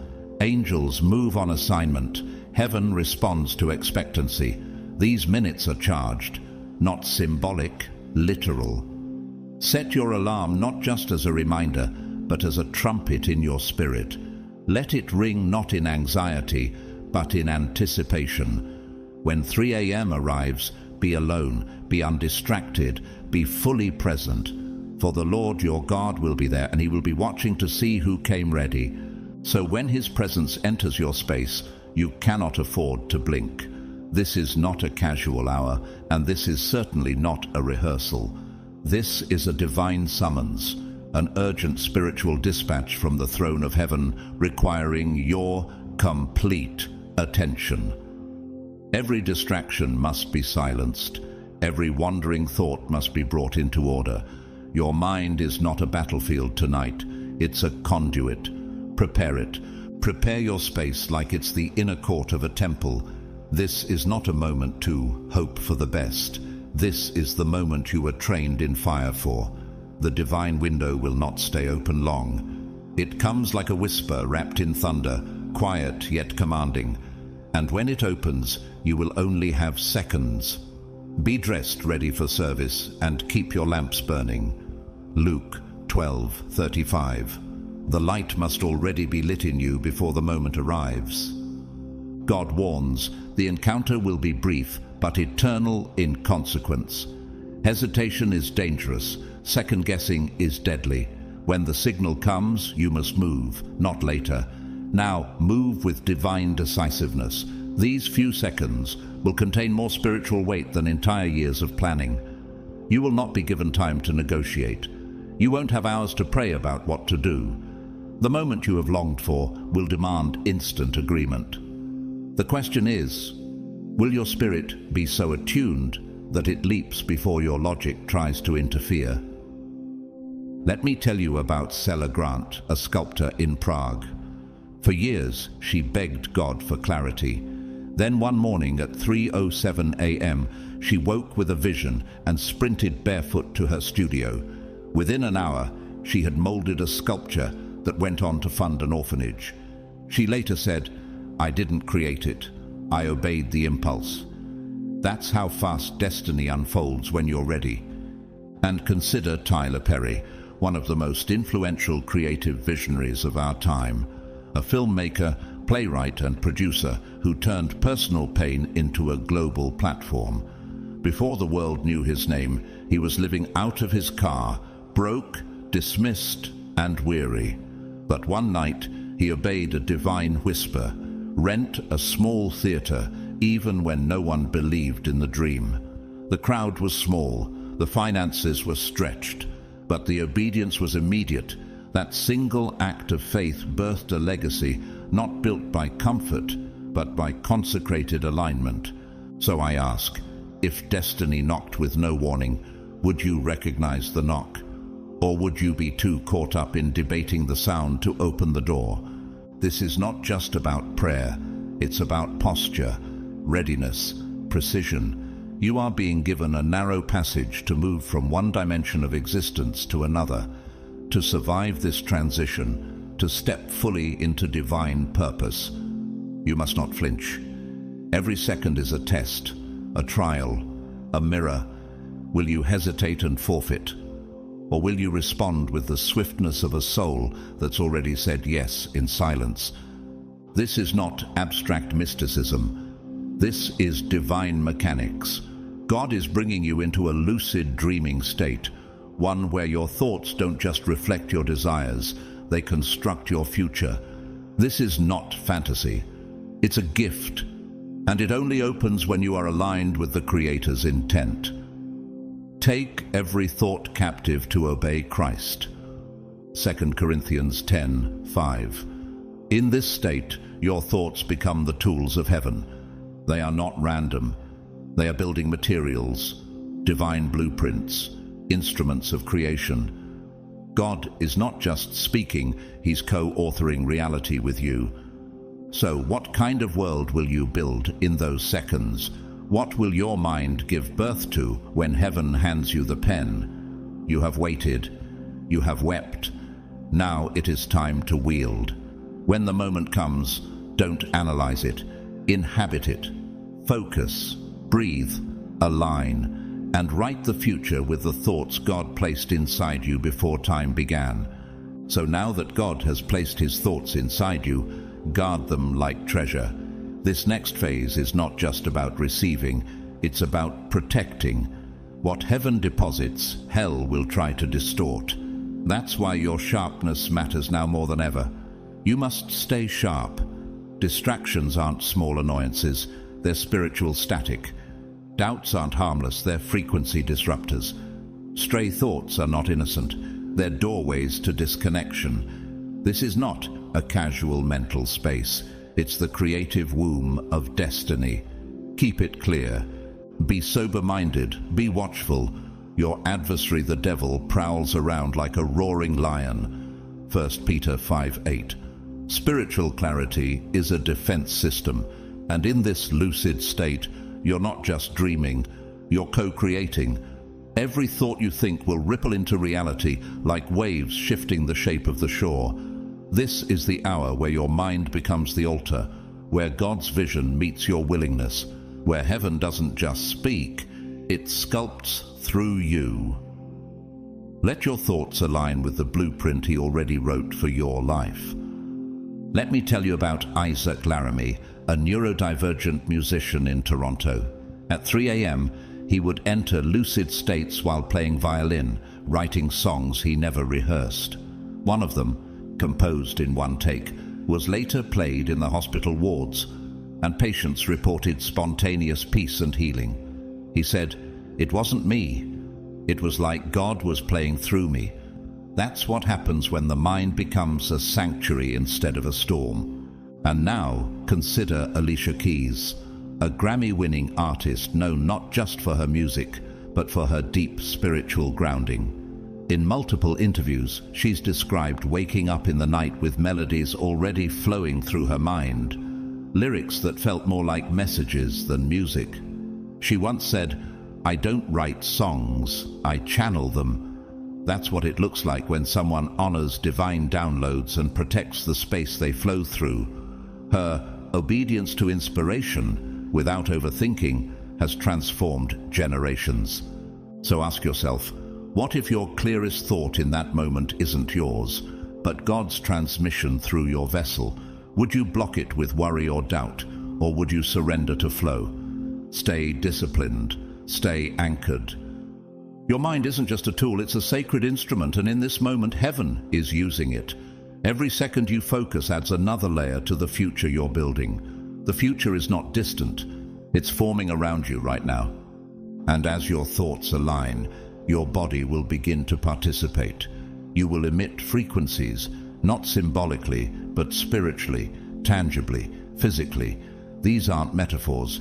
These are heaven's signals riding through your nervous system. Out of his heart will flow rivers of living water. John 7:38. These vibrations are real-time responses to divine proximity. They are your soul saying yes in a language only heaven fully understands. But be warned, interruptions matter. Negative emotion is noise. Bitterness is static. Unforgiveness is a short circuit. You must clear the channel, purify your atmosphere, cleanse the room, set apart the hour. Let nothing stand between you and the Creator. Imagine a crystal dish vibrating perfectly in a sound lab. Introduce the wrong tone, and it fractures. You are that vessel now. You must guard your resonance. This is your lifeline to God. These frequencies are not a phenomenon to be explained. They are a bridge to transformation, a tether to eternity, a holy conduit through which God prepares your soul for ascension. Do not block the current. Do not disrupt the signal. Stay focused. Stay soft. Stay open. Let heaven run through you. And above all, do not break the chain. Because what's coming next is not bound by time. It's ruled by eternity. God is no longer just whispering. He is moving, and he's not moving according to earthly time. He's moving in divine time, where hours will collapse into seconds, and seconds will unfold with the force of a lifetime. Chosen one, this is not a sequence you can control. It's a sacred progression.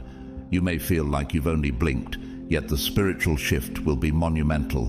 One moment you're kneeling in silence, the next you're standing inside a whole new reality. That's the power of compressed eternity. With the Lord, a day is like 1,000 years, and 1,000 years are like a day. 2 Peter 3:8. This is that kind of moment. Timeless, weighty, transformative. Your job is not to understand it. Your role is to surrender to it. Let me tell you about Andrea Lowell, a trauma counselor from Belfast. After a spiritual burnout, she committed to 3 silent nights. On the second night, she wrote one line in her journal: "God, I give you my time." That night, she felt a stillness so deep it bent her inner clock. By sunrise, she said her grief felt aged out of her, like 10 years of heaviness vanished in minutes. That's the divine compression you're stepping into now. And consider C.S. Lewis, the beloved British author of the Chronicles of Narnia and one of the greatest Christian thinkers of the 20th century. Before becoming a renowned defender of the faith, Lewis was a staunch atheist who ridiculed the very idea of divine order. But after years of internal struggle, one quiet night, he described himself as being surprised by joy, a spiritual breakthrough that defied logic and timeline. He didn't plan that transformation. He simply surrendered to it. That one moment of yielding led to books, essays, and sermons that have touched millions of souls across generations. So I ask, will you pace yourself by the earth's rhythm or heaven's? When the hours of transformation begin, do not look at the clock, look to the current.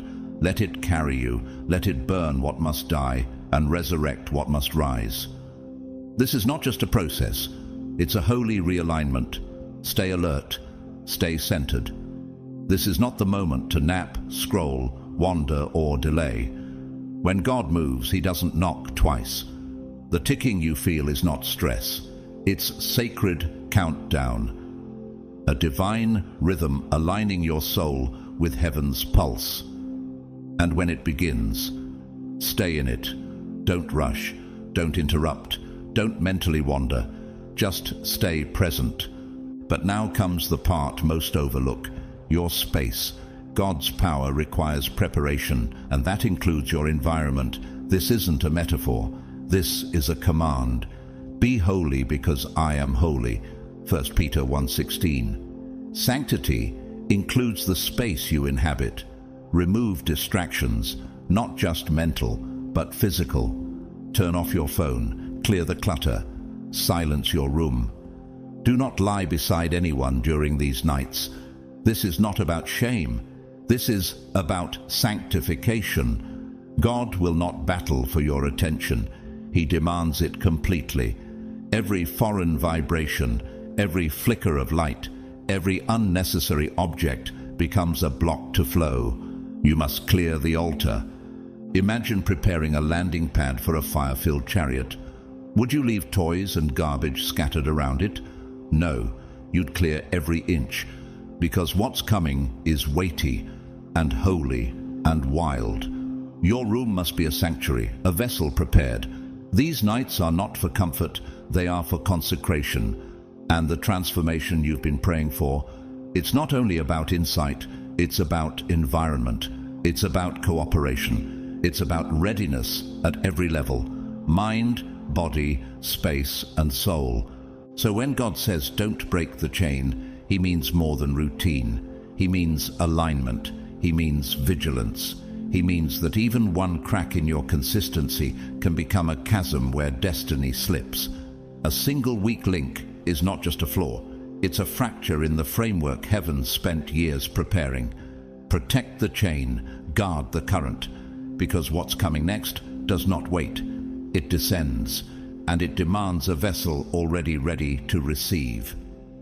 Now, the focus narrows, razor sharp. This is not the time to improvise, it's the time to obey. When the Creator moves, even a flicker of distraction can collapse what took heaven years to arrange. You must act as though every second is sacred, because it is. Let us throw off everything that hinders and the sin that so easily entangles. Hebrews 12:1. Strip away the clutter, pull the plug on the noise, turn off the endless streams of information.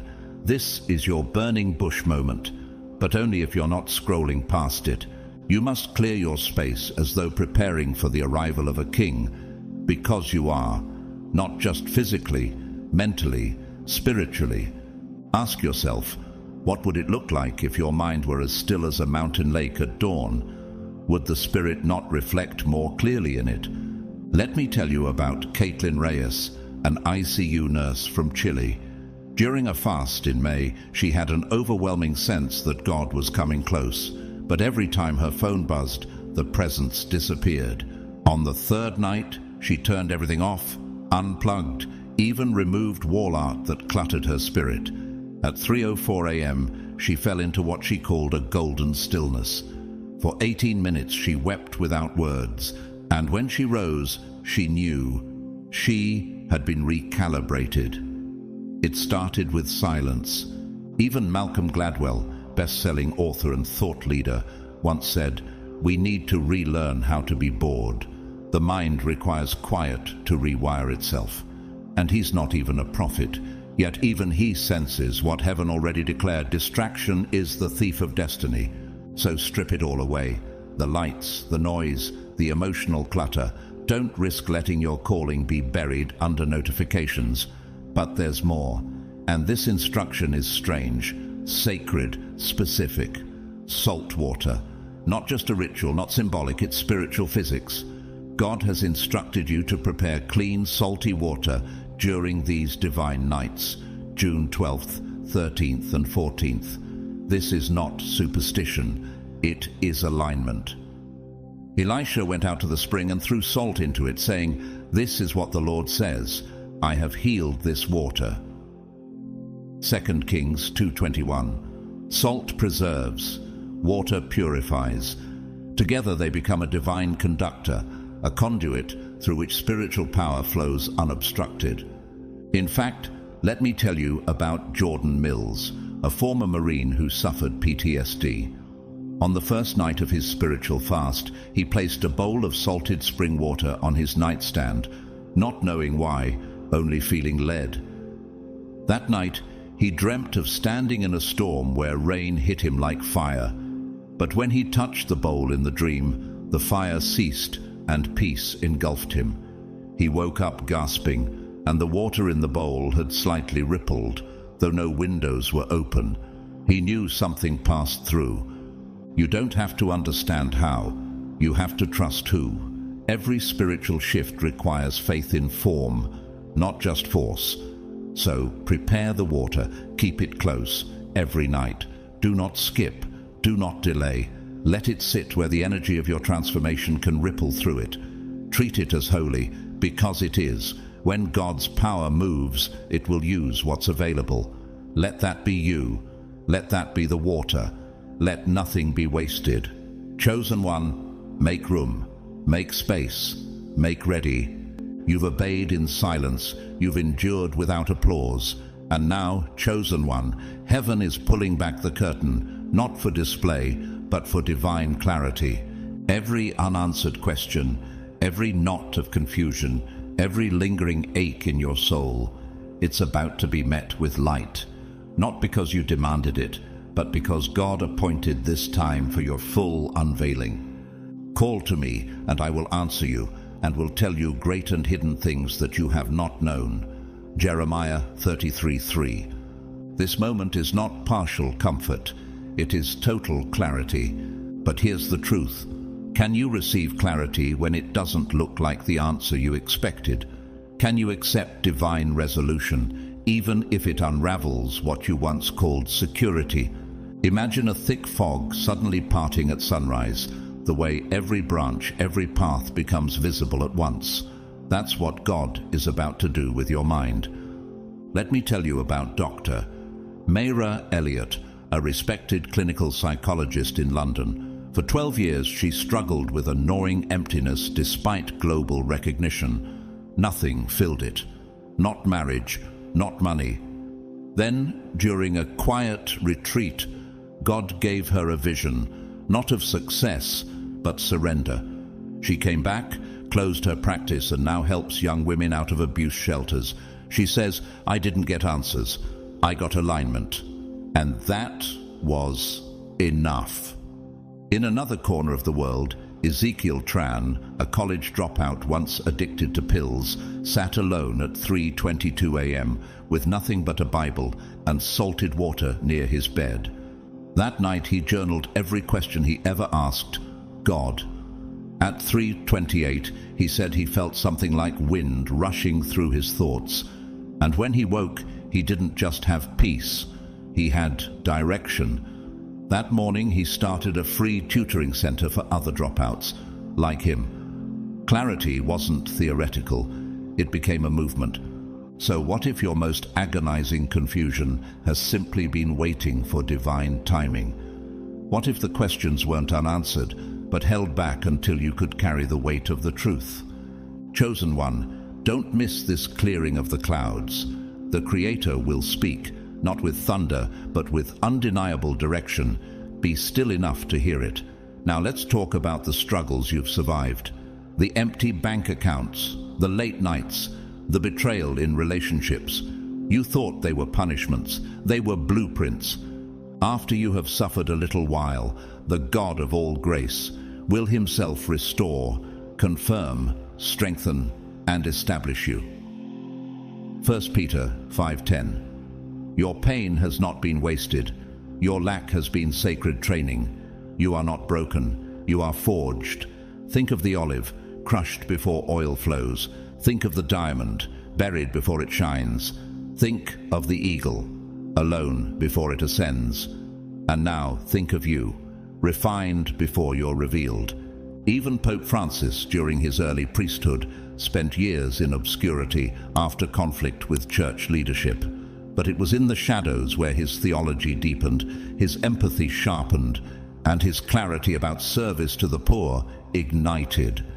When elevation came, he was ready, not because he fought for it, but because he endured the formation. And what of Denise Amari, the single mother in Baltimore who couldn't afford diapers one winter? Instead of collapsing, she learned to budget, to sow, and to network. Within 18 months, she started a non-profit that now trains 150 low-income mums in job skills.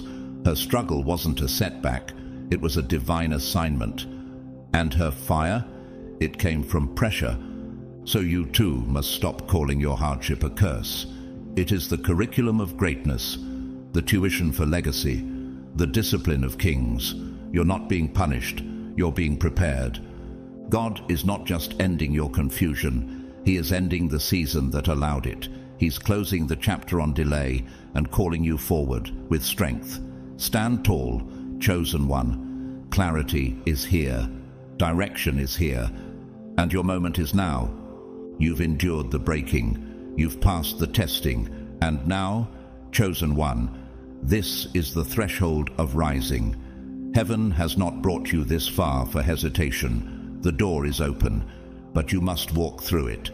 This is your moment to ascend, not metaphorically, but in divine reality. Heaven has carved a space with your name on it, and the time to fill it is now. The delay was not denial, it was preparation. But now the waiting is over. The trumpet may not be sounding in the sky, but the silence around you. That's God making room for your movement. Arise, shine, for your light has come, and the glory of the Lord rises upon you. Isaiah 61. This is not a suggestion, it's a command from heaven itself. God's mandate is not vague. Your purpose is not optional. You were born to do this. Have you ever watched how a hawk doesn't hesitate once it sees the wind shift? It launches full force into the invisible current, because hesitation in the wild means missed prey. That's you now. The winds have shifted. The current is divine. Will you launch? Let me tell you about Mateo Rivera, a young glassmaker in southern Spain. For years he crafted in silence, ignored by galleries, even told to give up. But at the exact moment he felt the urge to quit, he had a vivid dream of a glowing staircase and a voice saying, "If you take one more step, I'll lift you the rest." The next morning, a Japanese collector found his work online and offered to showcase him in Milan. One choice, one step. It all shifted. Even Pope Francis, known for his humility and conviction, once said, "God calls you to be faithful, not successful. But in your faithfulness, success will follow." He never sought titles, yet his obedience positioned him at the gates of influence. God has already positioned you. Now He's waiting on your step. You are not behind. You are right on time. But as you move, understand this clearly. Deception is already waiting at the door, not as fire, not as thunder, but as whispers, subtle distractions, well-meaning people, even your own doubts cloaked in logic. This is why clarity must be sharper than kindness. Cut ties, say no, decline the invites, turn down the noise. Some of what looks like care is actually camouflage for delay. You must be ruthless about your focus, because the enemy is relentless about your downfall. Have you ever noticed how fog settles right before the sun rises? That's not coincidence. Spiritual fog intensifies right before clarity explodes. Don't be fooled by the blur. God's light is already forming behind it. Listen to what happened to Derek Lane, a community counselor from Detroit, just 2 days before his divine opportunity to speak on a national platform. An old flame returned, just to talk. For the first time in years, he nearly lost his focus. But he heard a quiet whisper in prayer say, "She's not here for healing. She's here to detour your purpose." He backed away, and 3 days later, his talk went viral. Focus saves futures. Even Michelle Obama, former First Lady and global role model, once said, "Don't ever underestimate the power of staying in your lane. There's power in not swerving." That is spiritual wisdom disguised as practical advice. So stay rooted, stay steady. Your job is not to figure out every attack. Your job is to stay aligned with the assignment. God will handle the deception, but you must handle your devotion. This is a battle for your timeline, your authority, your calling. Don't lose it to noise disguised as comfort. The Creator is counting on you, not just to believe, but to act with accuracy. Move with precision. Ignore the false urgency of the world. And when the real moment hits, you'll know, and heaven will move with you. You've felt it building, the pressure, the signs, the whispers in the night. Now, chosen one, it has reached the edge of eruption. There is no turning back. The path is sealed by divine fire. God has secured your route. No person, no delay, no enemy, visible or unseen, can stop what has already been stamped in heaven's decree. This isn't superstition. This is sacred alignment. June 12th, 13th and 14th, 2025 are not just dates. They are divine verdicts. You don't just mark them on your calendar. You engrave them into your spirit. Because what happens on these nights will define the frequency your soul vibrates on for the rest of your life. For the vision is yet for an appointed time. Though it tarry, wait for it, because it will surely come, it will not tarry. Habakkuk 2:3. That time is now. The vision no longer waits. You are the fulfillment walking into form. The Creator has chosen you, purified you through fire, and now He requires you to move with finality. Have you ever watched a dam reach capacity? The pressure builds in silence, then one crack appears, and in seconds an unstoppable flood erupts. That's what's coming. But this flood isn't water, it's glory.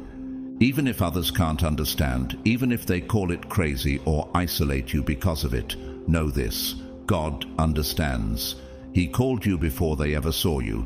I'll tell you about Soline Moreau, a florist from Marseille who always believed there was more, though she couldn't name it.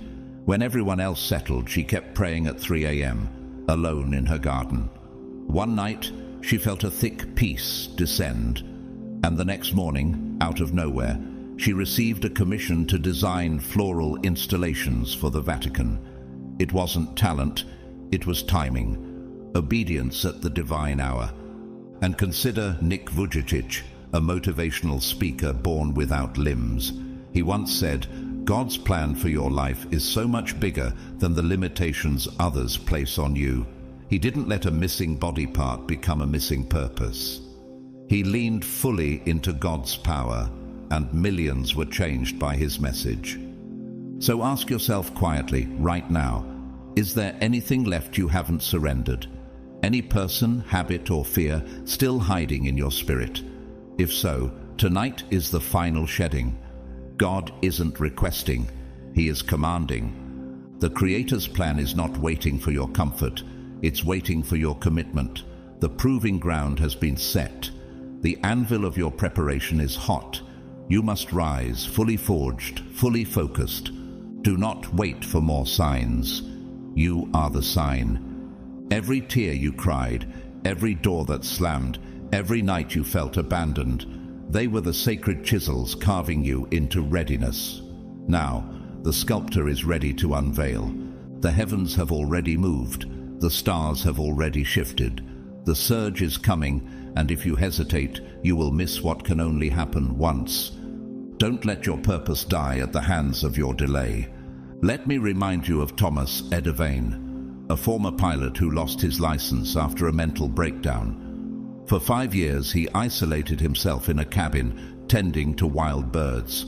One night, June 13th, he felt compelled to open his journal for the first time in years and wrote down a blueprint for a non-profit rescue service. 3 weeks later, that sketch became an operational unit rescuing trauma victims in the Alps. The night of clarity changed his life. Nature doesn't offer do-overs. When the tide recedes, you either rode the wave or you missed it. This is divine timing compressed into fire. It is a countdown, not an invitation. Your obedience must match heaven's urgency. Today, if you hear His voice, do not harden your hearts. Hebrews 3:15. This is your today, and it might not come again. The veil is thin, the divine is close, the portal is shrinking. Chosen one, will you rise or retreat? Everything depends on your next move. So now, chosen one, with your spiritual vision sharpened and the divine window hanging just inches from your reach, what will you do? Will you freeze or will you run? Because this is the moment the heavens have waited for. The moment the universe leans in. The moment eternity watches what you choose. Prepare your space, not just your room, but your atmosphere. Sweep away fear like dust. Cast doubt out like smoke. Let nothing unholy remain. Your mind must be quiet, your heart must be clear, and your soul must beat in harmony with the will of the Creator. The divine scales are tipping, not tomorrow, not next season, tonight, and your every decision will shift that balance. Do you feel the trembling in your spirit? That's not anxiety, that's heaven drawing near. Choose this day whom you will serve. But as for me and my house, we will serve the Lord. Joshua 24:15. This isn't a soft suggestion. It's a final verdict. The Creator's voice is echoing across the cosmos, and it's calling you by name. Tonight is the reason you were born. Tonight everything either ignites or crumbles. There's a woman named Giada Leone, a sculptor from Florence. For 15 years she labored in obscurity, rejected by galleries and critics alike. But every morning at 3 a.m., she'd rise and mold clay with whispered prayers. On the night of June 12, 2022, she received an email from an unknown curator who'd found her work online, offering her a full exhibition in Paris. That night, heaven had moved. Her surrender to the divine rhythm unlocked her moment. And remember Martin Luther King Jr. standing on the steps of the Lincoln Memorial. He didn't whisper, he roared into history. The time is always right to do what is right. He understood divine timing. He knew hesitation could cost a generation its voice. So I ask you, what if your obedience tonight births a miracle tomorrow? What if your silence creates space for God's voice to roar through you? What if the legacy you carry is waiting on this one decision? Don't let the noise of the past muffle the thunder of your calling. The Creator is not whispering anymore. He's roaring, and He's not asking you to stroll toward your destiny. He's commanding you to sprint. Everything has been building to this. Every closed door, every sleepless night, every betrayal. None of it was wasted. It was fire. It was pressure. It was the furnace that forged your soul. This is not the time to hesitate, to replay what was lost, to second-guess the vision. You don't need another confirmation. You need motion. Let me tell you about Kieran Wells, a former soldier turned teacher. He used to struggle with PTSD and felt useless after deployment. But on June 13th, while watching the stars in silence, something shifted. He said he felt an invisible hand pulling him forward. That very night, he began writing his first book to help veterans through faith-based recovery. Within months, it became a movement, all because he responded that night. You see, nature doesn't argue with timing. The eagle doesn't question the wind. It spreads its wings. The oak doesn't resist the rain. It receives it. So why should you hesitate when heaven's rain is falling? God is not releasing a drizzle. He's sending a downpour of divine clarity, divine momentum, and divine power, and your position will determine your portion. Now is the time of God's favor. Now is the day of salvation. 2 Corinthians 6:2. Not later, not when you feel ready, now. So rise up, chosen one. Run like your life depends on it, because your eternity does. Let every ounce of fear burn off in the furnace of obedience. Let every doubt dissolve in the momentum of purpose. Let every shadow behind you vanish in the light ahead. The divine plan is not waiting for your hesitation. It's moving with or without you, but you were meant to move with it. And as you sprint forward, the Creator's voice will echo behind you. You were made for this. Now go. Run. Do not stop until you've touched the threshold of your destiny. Your calling is no longer a whisper. It's a trumpet in the spirit, and the heavens are listening for your response. Chosen one, What more do you need? Signs have been given. Time has been set. The divine portal is forming, and it won't stay open forever. The only question now is, will you run, or will you wait too long? The world may mock what it cannot hear, but God's frequency breaks through the static. His voice doesn't beg, it commands. You are not being invited casually. You are being summoned eternally. And every footstep you take toward obedience echoes in heaven. Let us not grow weary of doing good, for in due season we will reap if we do not give up. Galatians 6:9. These aren't poetic metaphors. These are coordinates on heaven's calendar, June 12th, 13th and 14th, 2025. The veil will thin, the frequency will shift, and your readiness will determine what comes through that portal for you. Let me tell you about Annalise Rowe, a nurse who once nearly gave up on her calling after a series of family losses. But on the night of June 13th, she chose to fast, pray, and sit in stillness. That very night, she had a vivid vision of herself healing not just patients, but generations.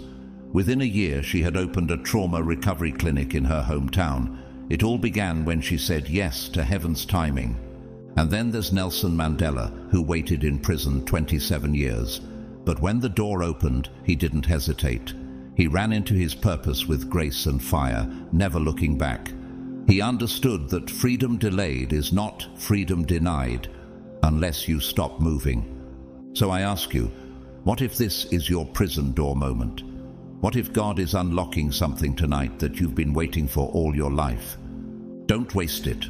Don't reason your way out of it. You will never feel ready enough in the flesh.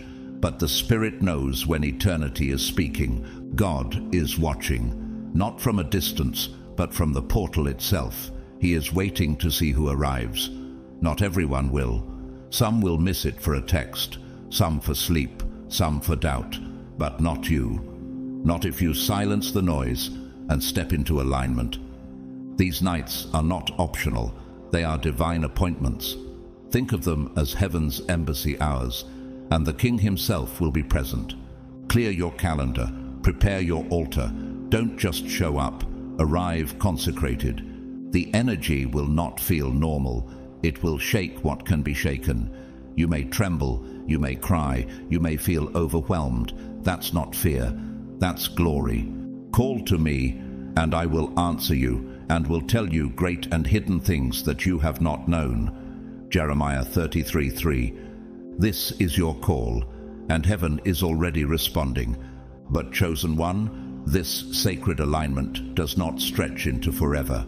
You've been given exact coordinates in time, and you must meet them without delay. June 12th, 13th, and 14th, 2025 are not just nights.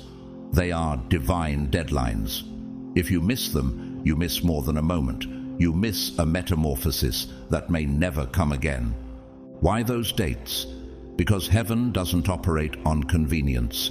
It operates on covenant, and your covenant appointment has been scheduled. God is not asking you to ponder. He's commanding you to prepare. Your destiny is knocking, but only for a moment. Don't sleep through your breakthrough. The portal is opening, but it will not remain open forever.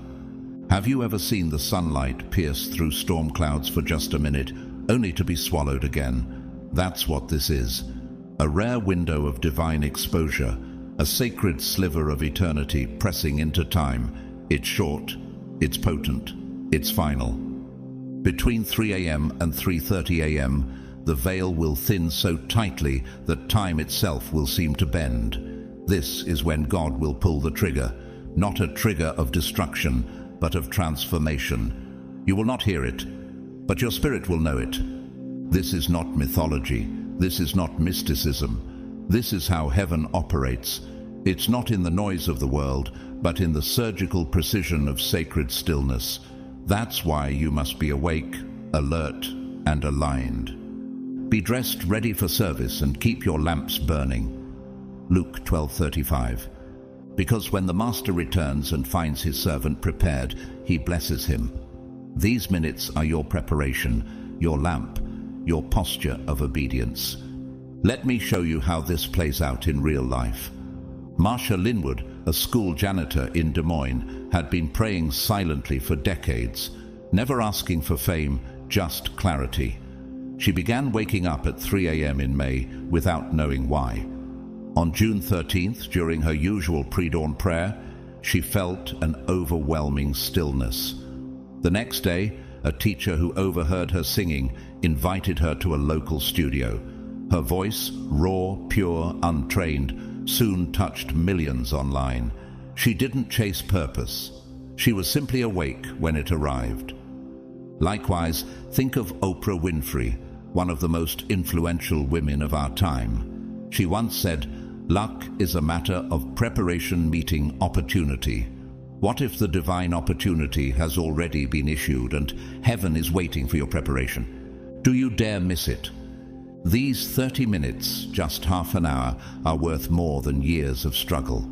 Because within them, God will pour what would normally take decades to unfold.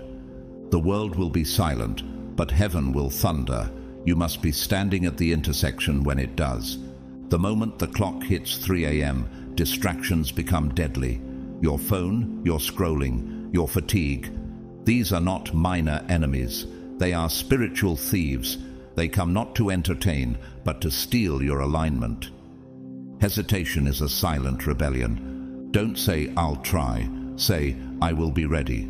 Because readiness is the currency of breakthrough. Chosen one, this isn't just your chance, it's your last one. The Creator's power will surge, not slowly but like lightning, swift, final, transformative. And if you are not in position, if your mind is fogged, your room cluttered, your spirit divided, you will miss it.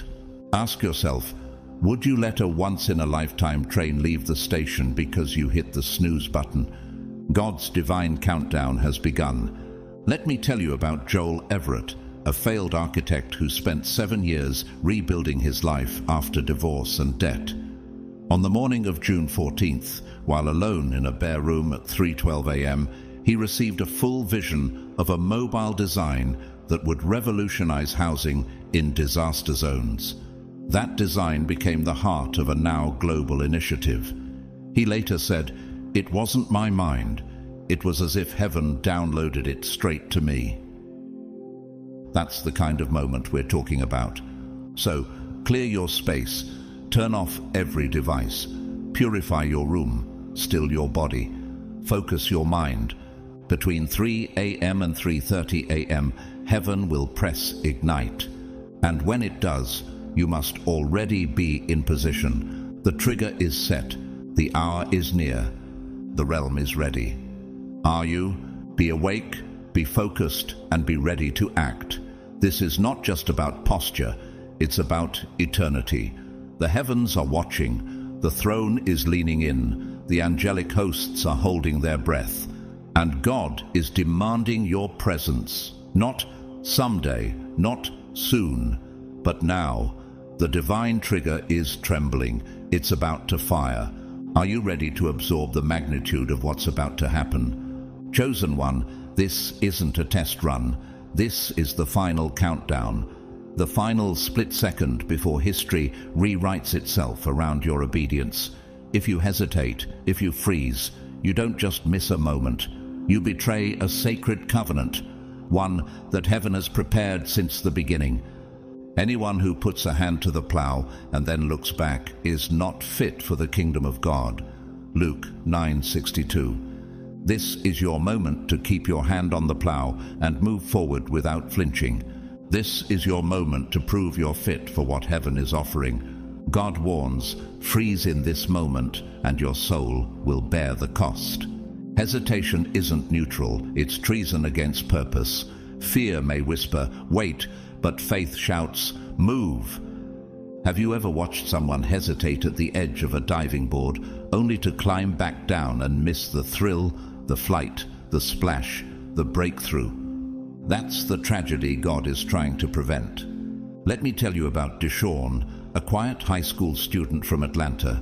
He'd been sketching business ideas in a spiral notebook for 3 years. On June 13th, at exactly 3:03 a.m., He was overcome by what he called a lightning thought, a single idea that would tie every note together. By sunrise, he had submitted a proposal for a youth startup pitch. A week later, his idea went viral, and his life changed forever. Not because he was extraordinary, but because he didn't freeze. Do you see how seconds matter? Even giants of history were defined by these divine windows. Esther stood before a king. David ran toward Goliath. Martin Luther King Jr. marched in the face of death. What would have happened if they froze? The Creator is offering you seconds, not weeks, not months, to act, to survive, to ascend. These are not suggestions. These are holy ultimatums. Every microsecond is a battlefield, and your soul is on the front line. If you pause, if you overthink, if you let fear coil around your ankles, the moment will slip past like vapor in the wind. You will not get it back. These seconds are your chance to show the heavens that you were not just called, you were ready. That you didn't just hear the trumpet, you moved with it. Think of Tom Brady, the NFL legend. His success wasn't just about talent, it was about timing, reading the field, making decisions in milliseconds. That's why he rewrote records. He didn't freeze, he delivered. Will you? God's power is already moving like a current behind a dam. You don't have time to build the dam. You have time only to open the gate. The delay is dangerous. The doubt is deadly. The Creator is not waiting for you to figure it out. He's waiting for your yes, in motion. Don't let fear or indecision paralyze you, he says. Move with precision, move with purpose, and claim what I have set before you. The divine warning is clear. Freeze, and you lose. Let me ask you, what has hesitation already cost you in life? How many moments passed because you waited for clarity instead of obedience? What miracle are you risking right now by standing still? This isn't poetic metaphor. This is your soul's final proving ground. Shake off doubt like dust from your shoes. Rise like lightning out of a cloud. Move now, chosen one, because your eternity depends on it. And just like that, the next revelation begins. In the divine encounter, your mind will enter a lucid state, unlike anything you've ever experienced. A sacred stillness where thoughts are not just fleeting ideas, but instruments of creation. You won't be imagining, you'll be co-creating.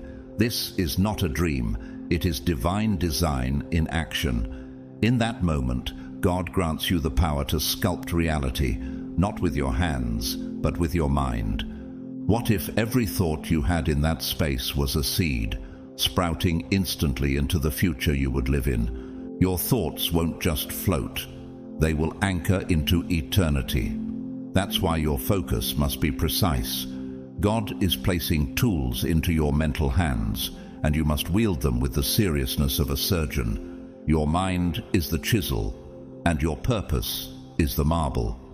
The Creator is whispering, now shape what I've placed inside you. But will you have the clarity to shape, or the chaos to shatter? Think about Jane, a 42-year-old single mother from Ohio who had battled anxiety for years. During her divine window, she silenced her mind, focused on peace, and envisioned her children breaking generational patterns. The next morning, she received a phone call. Her son had won a scholarship to the very college she used to dream about as a child. She didn't force the miracle, she aligned with it. Now think of Nikola Tesla, the visionary inventor. He once said, "If you want to understand the universe, think in terms of energy, frequency, and vibration." What if he was tapping into the very truth you're about to walk through? This isn't pseudoscience. This is prophecy. Every thought in this state carries weight. God is giving you authority to mold your destiny, but with that authority comes divine responsibility. Discipline is the gatekeeper of creation. Stray thoughts, fear, resentment, disbelief will pollute the stream and distort the reality meant for you. Your mind must become a sanctuary, a garden walled off from distraction where only holy intention is allowed to take root. Have you ever wondered why certain people seem to manifest effortlessly while others drown in delay? It's not luck, it's alignment. God is handing you the reins of sacred reality, but only for a moment. Will you focus your intention? Will you speak life into your future? Or will you let doubt drive the process into chaos? This is your one shot to co-create a reality that mirrors heaven on earth. Don't waste it. Don't squander the seconds. Focus, act, and shape your future now. And when the mental blueprint is set, your body will follow. During this sacred encounter, your physical form will pulse with holy vibrations. This is not imagination. This is incarnation. Your body becomes a living altar. These are not subtle sensations.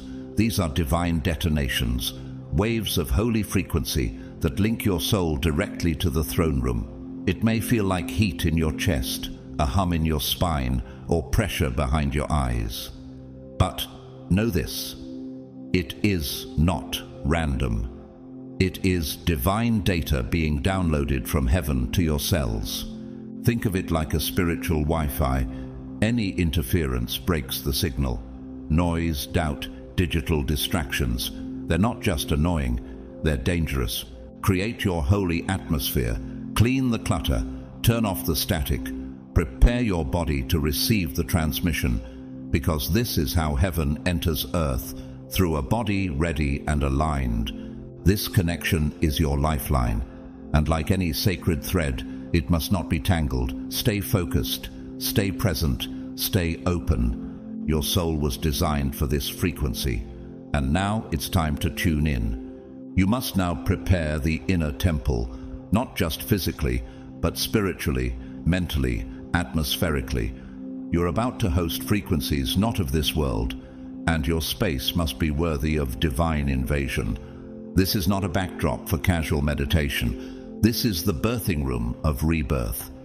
Have you ever walked into a place that felt heavy before a word was spoken? That's what happens when spiritual chaos clutters the air. And on the flip side, have you ever stood in silence and felt an invisible peace so thick it made you weep? That's what happens when the atmosphere is cleared for glory. Your space is either a landing strip or a locked door. Clear your environment. Light no candles of distraction. Speak no words of doubt. Turn your room into a sanctuary, a throne room where God's frequencies can explode without resistance. The Creator is not sending gentle signals. He's releasing explosive transformation waves that will restructure your spiritual DNA. This is not a passive download. It's a divine recalibration. Think of Evelyn, a 34-year-old florist from rural Kansas. She prepared her space every night with silence, still water, and a journal. On June 12th, in the stillness between 3 a.m. and 3:30 a.m., her body trembled. Not out of fear, but from waves of something she described as peace and fire all at once. By morning, the depression she battled for 6 years lifted. She didn't chase healing. She aligned with it. The same frequency ran through Albert Einstein, a man known not only for his intellect but for saying, "Everything is vibration." When you understand what you carry and who you're tuning into, you'll see it's not mysticism. It's kingdom alignment. These vibrations are not symbolic. They are tangible. They will throb through your chest, hum through your spine, and bring clarity to the fog that's plagued you for years. When they hit, don't clench, don't resist, don't run. Let them explode. This is the signal, the divine transmission, the eternal code awakening within you. Can you feel the tremble already stirring beneath your ribs? The Creator is calling, and He doesn't whisper into chaos. He roars into silence. You must stay alert, stay open, let the holy frequencies run their course. They are not dangerous, they are divine. They are not designed to break you, they are meant to remake you. You are not crumbling, you are being rebuilt for ascension. This sacred detonation is the key to your unlocking. It is how God rewires your trauma into testimony, your fear into frequency, your hesitation into holy fire? Will you open the gate, or will you flinch at the wind? God's power will not wait for your comfort. It will flow in waves, and if you are distracted, preoccupied, or caught in idle thought, you may miss it completely. And that's why the warning is so severe. Blink and you miss your rebirth. This is not poetic drama. This is prophecy. The divine moment will come like a flash of lightning, a sacred burst in the void of stillness. And if your focus drifts, your soul will sleep through its own resurrection. Have you considered the cost of missing this window? These moments are not promised. They are not renewable. They are one-time keys handed by the Creator for a doorway you didn't build, but were born to enter. Stay awake. Stay pure. Stay ready. The transformation God has prepared will unfold across hours, but feel like seconds. This is divine time, an eternity compressed into a sacred breath. Will you inhale heaven, or sleep through your summoning? You cannot afford to drift now, not even for a moment, not when heaven is leaning in, not when eternity is pressing itself against the veil, waiting for your yes. You've come too far, cried too hard, endured too long to miss this sacred rebirth. This is not a reset, it's a resurrection. And in a resurrection, time doesn't wait, neither does the Creator. Have you ever watched a door swing open just enough for light to spill through, only to shut before you reached it? That's what hesitation will cost you, and right now, heaven is that door, and this moment is the light. God is offering you a new beginning, a rebirth not written in soft ink but carved into the scrolls of divine timelines. But here's the truth. You must be present to claim it. Your presence, physical, mental, spiritual, is the passport into your new reality. Think of Lisa, a single mother of two, who almost skipped her 3 a.m. prayer window because of exhaustion, but something pulled her out of bed. That night she received clarity on a career move that turned into a 6-figure opportunity. She didn't just pray, she showed up.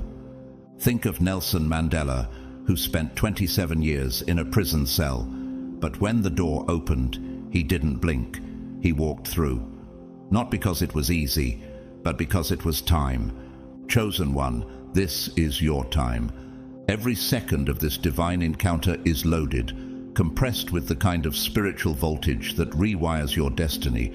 But that voltage doesn't wait for stragglers. You either plug in fully or you miss the surge. Don't blink, don't scroll, don't rationalize, don't overthink. Let God remake you.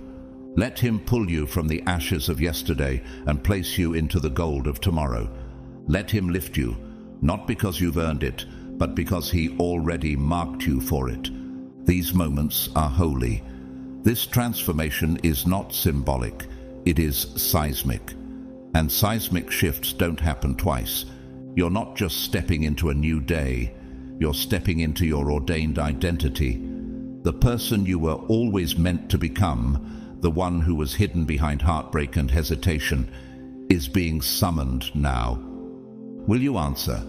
The Creator's plan is not a theory, it's a motion. It's already moving, and if you're not moving with it, you're resisting it. This is your divine chance to shed the old armor, the outdated stories, the masks you wore to survive. The time has come to walk in the naked truth of who God made you to be. But doubt will kill the moment. Doubt is not innocence, it is sabotage. It is the thief that whispers, "Wait a little longer," until the moment passes and the light is gone. God commands you to shatter it. Break the doubt. Smash it into nothing with faith sharpened like a blade. Let certainty take its place, not certainty in yourself, but in the one who called you. Clear your mind. Drop the what if. Silence the maybe later. And enter the divine encounter with the boldness of one who was born for this. Chosen one, if you've stayed with me this far, I need you to understand something deep in your soul. This isn't just another message, it's a divine countdown. The moments we've been talking about aren't metaphors, they're marching orders. Heaven doesn't repeat itself lightly. And these sacred nights, June 12th, 13th and 14th from 3 a.m. to 3:30 a.m., are not suggestions. They are appointments written in eternal ink. God has shown you the signs. He's whispered through your struggles. He's thundered through your breakthroughs. And now He's asking for one thing: your readiness. Because readiness is not just physical, it's spiritual alignment, it's total surrender. It's stepping into the fire of transformation without hesitation. You've been prepared for this. The confusion, the silence, the delays, they were not punishments, they were refinements. Like Esther, you have come to the kingdom for such a time as this. Like Moses, you've wandered long enough. Like Joseph, your dreams are about to rise from the pit into purpose. And like Jesus, your hour has come. This is not the time to watch from the sidelines. This is your activation. So I'm asking you right now, if this message stirred something in your spirit, don't just sit on it. Step into it. Comment below, "I'm ready. I will not miss my moment." Like this video if it spoke to your soul. Share this message with someone else who might be standing at the edge of their divine moment. And subscribe to this channel if you want to walk deeper into these revelations together.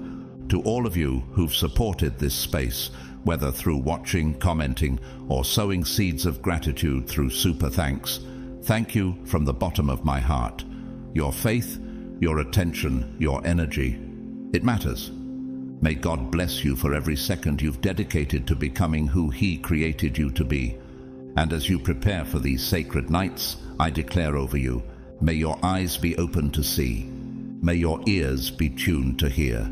May your heart be brave enough to receive. And may your soul align with divine timing so perfectly that nothing and no one can stop the glory that's about to flow through your life. This is your moment. Heaven is watching. The portal is opening. Walk through it boldly, and I'll meet you on the other side, reborn, renewed, and reignited.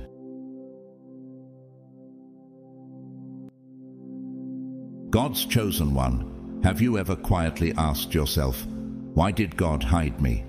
Why did He allow others to be celebrated while you remained in the shadows? Why did it feel like your gifts were overlooked, your voice muted, your progress delayed? You were ready, or at least you thought you were, but the spotlight never came. The truth is, it wasn't rejection, it wasn't failure, it was God's protection. God hid you not because you weren't worthy, but because you were sacred, and sacred things must be shielded before they can be revealed, like Moses in the river, like David in the pasture, like Jesus before His ministry. You weren't being denied, you were being developed, and while others were racing to be seen, heaven was crafting you in silence. Because what's birthed in the secret place carries weight in the public place. If this already stirs something deep in your spirit, I invite you to comment 777 right now. That number isn't random. It represents completion, spiritual perfection, and divine timing. It's a sign that the season of hiding is coming to a close, and your release is near. Before we go further, I want to pause and thank everyone who has supported this channel through Super Thanks. Your kindness, your generosity, and your belief in this message have been a blessing not just to us, but to every heart that finds healing here. Whether you've donated or simply shown up to listen, know that your presence matters, and you are deeply appreciated. But now, I need you to lean in. Because what if I told you that everything you thought was holding you back was actually heaven pulling you forward in disguise? What if the delay was never a delay at all, but divine incubation? What if the silence wasn't a punishment, but preparation for a voice the world cannot ignore? The season of hiding is ending, and what comes next will reveal why God had to cover you, and why the unveiling begins now. Let's go deeper. God's chosen ones. This is why God hid you, and why it's over now.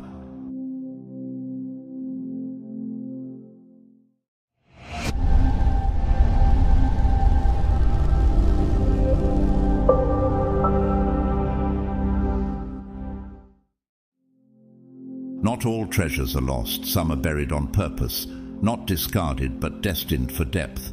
Could it be that your season of silence wasn't a mistake, but divine design? You, God's chosen one, were not overlooked. You were hidden for a reason far greater than you imagined. Not because you were unworthy, but because you were being formed. Doesn't the potter first hide the clay on his wheel before the world sees the final shape? There's something sacred about being concealed. Scripture whispers this mystery in Isaiah 49:2. He made me into a polished arrow and concealed me in his quiver. Why would God hide what he has prepared? Because what carries great power must be sharpened in secret. And what God has placed inside you isn't light. It's weighty. It isn't common. It's consecrated. Have you ever wondered why your light seemed dimmed while others basked in recognition? Why your voice was hushed while others shouted from platforms? It wasn't punishment. It was protection. The same way God shielded Moses in the desert, far from Pharaoh's palace. The same way he kept Joseph in a prison, even though a palace was promised. These weren't delays, they were sanctuaries. Could it be that your delay was your deliverance? I once heard of a man named Elijah, not the prophet, a street painter from Brazil who sold his art for coins at a crowded metro station. For 10 years, no one knew his name. But during those quiet days, he painted the same sunrise over and over. He said it reminded him of God's promises. One day, a foreign collector noticed. Today, his work hangs in museums across continents. But the real masterpiece wasn't the canvas. It was the character forged in his hidden years. The Bible says in Ecclesiastes 3:1, "To everything there is a season and a time to every purpose under the heaven." Have you been trying to bloom in a season meant for root growth? What if your invisibility was actually your invitation into intimacy with God? Before the reveal always comes the retreat. Even Jesus, before stepping into his ministry, withdrew into the wilderness, alone, tempted, tested. Why? Because visibility without preparation can crush what wasn't yet ready. Can a tree flourish if its roots haven't sunk deep? Think of the caterpillar, silent in its cocoon, wrapped in stillness. Who would believe it carries wings? But God does, and that's all that ever mattered. He saw the wings in you before you saw them yourself. Can you feel the shell starting to tremble? You were never forgotten. You were reserved, like a hidden scroll sealed for a later time, like David, who was anointed king but sent back to the field. That anointing didn't vanish. It matured in the soil of obscurity. Michelangelo once said, "I saw the angel in the marble and carved until I set him free." Perhaps that's what God has been doing with you all along, chiseling through fear, doubt, rejection, and silence, until only purpose remains. And now the soil is shifting, the seal is breaking, the time of hiding is coming to an end. What heaven concealed, earth is about to witness. You weren't buried to die, you were buried to rise. That's the part no one ever sees, isn't it? The quiet seasons, the hidden years, the moments when your faith still showed up, but the world didn't. The times you poured your heart out to God, whispering through tears no one ever saw. Conversations that didn't make it to journals or pulpits, just sacred exchanges between your brokenness and his presence. And you've wondered in the stillness, did it count? Did heaven hear what the earth ignored? Yes, heaven heard and recorded it. Malachi 3:16 says, "A scroll of remembrance was written in his presence concerning those who feared the Lord and honored his name." Every unseen offering, every private cry, every silent choice to trust God even when the room was empty, none of it was wasted. It was counted. It was sacred. Have you ever thought about how many world changes began in silence? Before Pope Francis became one of the most recognized spiritual leaders of our time, he spent years cleaning floors and working as a janitor in Buenos Aires. A future pope, scrubbing toilets. Yet even then, he described it as a time when God was cleansing the pride from me. That hidden season didn't delay his calling, it qualified him for it. Or think of J.K. Rowling, who wrote her first Harry Potter manuscript in cafes while battling depression and raising a child alone.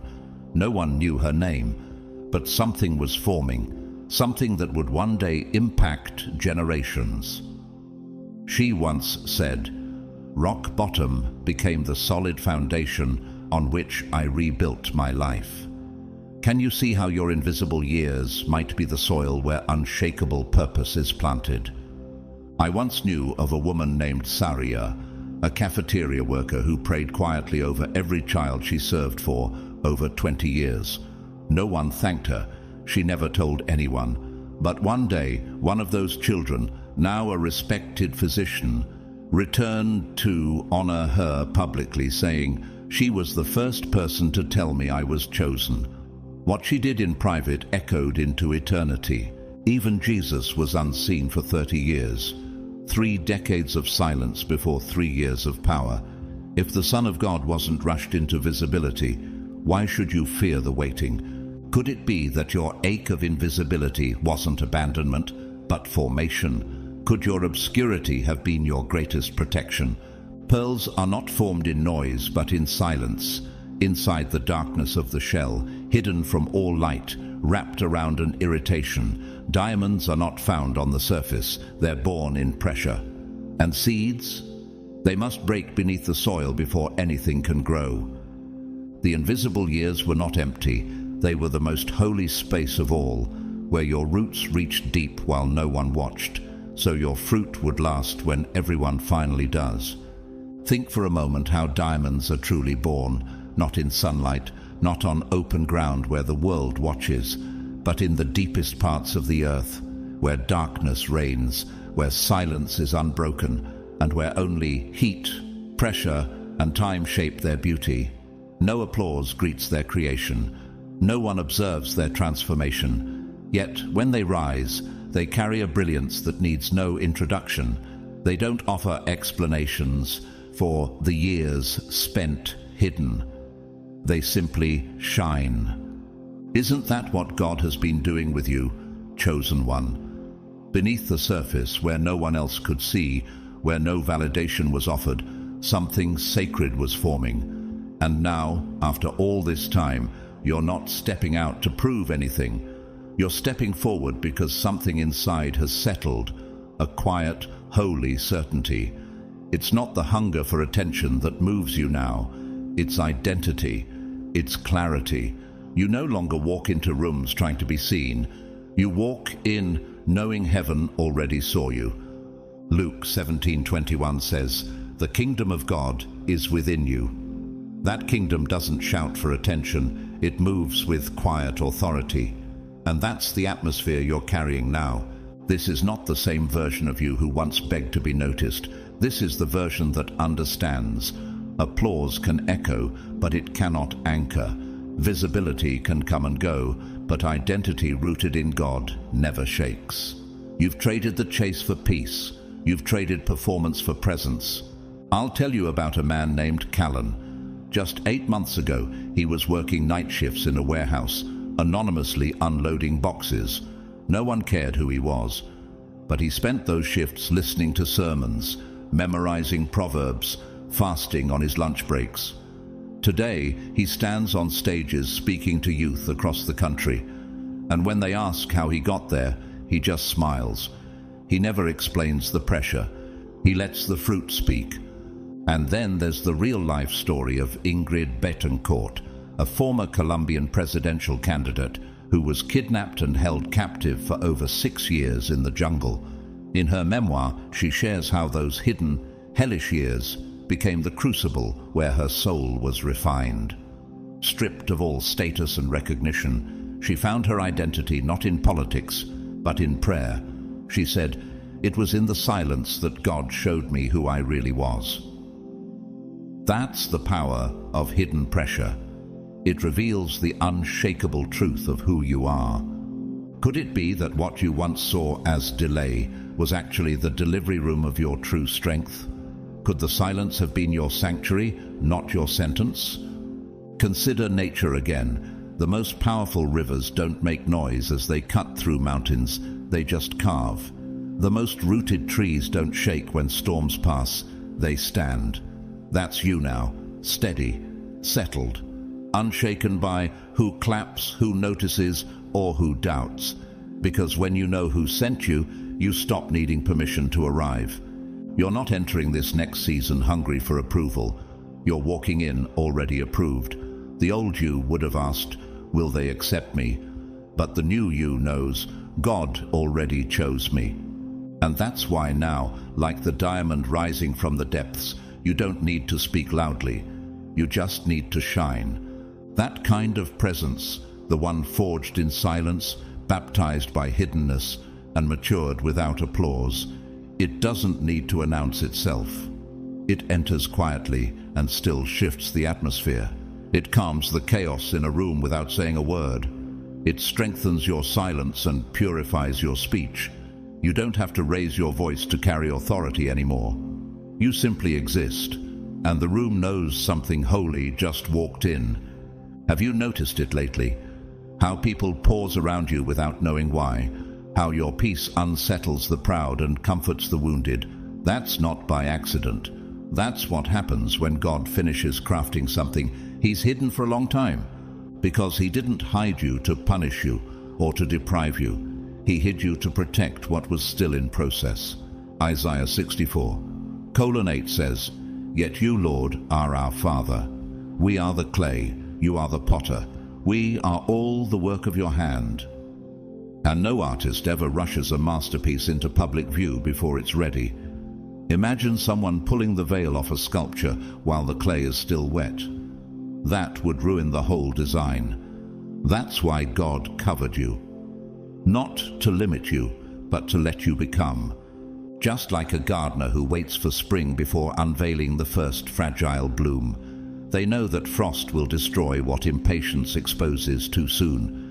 Could that be why God kept you hidden? Because the wrong season would have crushed what was still tender. Or like an architect digging deep into the earth, not to delay the building but to prepare it to rise higher. The deeper the foundation, the taller the structure, and you, chosen one, have been built for height. For weight, for impact. I once heard of a young woman named Amira. She spent years working in a quiet countryside church, folding bulletins and sweeping pews.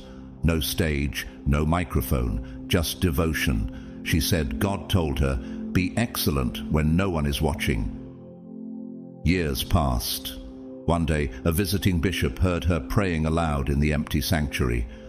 2 months later, she was invited to speak at a women's conference attended by thousands. No campaign, no ambition, just the unveiling of what God had covered. And then there's C.S. Lewis, the author and scholar known for the Chronicles of Narnia. Before he became a voice that awakened faith in millions, he endured long periods of obscurity, loss, and intellectual rejection. But he once wrote, "Hardships often prepare ordinary people for an extraordinary destiny." Could your quiet season be the very preparation for something extraordinary? 1 Peter 5:6 declares, "Humble yourselves under the mighty hand of God, that He may exalt you in due time, not when you beg for it, not when you try to force it, but in due time, a moment chosen by God Himself." So now, when you walk into a room and people go quiet, that's not mystery, that's authority. That's what heaven-crafted presence looks like. Not loud, not boastful, but real, rooted, reverent. You're not rising to impress. You're not stepping forward to demand space. You're blooming because the sun is finally shining in the right season. What was unfolding in your silence wasn't just personal, it was sacred. Holy ground disguised as stillness, even when no one else could define it.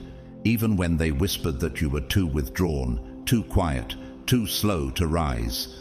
Even when it felt like others were being promoted while you remained in the shadows. What if what looked like being passed over was really you being set apart? You weren't overlooked. You were being overbuilt. God wasn't just preparing you, He was reinforcing you for weight your younger self could never have carried. Jeremiah 12:5 asks, "If you have raced with men on foot and they have worn you out, how can you compete with horses?" That verse isn't a rebuke, it's a revelation. What was forming in your silence was strength for a future that required more than charisma. It needed character. And character doesn't develop in noise. It forms in the quiet hours, in private battles, in the places where applause cannot reach. Have you ever felt like you were stuck while everyone else was sprinting forward? Could it be that you weren't stuck? You were being strengthened beneath the surface. Trees with the deepest roots take the longest to break ground. But when they do, they outlast every storm. There's a real-life story about Howard Schultz, the former CEO of Starbucks. Before he built a global coffee empire, he was raised in public housing and saw his father struggle with low-paying jobs.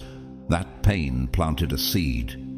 Years later, he led Starbucks not just with ambition, but with empathy, offering healthcare to part-time employees and building a company culture around dignity. His silence as a boy watching his father's humiliation became the foundation for how he would lead millions. What has God been building in you beneath the pain? I'll tell you about someone named Ezra, a school teacher no one paid attention to. For years he stayed late, grading papers no one thanked him for, praying over every student's name. He lived alone, ate simply. But when one of his former students became a national leader, they called Ezra the most powerful person I ever met, because he taught me how to believe before I saw anything worth believing. No one knew what God was doing in Ezra's silence. But heaven was overbuilding him to hold the influence he didn't even know was coming. You, chosen one, were being shaped for something your past self could never have sustained. Can you imagine carrying today's mission with yesterday's mindset? That's why you couldn't be rushed.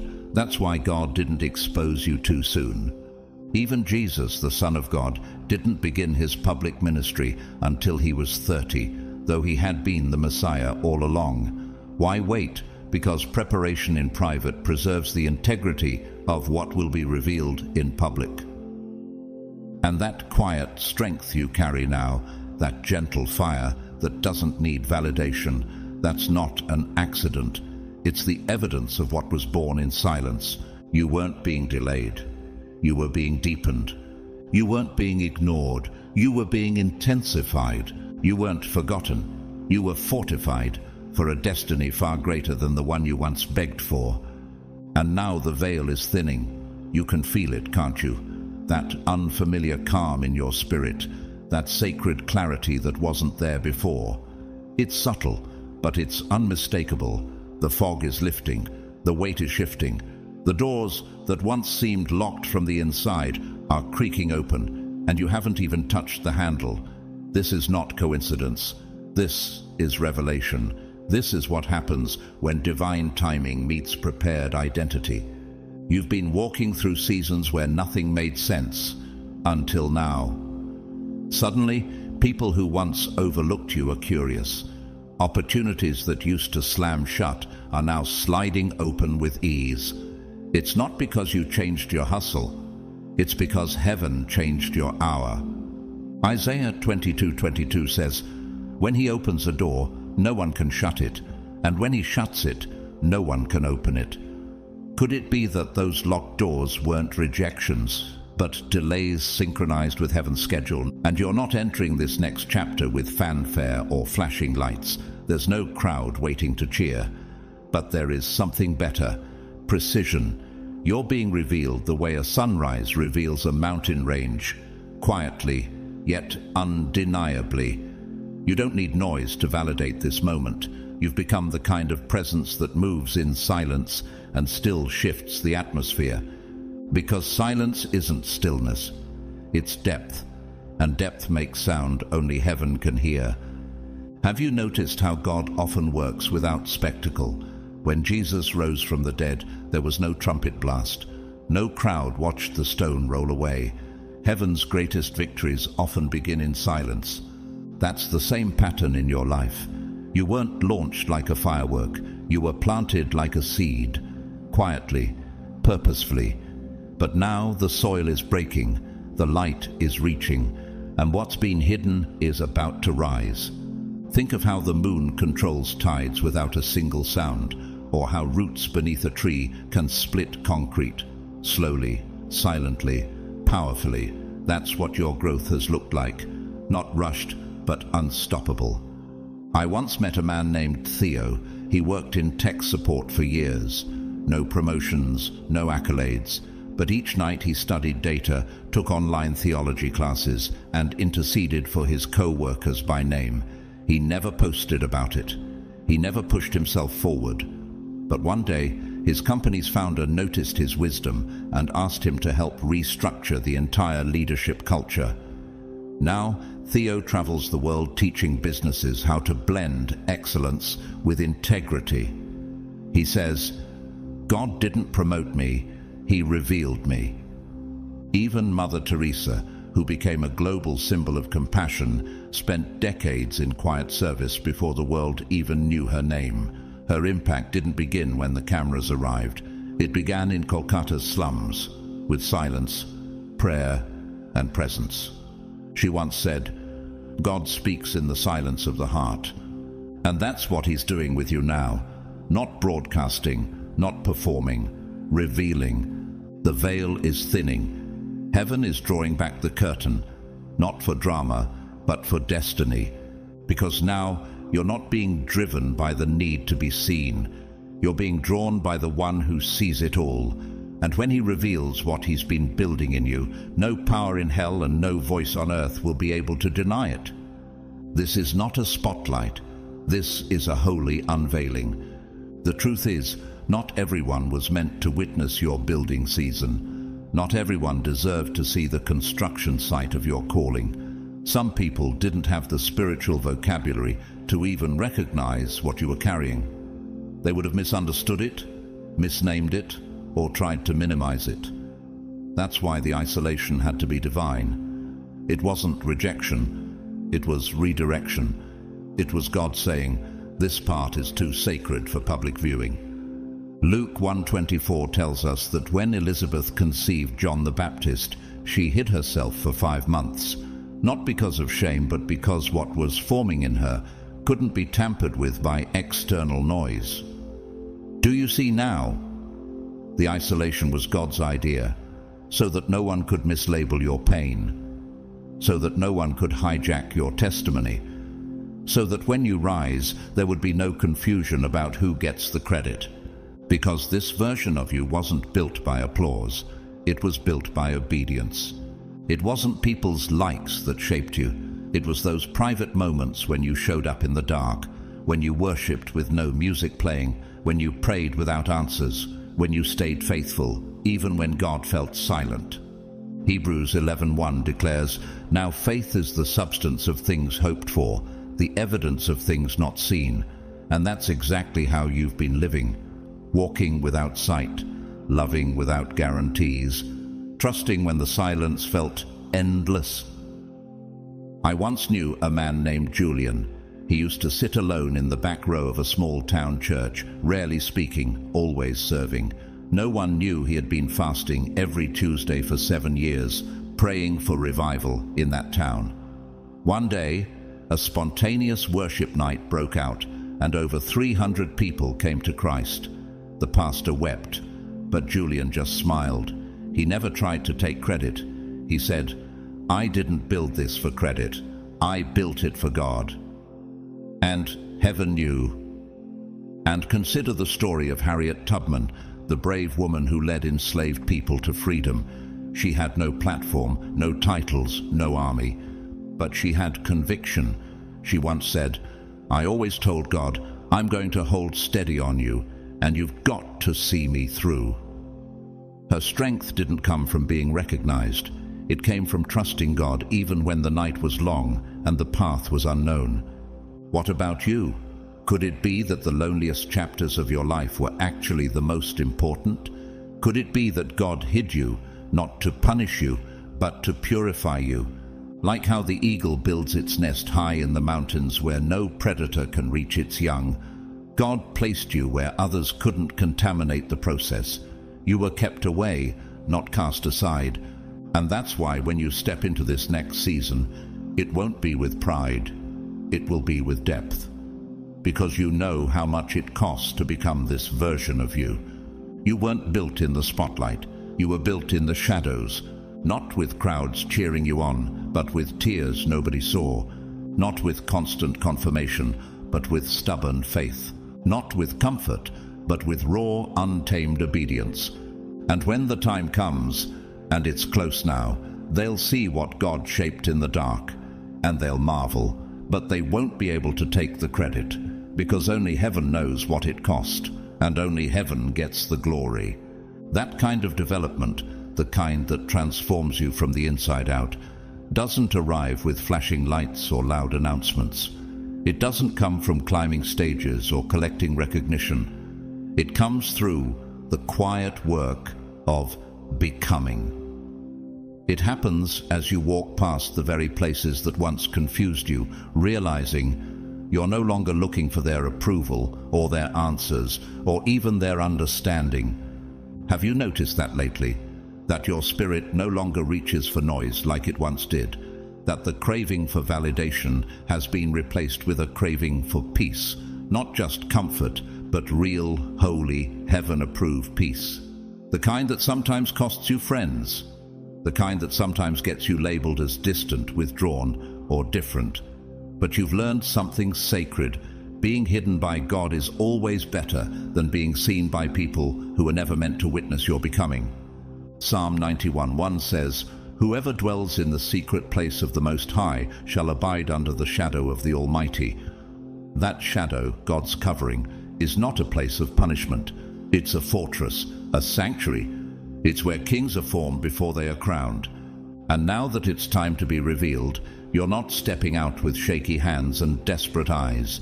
You're not looking around to see who's watching. You're not asking, will they accept me? Instead, something in you already knows. You've been accepted, affirmed, and appointed by God Himself.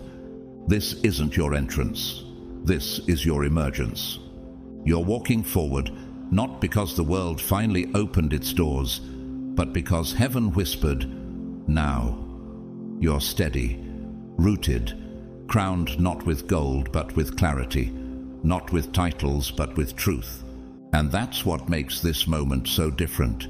It's not about being discovered, it's about being deployed.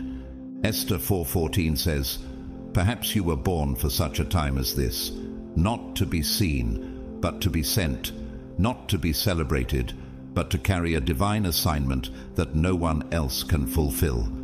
I once knew a woman named Leora. For years, she worked behind the scenes managing supplies for a rural mission in India. No one knew her name. She didn't preach. She didn't post. But one day, when the mission leader suddenly fell ill, she stepped in to lead. And revival broke out across 4 villages. When asked how she handled the pressure, she said, "I wasn't promoted. I was prepared." That's the difference between people who perform and people who are positioned. One seeks attention, the other carries authority. Even Fred Rogers, the beloved creator of Mr. Rogers' Neighborhood, wasn't flashy or loud. He changed generations with stillness, compassion, and quiet strength. He once said, "It's not so much what we have in this life that matters. It's what we do with what we have." His presence was gentle, but his purpose was weighty. What about you? Could it be that all the years you spent misunderstood, overlooked, and hidden were actually years of deployment preparation? Like a seed buried deep, you weren't forgotten. You were being formed. Like an arrow in the hands of a skilled archer, you were being pulled back, not to be dismissed, but to be launched with precision. And now the tension breaks, the silence lifts, and God is sending you, not for attention but for impact. This isn't about being seen anymore. It's about stepping into what you were secretly built for all along. You've learned this now, deep in your bones. When something truly precious is forming, it stays hidden. When oil is being pressed, when gold is being refined, when purpose is being sealed, it happens out of sight, out of reach, out of noise. And you, God's chosen one, have come to understand that not all obscurity is punishment. Some of it is protection. But let's be honest, that hidden season, it wasn't poetic, it wasn't glowing with confidence or wrapped in peaceful certainty. Most days it didn't feel like formation, it felt like frustration. It felt like being in a hallway full of open doors. And yet, somehow, none of them opened when you walked toward them. And the silence you were handed, let's not pretend it was gentle. It wasn't the comforting kind that lets you rest. It was the kind that echoed, the kind that left you asking, God, are you even still in the room? You've had nights where your chest felt tight for no reason, days where your soul felt tired, even after a full night's sleep, mornings where your hands lifted in worship, even while your heart whispered, I don't understand. And the question wasn't always, am I chosen? It was, why does being chosen feel so heavy? Psalm 13:1 echoes that ache. How long, Lord? Will you forget me forever? How long will you hide your face from me? That's the raw honesty of David, a man after God's own heart. Even he had moments of sacred exhaustion. And maybe that's why your journey has been so quiet, because it was never about ease. It was about endurance, the kind that forms in the dark, the kind that no applause can give you and no enemy can take from you. I once heard of a woman named Seraphina. She was a gifted singer, but every door in the music world closed on her. For 5 years she worked nights as a caregiver, singing hymns to the elderly in silence. One day, one of those patients recorded her and uploaded it online. That video went viral. But when asked how she felt, she said, "This was never about being discovered. It was about staying faithful in the silence." And even Martin Luther King Jr., a name now honored around the world, once confessed in his journals that he felt overwhelmed and unseen during the early days of the movement. He wrote, "There comes a time when the cup of endurance runs over." And yet he endured. Not because it felt easy, but because calling doesn't come wrapped in comfort.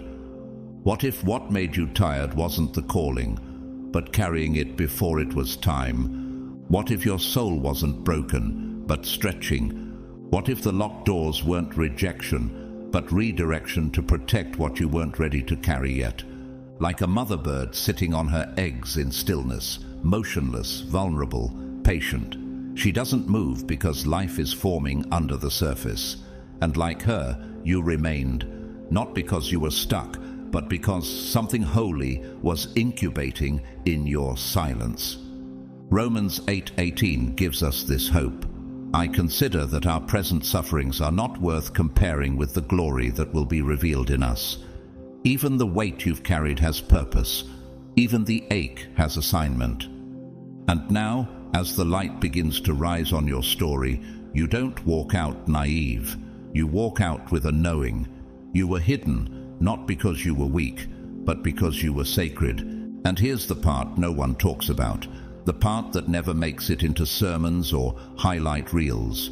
Sometimes the spiritual weight didn't feel sacred. It didn't feel anointed. It didn't feel holy.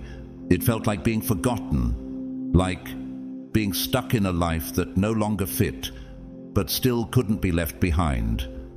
You watched people move ahead while you stayed planted. You saw others celebrated for talents you've quietly carried in secret for years. Doors flew open for them while you stayed waiting, wondering, praying in silence. And it hurt. Not because you were jealous, but because deep down you wondered, did heaven forget my name? That kind of ache is real. Even Joseph, favored and gifted with divine dreams, sat in a prison while others rose in Pharaoh's court. And Genesis 40:23 records this painful truth. The chief cupbearer did not remember Joseph. He forgot him. But God didn't forget, and neither has he forgotten you. Even with the weight of invisibility pressing on your chest, you still showed up. Not because it always made sense, but because something unshakable in you refused to let go. There were days your prayers sounded more like sighs. Moments when your spirit whispered, "I'm still here," even when your strength was gone. That wasn't weakness, that was obedience. And that season, that was the real formation. The part of your story that won't be flashy, but will be foundational. The chapter that taught you how to walk by faith, not by sight. The stretch where your soul stopped needing validation from people who never had the power to define you in the first place. You didn't just survive silence. You started becoming someone within it. Your spirit learned how to hold tension without breaking, how to be soft and strong at the same time, how to live with questions, yet still worship like you had answers. I once met a man named Malik, a gifted writer, unseen for decades. He self-published his work, sold only 10 copies the first year, but he kept writing, not for fame, but because the words wouldn't leave him alone. Years later, one of his poems was discovered and turned into the script of an award-winning film. When asked why he kept going, he said, "I didn't write for recognition. I wrote to stay alive." And that's you too, isn't it? You didn't keep showing up because someone clapped for you. You did it because heaven was watching and your spirit wouldn't let you stop. Galatians 6:9 promises, "Let us not grow weary in doing good, for in due season we will reap if we do not give up." And what you've been sowing in the silence will not stay buried forever. It was never for applause. It was for alignment. Like mountains that grow silently over time, like glaciers moving powerfully beneath still waters, your transformation wasn't loud, but it was unstoppable.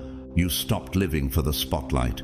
You started living from the source, and your identity, it's no longer tethered to being seen. It's rooted in being real, real with God, real with yourself, real with the assignment you've been entrusted with. And that, chosen one, is what made you unshakable. And now something is shifting, not just in your thoughts, but in your entire atmosphere. You can feel it. It's subtle, but it's sure. The ground beneath your life has started to move, and it's not random. It's prophetic. Little things are beginning to unfold, and yet they don't feel small. People speak to you differently. Their tone carries reverence, even if they don't know why.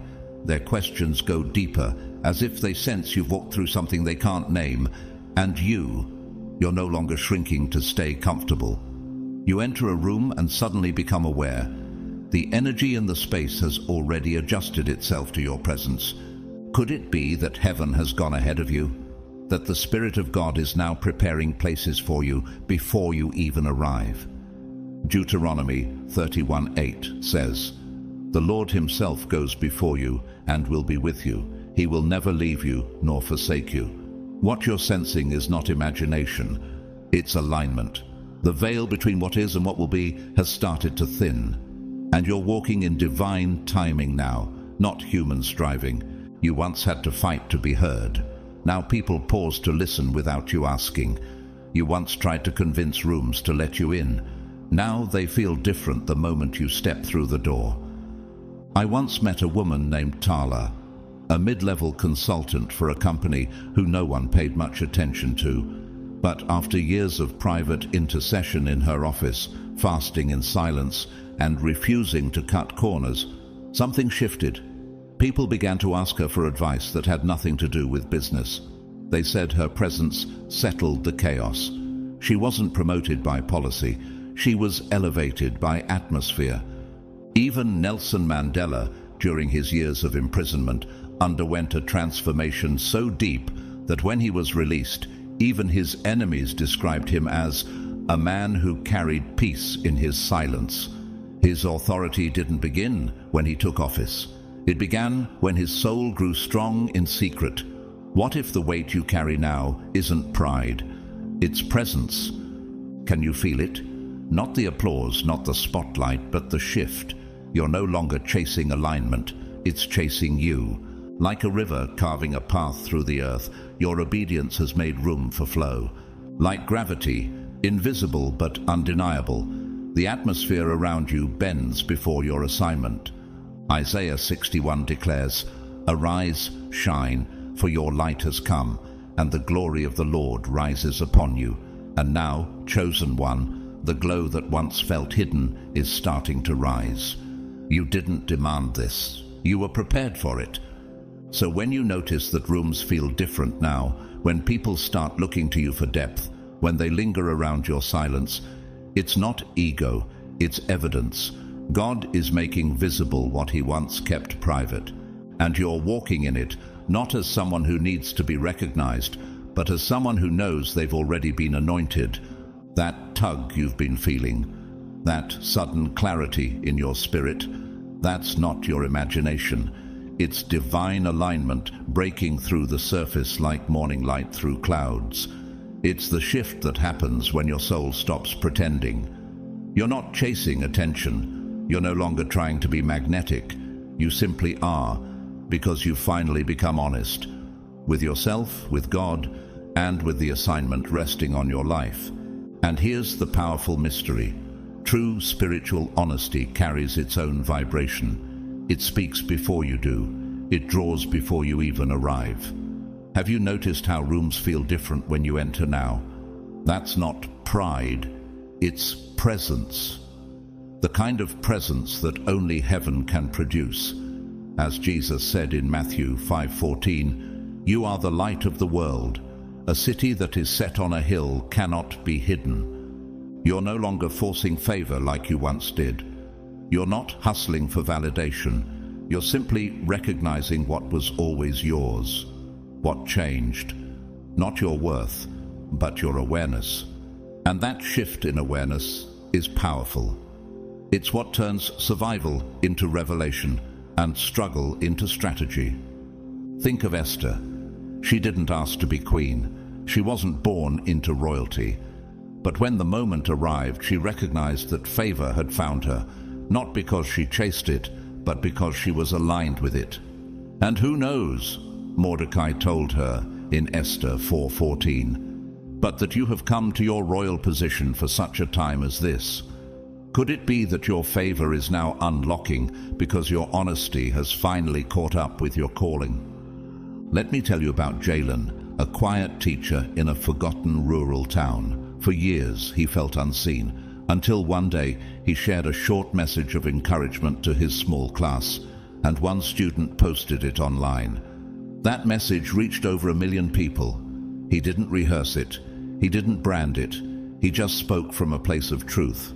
That's what happens when the story becomes strong enough to walk without needing a resume. There's a truth you're finally strong enough to carry without apology. It wasn't just that God was hiding you. It was that he was protecting the narrative, the sacred, complex, anointed narrative of your becoming. He wasn't silencing you to suppress your worth. He was building your story until it could walk into rooms without needing to be explained. Just like Jesus often told those he healed, "Tell no one," not because he feared exposure, but because timing mattered. Revelation without preparation leads to misunderstanding. Have you ever felt the weight of trying to explain what God was doing in you, only to be met with blank stares? That's because the story wasn't ready, but now it is. Imagine a pearl forming deep in the ocean. No sound, no audience, just pressure, time, and grace. And when it's ready, it doesn't explain itself. It simply emerges, undeniably rare. That's what's happening in you. You've crossed a threshold. What once needed hiding now stands in strength. The frequency has changed. The silence is ending. And the story, it no longer needs a microphone. It just needs a moment. That story the world is starting to recognize. It's you now. Not the broken version, not just the survivor, but the one who has learned to walk with scars that no longer bleed. The healed parts of you still remember the pain, but they don't live in it anymore. Isn't that the sign of true transformation? When the memory no longer controls the moment. The calm you carry, it's not fake. It's been fought for. Just like Jacob in Genesis 32, you wrestled in the dark, alone, not knowing if dawn would ever come, and now you wear that quiet peace like armor. You've become steady in rooms full of scattered noise, composed where confusion reigns. You don't speak to control the energy, you simply are, and the room adjusts around your presence. Isn't that what grace looks like when it matures? And now, it's beginning to show. People who once overlooked you are suddenly paying attention, not because you've changed how you look, but because you've changed what you carry. There's weight in your silence, the kind of stillness that makes people uncomfortable, not because you're trying to be mysterious, but because you finally stopped needing to explain yourself just to feel seen. That's the true glow-up, not in how many followers you have, not in the applause, but in your freedom from needing any of it. You no longer need visibility to feel valid. You've detached from the illusion that worth must be witnessed. Even Jesus, after healing the sick and raising the dead, often withdrew. Mark 1:35 says, "Very early in the morning, while it was still dark, Jesus got up, left the house, and went off to a solitary place, where he prayed."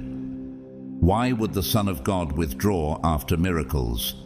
Because spiritual power isn't sustained by public praise. It's fueled in private presence. I'll tell you about Grace, a quiet barista who used to stutter so badly she was terrified to speak during rush hour. But one day, she began leaving little handwritten verses on coffee sleeves, never signed. Within months, customers would line up just for a note. She never announced it. She just showed up with presence. Today, her coffee shop is known as the healing stop in her city. Even nature teaches this. Think of the moon. It doesn't speak, it doesn't strive, but it pulls oceans, shifts tides, and lights up the night just by being. That's the level you're stepping into: quiet strength, unapologetic radiance. And here's a real-world echo of that. Keanu Reeves, the renowned actor, is known not only for his roles, but for his profound humility and deep inner peace. Despite global fame, he often rides public transit, gives generously without publicizing it, and walks through life with detachment from validation. In an interview, he once said, "I don't want to be part of a world where being kind is a weakness." His calm is contagious because it's real. It wasn't performed, it was earned. That's you now. You're not trying to be magnetic. You're just finally aligned with who you are. You stopped needing applause, and suddenly you command rooms without saying a word. You're not chasing favor anymore. You're moving in it. Because the real glow-up was never about being seen. It was about no longer needing to be. There was a time when you constantly asked, "When will someone finally see what I carry?" You doubted whether anyone truly noticed the weight you bore, the light you protected, the fire you tended when no one was watching. But that question doesn't torment you anymore, does it? Because now you've come to understand something sacred. The right ones already see it. The ones sent by God, the ones with eyes tuned to heaven's frequency. And as for the rest, they'll feel it soon enough. Because when God makes something undeniable, it doesn't announce itself, it radiates. Isaiah 61 declares, "Arise, shine, for your light has come, and the glory of the Lord rises upon you." That kind of light doesn't need a spotlight. It is the spotlight. It doesn't beg for attention. It becomes attention, not through noise or flash, but through undeniable resonance. Can presence be more powerful than performance? That's what your life is doing now. You're not just being noticed, you're being felt. People walk past you and sense something they can't articulate. A weight in the air, a quiet strength, a peace that unsettles the chaos around it. Why? Because you've become a vessel for something eternal. You're no longer trying to prove your worth with captions or compliments. Your existence alone is speaking volumes. I once met someone named Alton, a security guard at a corporate building who barely said a word. Yet, executives and interns alike stopped to greet him every morning. not because of his uniform, but because of his energy. He remembered names. He prayed quietly behind the reception desk, and people said they felt lighter after speaking with him. He never preached, but he carried presence, a silent revival in a blue shirt. Think of a mountain at sunrise. It doesn't move, it doesn't speak, and yet no one can ignore it. That's you now. A steady wonder, something so grounded in God's design that it silences every attempt to overlook it. Could it be that your very stillness is declaring what words never could? Even Pope John Paul II, one of the most beloved spiritual leaders in modern history, was known not only for his words, but for the depth of his silence. During a youth gathering, someone once said that when he entered the room, it felt like time bowed. Not because he tried to be powerful, but because his intimacy with God had become part of his atmosphere. You've stepped into that same kind of quiet authority. You're no longer auditioning for recognition, you're standing in revelation. The version of you now doesn't need applause to feel anointed, and the world is beginning to sense it, slowly, undeniably, irresistibly, because what God seals cannot be silenced. Yes, some people will be confused. They'll stare, tilt their heads, and ask questions they'll never say aloud. When did you change? What happened to you? How did you get here? But while they try to piece it together, you'll already know the truth. You didn't just show up here out of nowhere. You weren't dropped into destiny. You were refined by fire. But 1 Peter 1:7 says, "These trials will show that your faith is genuine, purified as gold that is refined by fire." That's what happened to you. You were crushed, not for defeat, but for clarity. Your wilderness didn't break you. It stripped everything that wasn't real. Every silent night, every battle behind closed doors, every moment you felt forgotten was shaping something unshakable in you. So now you're no longer afraid of the good things coming. You're not shrinking to fit in or walking on eggshells, hoping the blessing won't vanish overnight, because you know what it cost. You remember what it healed. And most of all, you know who made it happen. You've stepped into success, not as a stranger to the struggle, but as someone who stared failure in the face and kept walking. You wear your peace like armor now. Your joy has roots. Could it be that this time your elevation doesn't feel heavy, because it's finally built on something holy? Think of Joseph. When his brothers saw him again, robed in royalty, holding authority, they didn't recognize the boy they once betrayed. But Joseph didn't rise overnight. He was misunderstood, falsely accused, and forgotten in a prison cell. Yet when the moment came, he said in Genesis 50:20, "You intended to harm me, but God intended it for good." That's not the voice of someone who got lucky. That's the voice of someone who got refined. Let me tell you about Nadine, an introverted textile designer who used to sell handmade scarves at flea markets. People passed her booth dozens of times without stopping, but she kept showing up, kept praying, kept weaving.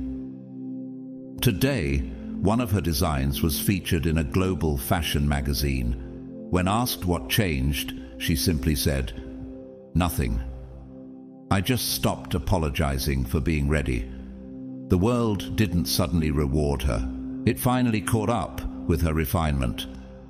Even in the natural world, a pearl isn't born overnight.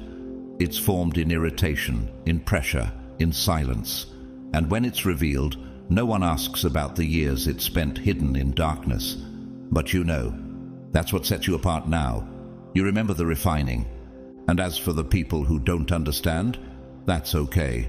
You're not here for applause. You're here on assignment. And like C.S. Lewis, the author and theologian, once said, "Hardships often prepare ordinary people for an extraordinary destiny." You didn't just arrive, you were prepared. And now that you're here, you walk with a reverence for what it took to make it this far. So no, this isn't your peak, not even close. What you're experiencing right now is merely the first clear echo of what's been planted in deep, holy silence for years. It's the sound of long-forgotten prayers finally breaking the surface. It's the fruit of obedience sown in tears, now ripening under the light of divine timing. Galatians 6:9 reminds us, "Let us not grow weary in doing good, for at the proper time we will reap a harvest if we do not give up." That proper time? It's beginning to whisper your name. This isn't the finish line, it's the opening gate. Can you feel the ground shifting beneath your feet, not in chaos, but in calling? What once simply grew in hidden soil is now rising, without apology, without performance, without the need for validation. You're not rushing it this time. You've learned the rhythm of the Spirit, the slow unfolding of divine things. What God is doing through you now doesn't need to be forced. Like the tide returning to the shore, it just knows when to come. And through it all, there's a quiet proof written in your life that not a single season of silence was wasted. Every delay had direction. Every disappointment held design. Every not yet was heaven's way of saying, "Let me finish writing this chapter before the world reads it." I once heard about a man named Elias who spent a decade building violins by hand in his garage. He never posted online, never advertised, but he prayed over every instrument. One day, a touring symphony discovered his work, and now world-class musicians travel just to hold one of his violins. When asked why he never marketed himself, he smiled and said, "God knew where I was." That was enough. Even the earth understands timing. Think of the bamboo tree. For years after it's planted, nothing appears above ground, but beneath the surface it's building roots that can support its towering future. Then, in just a few weeks, it skyrockets, growing feet each day. But the growth didn't start when it appeared. It started the day it was planted. That's your life right now. You weren't late. You were protected, sheltered beneath the shadow of the Almighty, while He nurtured what no eye could see. And now, it's time. Not because you shouted for attention, but because your story is finally ready to be seen. And as the curtain lifts, there are no fireworks, no frantic explanations, just you, rising. As Psalm 92:12 declares, "The righteous will flourish like a palm tree. They will grow like a cedar of Lebanon, strong, rooted, visible only when heaven says so." You're not just rising, you're emerging, and with it, everything that was once hidden in you is stepping into light. But this unveiling isn't noisy. It's sacred, quiet like dawn, but powerful like thunder buried in the sky. There's no need for announcement. Your becoming is the announcement. For years, you were the answer wrapped in silence, the gift no one knew they needed. God hid you not to withhold you, but to preserve the integrity of your calling. Like Mary, who carried the Savior in secrecy while the world went about its routine, you were holding something holy in an ordinary season. What would have happened if that calling was exposed before it was formed? Ecclesiastes 3:11 reminds us, "He has made everything beautiful in its time, not before, not when it was convenient, but in its appointed time." You weren't late, you were hidden on purpose. Some will think you came out of nowhere, but those who truly see in the Spirit will know. You've been carrying this for a long time, like an old tree whose roots dig deeper than its trunk reveals. Your stability is not in your surface. It's in the years no one saw, the nights you didn't give up, the prayers that never made it into posts, the tears you dried alone. Let me tell you about Simone, a former foster child who lived in over 15 homes before she turned 18. No one knew that by night she wrote letters to God in the margins of old newspapers. Today, she leads a non-profit that helps displaced children find permanent homes. But when asked how she built her foundation, she said, "It was built in basements before I had a nameplate on a door." Have you noticed it lately? You're walking into rooms now, not just as a participant, but as a presence. The atmosphere bends when you arrive, not because you've changed your outfit, but because your soul carries weight. Heaven's fingerprint is on you. What was once internal has begun to speak externally, without even needing words. Even nature reflects this. The sun doesn't rush to rise. It slowly ascends, and yet by the time it fully emerges, no one can deny its arrival. Could that be your life right now? Quiet beginnings, but undeniable illumination. And with this emergence comes a sacred responsibility, not to prove anything, but to remain rooted in the one who formed you in the dark. Because when God reveals what he refined, it's not for performance, it's for purpose. As Isaiah 60:22 declares, "When the time is right, I, the Lord, will make it happen." You don't need to push what's already been promised. You don't need to defend what heaven has decided.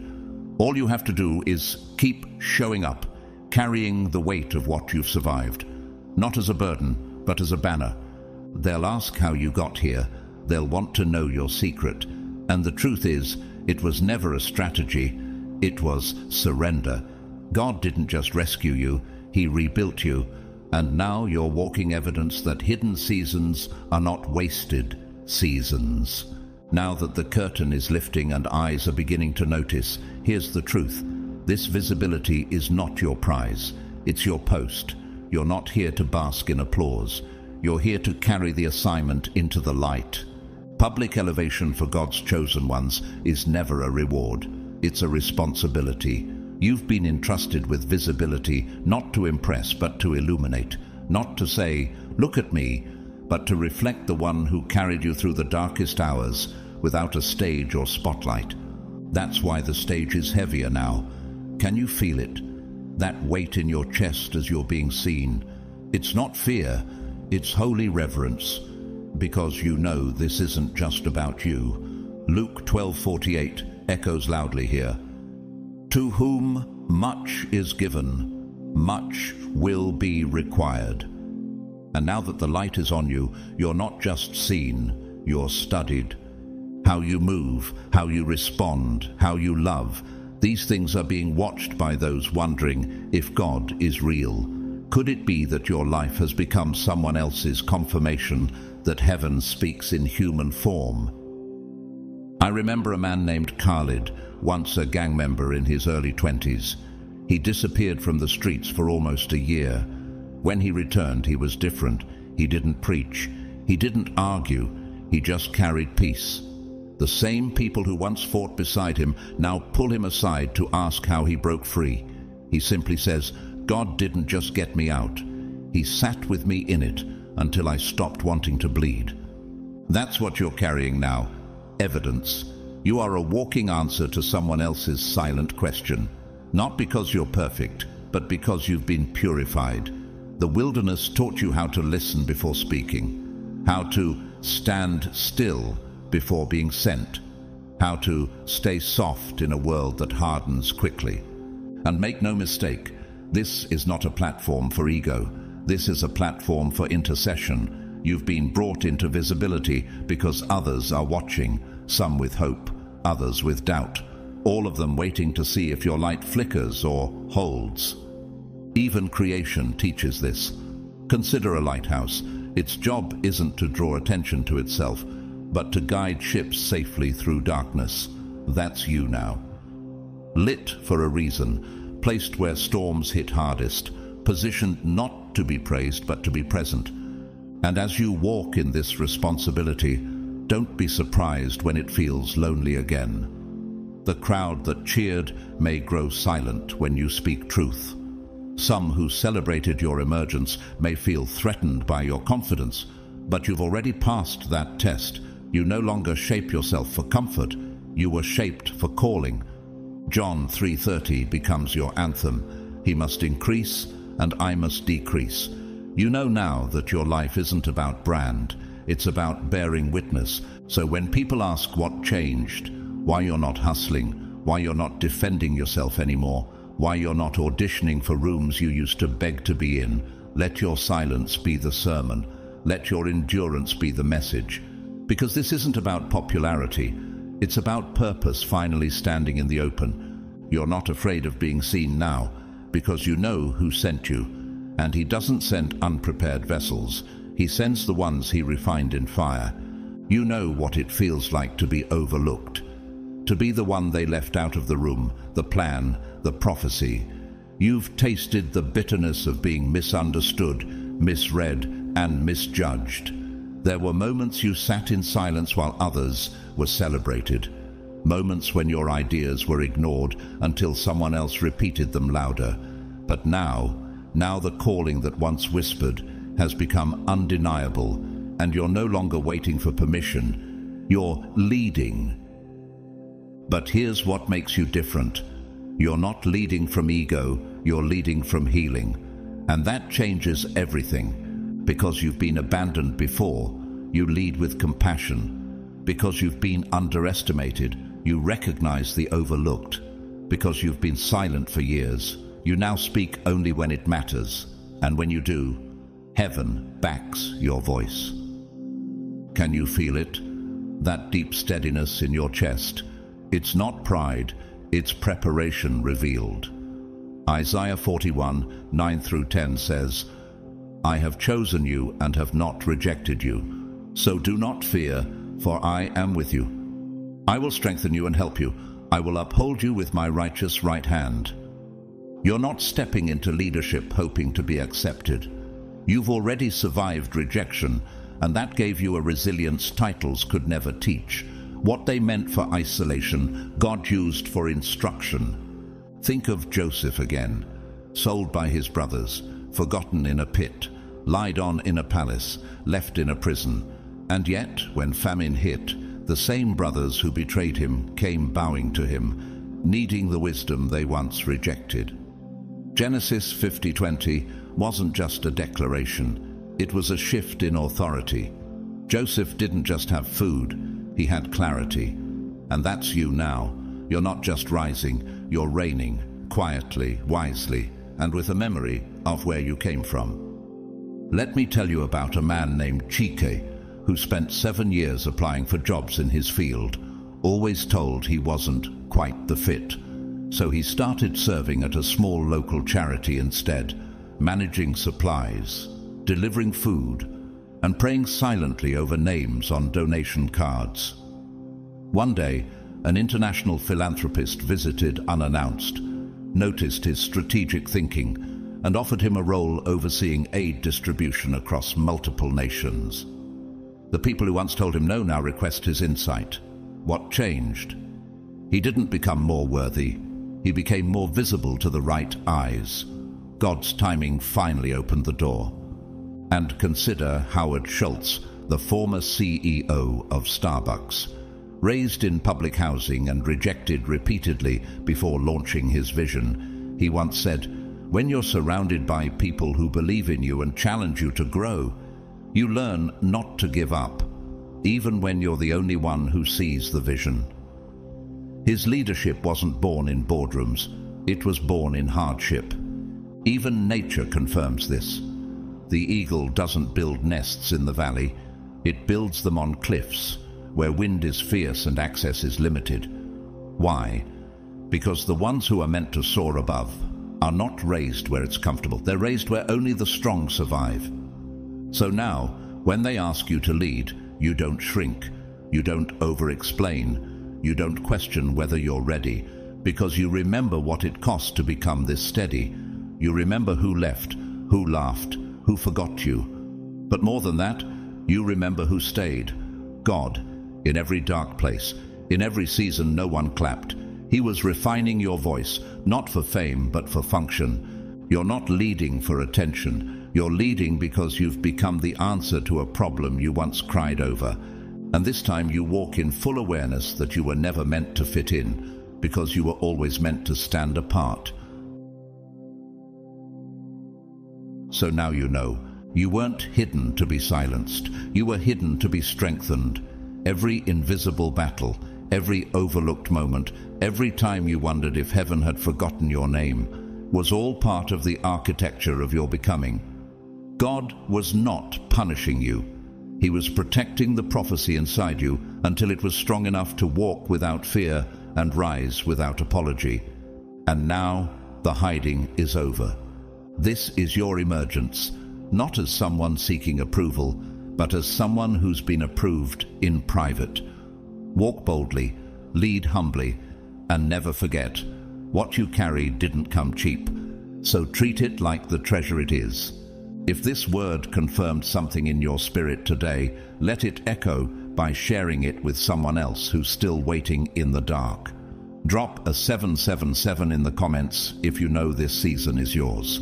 If you feel called to support this message through a super thanks, we receive it with gratitude. But if you don't, we thank you just as deeply for simply watching, listening, and walking with us in truth. Your presence here is never taken for granted.